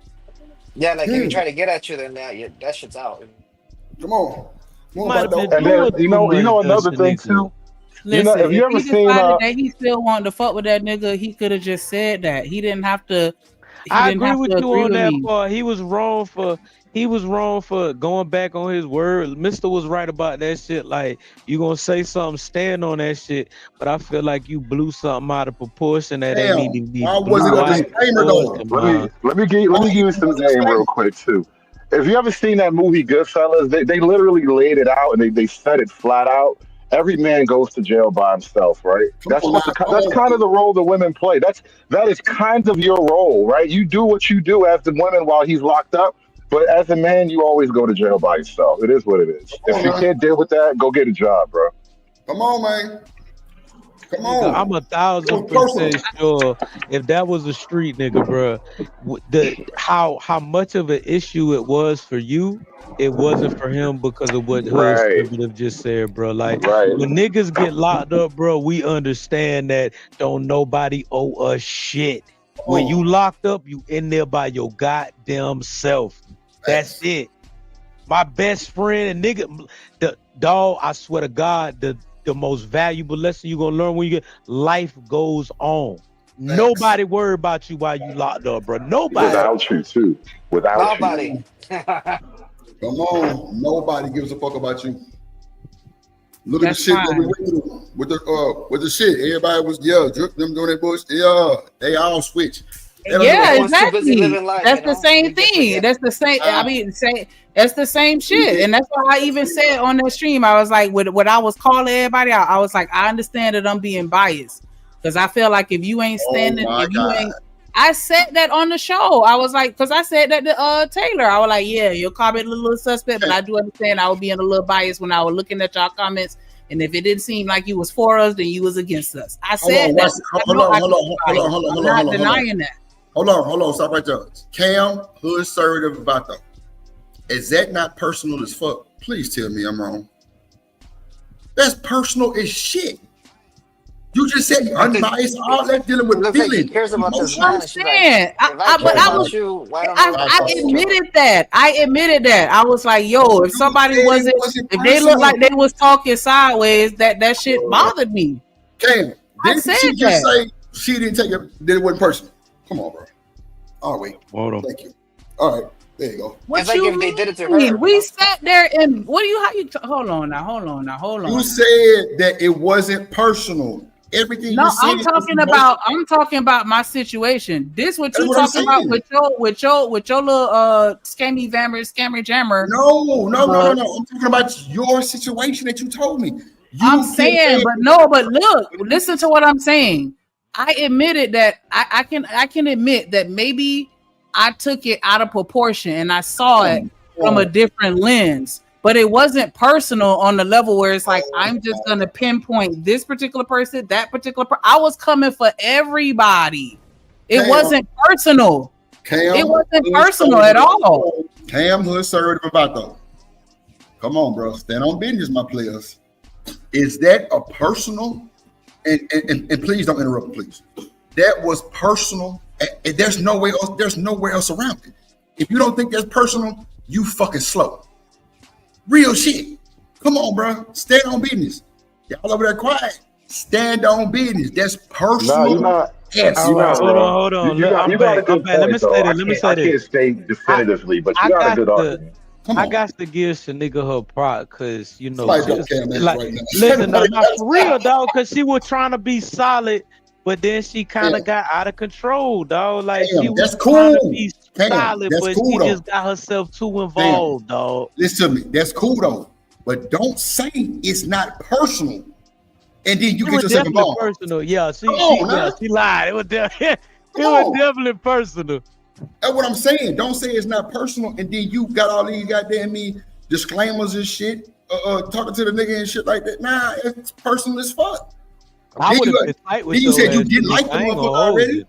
Yeah, I would have been tight with your ass. Like you trying to think for me when it comes to some shit like that. Like I know the rules to this shit. When I get locked up, mama, I already know niggas ain't fucking with me. I don't need you to think for me respectfully. I'm appreciate everything you doing. Cam. You know Cam, what I'm saying? I don't mean to interrupt. I'm so sorry. It's all right. I appreciate everything you doing. I appreciate that you care for me on that level, but I knew what came with this, bro. Like, I don't want brother upright me. If it's a blessing, if you do, it's a blessing if you send canteen money. But at the end of the day, I knew what came with this, bro. Don't think for me. Grown folks. Yeah. Come on, man. Personal. That's what I'm saying. So when they said out there with personal, they went back and checked it, Cam. They went back and made sure what was allegedly said was said. And it wasn't nothing even like that to even be to where you fire the nigga. Or you tell your nigga to fire him or some shit. Or stop fucking with him. That's personal. And you made an emotional, personal move on a business situation. Yeah, I think you was in your feelings, Shanika. I feel Come like on. You came to the conversation with a disclaimer, Cam. Come on, bro. She wanted that nigga, the friend, and because he was the self-described best friend, to be as loyal to her man as she is to her man, and that just ain't the case. Come on, bro. That nigga was an excellent driver. She said, man, that nigga drove every time. He never woo. But he might have said something that kind of triggered me. He triggered you, not you. That's fine. I'm telling Well, y'all that your that real if friends are he gonna would have be just told me you that. at the hospital and in jail, you know. Man, No, like Cam said, like in both situations that we've been talking about with this scandal that Drip was just a part of, and with that shit with my nigga, it was a situation. And I even with the show shit, I admitted that, like, yo, I know I took some of this shit a little too personal, because I felt like if y'all fuck with us, then you would have made it known.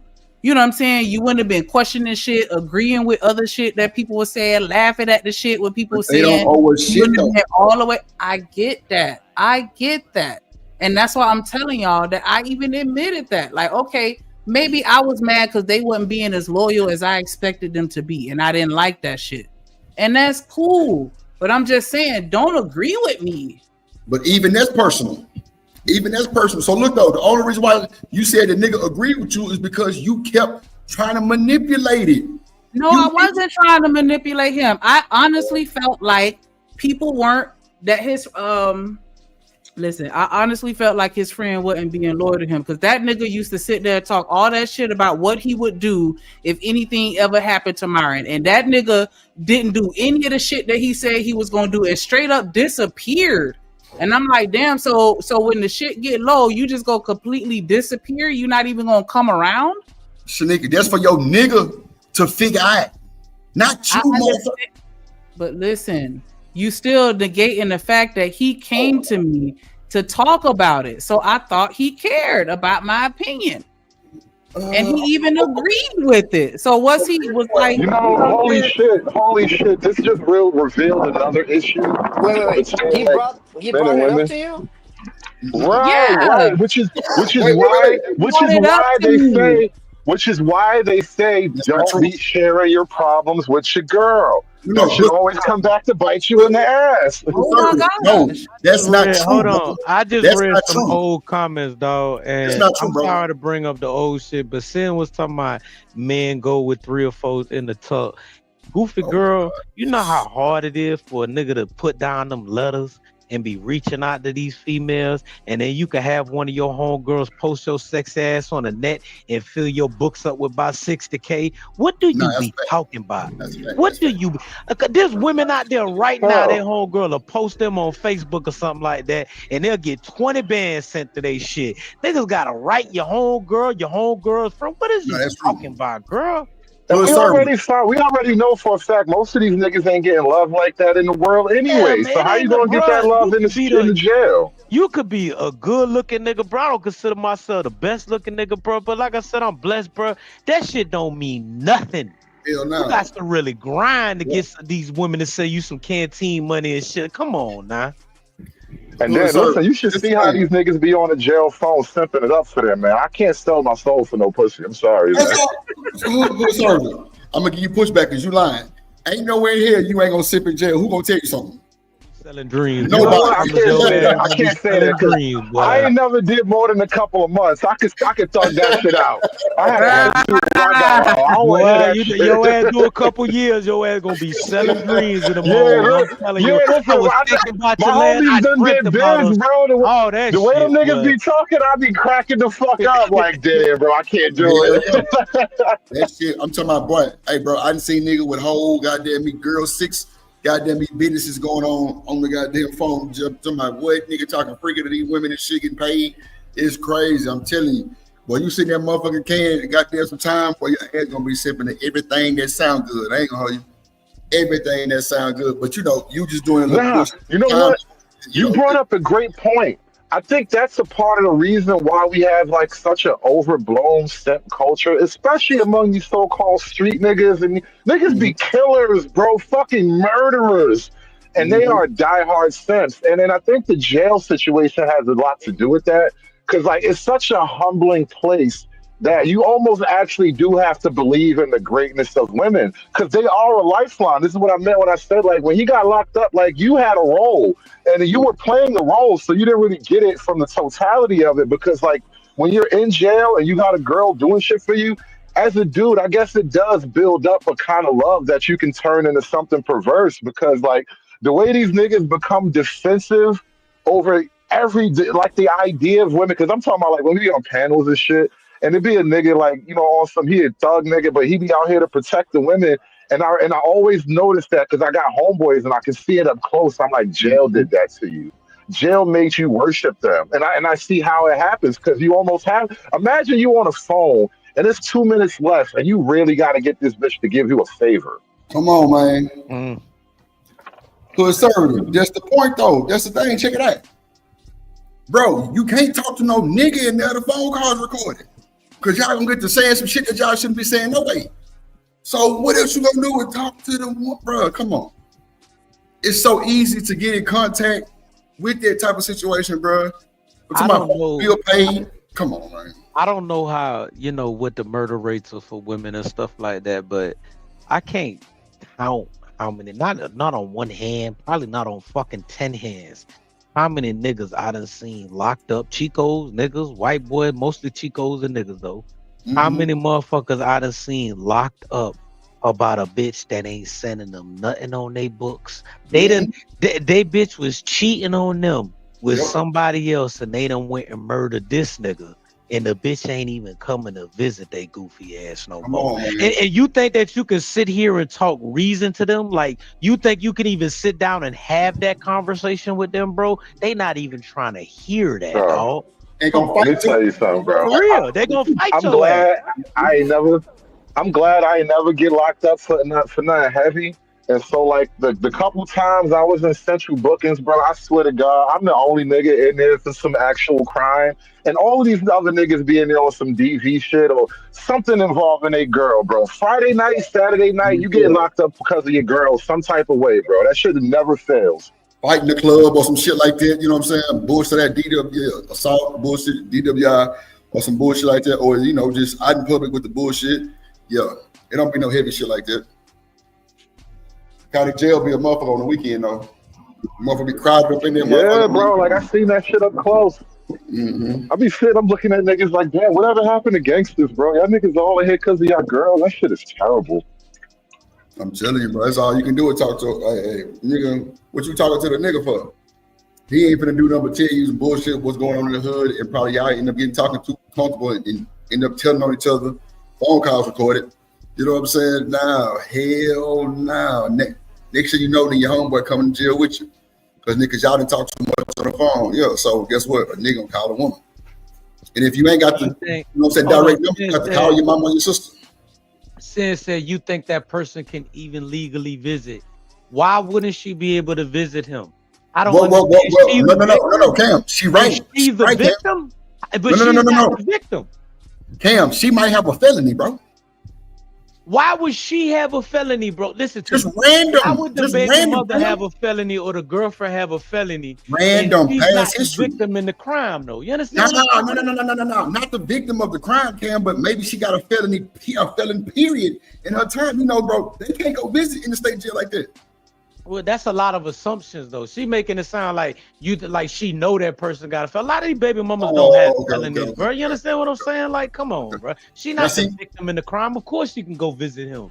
That's what Cam might be on parole. Push back again. No. I thought that too. I'm gonna give you pushback too, Cam, because guess what?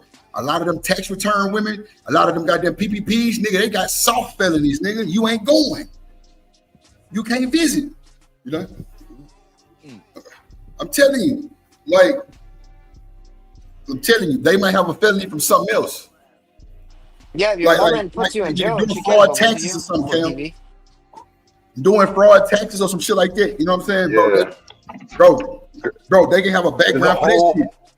It's a whole different world of girl crimes that most of us as men, we don't even think about. Chicks, they got their own world, bro. They be going through all kinds of shit. Now, Cam, if saying that, you know, that was a situation, I don't know. But for the most part, she right. Because motherfuckers got backgrounds. You know what I'm saying? We can't just say she ain't got no background. You know what I'm saying? So that could definitely be a reason. I just don't see. Like I said, I don't know a lot of women that really be getting into it like we be getting into, but you brought up the PPP and shit like that. But come on, Cam. Yeah, there wasn't like when I was locked up, there really wasn't none of that type of shit going on. Like the PPP kind of new. I would Damn, taxes though, adding children. Nah, it ain't even that, bro. Chicks be getting caught up stealing, fighting. Sometimes you got arrested. Like, yo, chicks, listen, let me tell you, bro. In the last 20 years, I've seen it slowly. Like, these women are niggas, bro. These bitches be they be thugging. They be straight thugging, some of them. So like, don't be surprised when a lot of these chicks. Yeah, man, they be doing shit, bro. These hoes are stealing from the goddamn Nordstrom, Cam. No bullshit. Get your ass. Bro, they out here catching bodies. Then I would. Bro, then yeah, I was chicks trying out here to having gunfights and shit, bro. This shit ain't Sin, even I real. wasn't It's not trying to- like you think, bro. They out here catching hobbies. Oh yeah. No, Stan, I wasn't really trying to come at you like that, but what I'm trying to say is that the blame isn't on the baby mother. I wasn't blaming the baby mother or that. What I was trying to say was that a man done offed another man about you.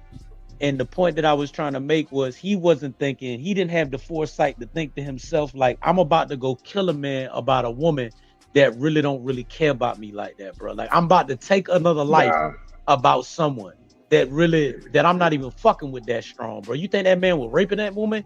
You probably she was probably sleeping around on your ass. You understand? Raping that woman, she was sleeping around on your ass. You bro. know, and now you about to go kill the man. As a man, the tangle of emotions that you get caught up in, that shit dangerous, bro. As a man, that shit is so dangerous. Cause like, I can't even say that I'm above it. You know what I'm saying? Cause I ain't never been caught in that type of moment. Like, let's say you walking home and you know you got gun on hip and you catch them in bed together. Like, that shit has literally happened to people, right? Are you strong enough to not gun anybody down in that moment? Cause like, bro, that's a heavy thing, bro.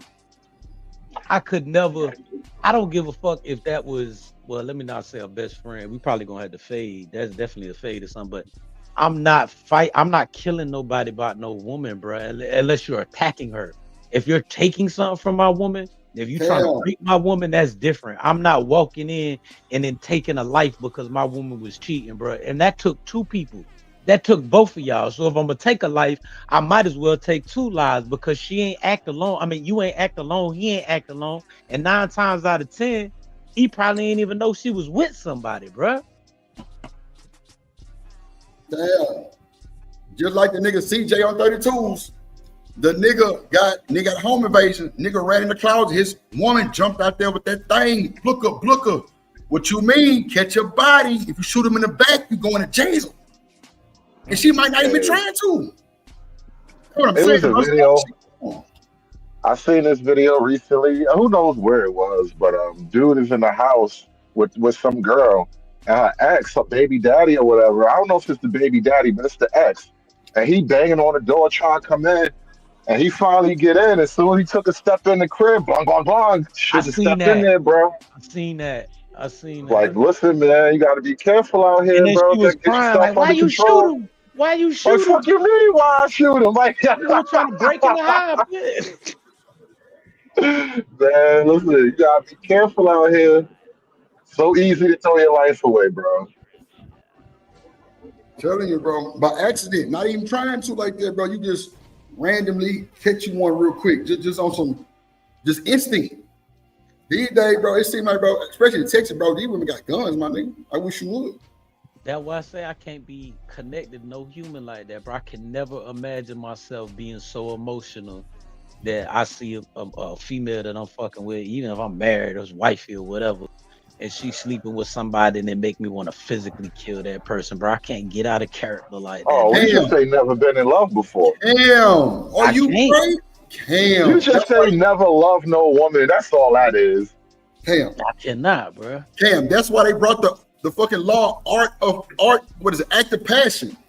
Yeah, crimes of passion, moments. That's the reason why they brought that shit like out. that. Yeah, bro, cause nigga walking in the house and seeing a gal getting bent over the motherfucking bed. Like, bro, that's what I'm saying. I've seen it on video. Wow. Because, like, you know, people It be could having me, security Drip. That's cameras all up I'm in their saying. house. That's some real nigga shit, bro. That could not be me, dog. I'm not. Damn, you don't know what you'll do. He long nigga, my bitch, bro. I'm not killing no nigga. I hope I'm strong enough to not throw my life away. I hope. Because I know me, like sometimes I get angry and I you know how they say blackout? It's the opposite. I see white. Everything goes white. And then like I know like I have like so like I hope I'm strong enough in moments like that to not just go all white. Because then God knows what happens after that. I'm not even gonna remember what happens after that. Because like sometimes these moments just take over, and it's like when you have that it's not just that you love her. Like God forbid y'all got kids together, you've been living together. Your whole identity is this fucking woman now. Come on, bro. So Cam, I'm telling you, bro, you've been turned into the Hulkamania, a Stone Cold or somebody, and goddamn got the whooping ass and goddamn taking names. And now that you just snapped the nigga neck, now he deleted. Come on, bro. Bone in my body, bro. I can't love a bitch like that. I don't believe you, bro. Like that, bro. That's I don't believe you, Cam. Bro. That power with that motherfucking pussy, Cam, ain't no fucking way. Drill. Nah, that shit go both ways, cause listen, you ain't gotta worry about me killing no hoe. Y'all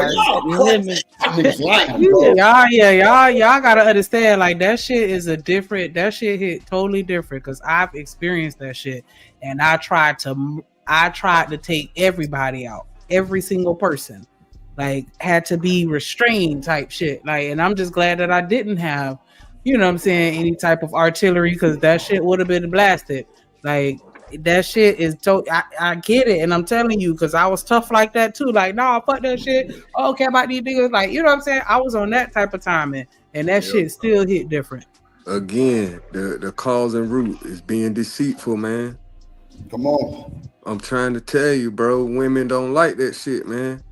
So to the men, I feel like, man, until you man enough to tell a woman what it is, man, stop this shit, because it leads to bigger problems. What you mean, Mister? Break that shit down. What you mean? Stop lying, man. Tell her, okay. Tell a female, yo, this shit ain't working out, man.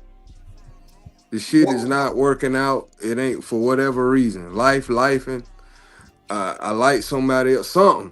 But for a woman to come home, or for a man to come home and find that, that's fucked up, and you lead to all these other emotions and shit just happen, all because you're not telling the truth, man. Now watch this, Mr. Listen, you sound really crazy, but you sound excellent right now, right? Because let me tell you why. Yesterday, was you here yesterday at the show? Was you here? I think so. Okay. So watch this. Remember when Cam was saying he didn't know how to leave his wife? Do you remember that part? Yes, sir. Okay, so watch this. Didn't Shanika say, well, go ahead and go fuck a bitch and let the motherfucker come home and see you fucking? Now, do you see what you just said? You just killed 40 birds with one stone, my boy. I appreciate you, my nigga. Yes, sir. I hear you, boy. Loud and clear. You just said stop lying and try to, go ahead and tell her what's right? Hey, then you address Shanika's side. Well, I tell you, boy, you're a bad nigga. But it's not over until she says it's over. That's why niggas do shit like that. But to what Mister was saying, a lot of these niggas can't do that because a lot of these niggas is homosexuals. So what I mean by that is, I get you on that, you feel me? They don't want to tell that woman that because they know they gonna fuck up their whole situation where they living comfortable. They ain't ready for that type of shit. They don't know how to get it on their own, bro. You know what, bro? It's such a weird ecosystem with that shit because I've seen it sort of up close too, and it's like all right. The women will be shocked that you got this nigga living in your crib, feeding them, you buying them shit, buying them clothes, giving them money, and you'll be shocked that he would take all of that and then have another girl somewhere, right? But now look at it from his perspective. At any minute, you could take all of that away from him, and he don't even have to fuck up. You could just wake up and feeling like a powerful, strong black woman one day and want to fuck with this nigga life. And so now, from his point of view, he has to have another woman in the cut. Have to have like 2 or 3. So just in case you ever take that couch away from me, I got another couch over here. Like, it's so fucking amazing to watch that shit play out, bro. So watch this, Assertive. A lot of niggas got that type of situation, bro, because a lot of these niggas don't want to be by themselves, so they kind of accept some of them flags. That's a fact. Okay, what? I don't know if it's who don't want to be by themselves. I think like especially as we get older, right? You realize you got to pay your own rent, your own bills, fucking insurance, shit like that. It's a lot easier to get a little petty money on the street and have a woman do the real person shit. Like she's the real person in a relationship. You just a nigga that has cash in pocket. Right, I got you. Cash Like, look, think about it. These niggas don't be buying their cars in their own name for a reason, because a lot of these niggas can't even read that good. So like that shit is a fucking symbiotic relationship in a lot of ways sometimes. Yeah, I'm with you on that full blast. That's why a lot of boy, you ain't shit, but they can't read shit. Boy, I ain't saying no names, but I've seen it, I've noticed it, and I've got the complaints like, boy, why your homeboy so stupid? Why you like fucking this nigga? Stop questioning me about my homeboy. Like that shit is wild the way these bitches be sometimes. That's cool. You ain't bullshitting. That's a fact of mundo, because at the end of the day, bro, like I say, people say they don't take advice from certain people because they this, they that. Bro, you gotta just do what's best for you, bro. Do what's best for you, bro. And if you lying to that motherfucker when the shit hit the fan, bro, you're gonna have to answer to a lot of this shit, because all that shit gonna come out. But for Cam's situation, you know what I'm saying, him just trying to move around and not let her down, that's gonna be wild. That's gonna be wild. I'm fucking. You know what I'm saying? But you know, at the end of the day, like I hope the best for my young boy, my young bull, because you know what I'm saying. You know, bro was praising that woman. So you know, but he got it in his mind. He just can't be one band, one sound. And hey, as long as he's telling you the truth straight up, I mean, it is what it is. You know what I realized about like monogamy? It really is a discipline, right? Like as animals, like the animal that we are as human beings, the biological creature that we are, monogamy really isn't a thing for us, right? We do monogamy for a greater purpose. And so you kind of have to commit yourself to a greater thing. You have to commit to something higher than you. That's why, you know, you get married in a church in the front and face of God and all that shit, so you can have the weight on your shoulders.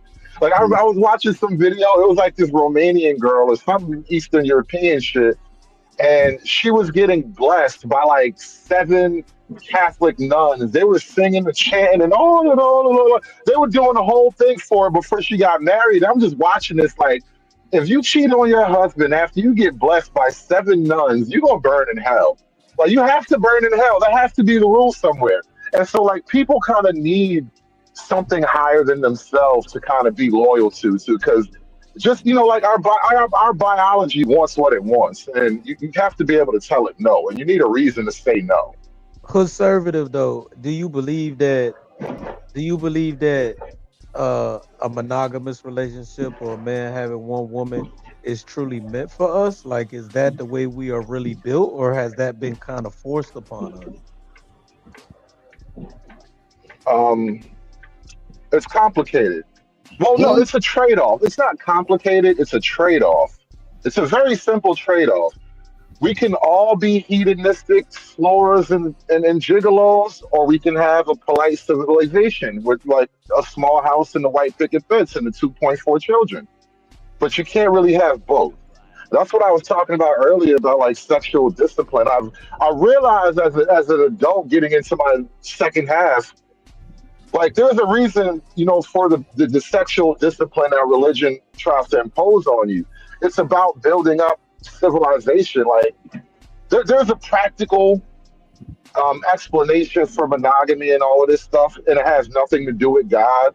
So like as a man, if I'm married to this woman and I'm committed to her, I'm pouring all of my resources, both my physical labor and my financial resources, into this one place, right? And so assuming nothing drastic happens, we all get the benefit of that concerted effort into one place, right? Now, let's say I fuck up and I have a kid outside of the house. Not only am I now dividing my efforts, my resources, my time, my energy, but when we get to the end of it all and I have this big pot of my life's effort, Instead of splitting it with the 1 or 2 children that I had with the woman that I theoretically loved and committed to, I have to split that shit with a bunch of angry bastards who are mad at me for not being a real father. Yeah. Damn. This is how wars between families break out. Yeah, you ain't bullshitting.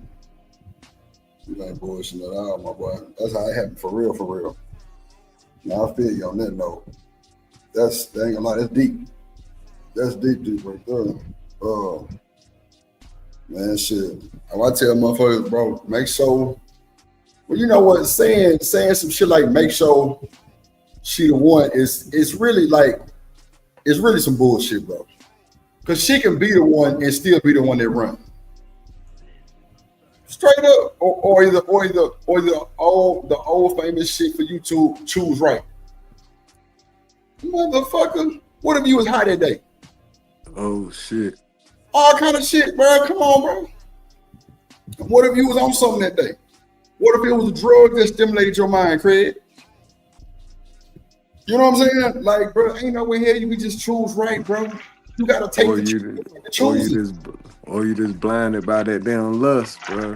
That pussy. Well, that's why I brought up that Kentucky law earlier, right? Because in a lot of ways, you know, yeah, you can learn better game and be more discerning and try to spot the difference between a useful woman and a woman that you just want to sleep with.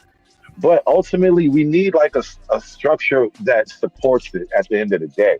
Because there is no choosing right so long as one of us is supported by the government 1,000% and the other ones just get left hanging no matter what. Like, there's no choosing right if those are the rules. Yeah, come on, bro. Yeah, what I'm saying. Ain't no choosing right, bro, because you still got to take that journey. You still got to jump off the building and take the risk. You still got to do that. Ain't no just, oh, you chose wrong. Well, how the fuck I chose wrong? And that fucker was dead ass on everything. She did everything I needed to do, and then we just start screaming at each other, and that shit got right. Like you've been married for 15 years, and the nigga gonna tell you that you chose wrong. Like, get out of my face. Oh, that's what I'm saying, bro. That's why, bro. When I got here like a year and a half ago, bro, that's why I was just so blown away by what the fuck these niggas be talking about. Like, I don't agree with none of the shit them niggas be talking about. That's why, bro, you've never seen me on like a panel like that, bro. Talking about some bullshit by women and men and shit. That shit blow my mind. Like, I thought men like women. I see it's a whole different ball game. But we know everybody got their fucked up ass nuances and shit going on. You know what I'm saying? You know, like little different shit that they do. And that's cool. You know who actually phrased it the best? Is Patrice O'Neal years ago. And there's a clip of his going around on YouTube where he was being interviewed about his views on women, because he was like OG red pill before the internet was even popping. And what he said was, he asked him like, you don't like women much, and what he said was, what I don't like is living in a world where everything that a woman is great and awesome and is to be celebrated, and everything that a man is fucked up and it's always criticized and it's never right and all that. And that's kind of where I'm coming from with it. It's not so much a dislike of women, but I think we need to speak up or speak better for the men. Right. I agree. I agree on that too. But look, man, we've been streaming goddamn, what's this, 6 hours? We finna get our ass up out of here. My motherfucker be there tomorrow. So we're gonna turn up on the stream, goddamn. We're gonna turn up on the stream, bring y'all ones. Yes, sir. And everything. You know what time it is. Go and die. Drip B-Day tomorrow, literally B-Day. He's literally house peace. I'm walking in the door right now, bro. That's perfect time. Straight up, perfect time with her. Oh God. Happy birthday, fam. Appreciate you, my boy. You know we going up tomorrow. Y'all bring y'all bottles and everything. It's going down. Shout out to the chat. Shout out to everybody. Great show, my Dre. Great show. Yeah, shout out to the boy Vato with the Bulldogs, man. I'm definitely gonna try to. Man, that boy Vato got a mean little motherfucking bulldog too. That little motherfucker looks so good. I seen him walking that motherfucker. I think that was your shit. I think that was your stream. Nah, I think you on a panel walking that motherfucker. Something, I don't know. You were doing something. Say, man, that motherfucker good to see, bro. I used to breed them bullies, Vato. I'm talking about, boy, you talking about wide head, army tank motherfuckers. No bullshit. Like, and then I went on a cruise one time, bro, and the yard man stole my dogs, bro. I'm talking about fuck me up, bro. I was so mad at my little brother because he was supposed to come over here and watch him. Nigga, I'm talking about the collars sitting on the chain, bro. Dogs gone. Puppies, everything. I'm like, oh, you son. I'm talking about yard man never came back, bro. And I knew it was him, bro, because he used to be scared of the motherfuckers. And then, all of a sudden, him coming so much, nigga, they was cool with it. You know what I'm saying? They wasn't tripping with it. Bro, my bitch had puppies, bro. Out of there. Out of there, bro. I'm talking about I had a mean one that I kept named Sasha. I'm talking about, boy, so wide. Oh, my God. But yeah, man, I'm thinking about getting back to it on the cool because it just, my thing is not trying to get attached to him. But nah, we finna give our last call for the Echo House, you know what I'm saying? Tomorrow we'll be live at 5. Yeah, we'll be live at 5. It is going down, man. But he say my garden need another. Nah, for real. See it on my mama. I was like, this motherfucker crazy as hell. I should have had me a goddamn Great Dane out there, goddamn K9 or something out there for his ass. Man, that's for sure. He would have left my motherfucking dog alone. But it's all good. Shout out to the chat. Shout out to the panel. We're finna give our last little final statements, man. Then we're gonna link up tomorrow by the same time, 2:15. Go ahead, Mr. Lister. Mr. up there. Hold on, let me see.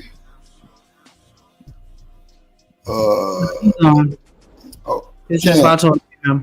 Yeah, go ahead, Cam. Man, you already know it's been a great motherfucking conversation as usual. I can't wait till tomorrow. BYOB. Come on, man. I can't wait neither. Shit. Y'all stay blessed, man, and love y'all, dog. That's a bet, Cam. Love your boy.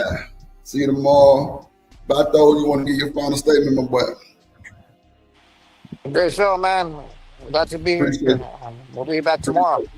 Appreciate you, Bato. See you tomorrow, my boy. See you tomorrow. Shanique, you want to give your last statement and call out the super chats? Yeah, I appreciate everybody that came through. Hit the panel, hit the chat, hit the super chat, hit the like, sent the cash app, engaged, all that good stuff. Shout out to Corey Love, Romello, Mr. Lister, Trucker Yell, BJ, Random Chat Friend for the super chats. Definitely appreciate that love and support every time. Thank you for contributing to the scam team. And you through. Mm-hmm. Happy birthday. Yeah, we're gonna do our thing and everything.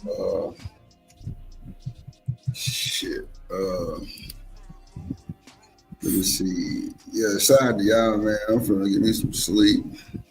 It's been hectic, but definitely see y'all tomorrow. Appreciate everybody for watching. Make sure you get your membership. If you're watching the replay, leave a super thanks, leave a comment. I reply to the comments. Shout out to all the naysayers. Shout out to all the ones who stayed down for the come up. I see they popping back up, coming back around already. I already knew that was gonna happen. Shout out to all the folks that were watching. The numbers was up today. They getting back to the, before the bullshit. And I already knew that was gonna happen because what's for me can't be fucked with, and it is what it is. Yes, sir. But it's all good though. Like I tell y'all all the time, don't trust a big button to smile. We out.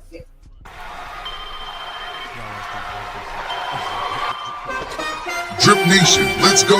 Coming to the stage.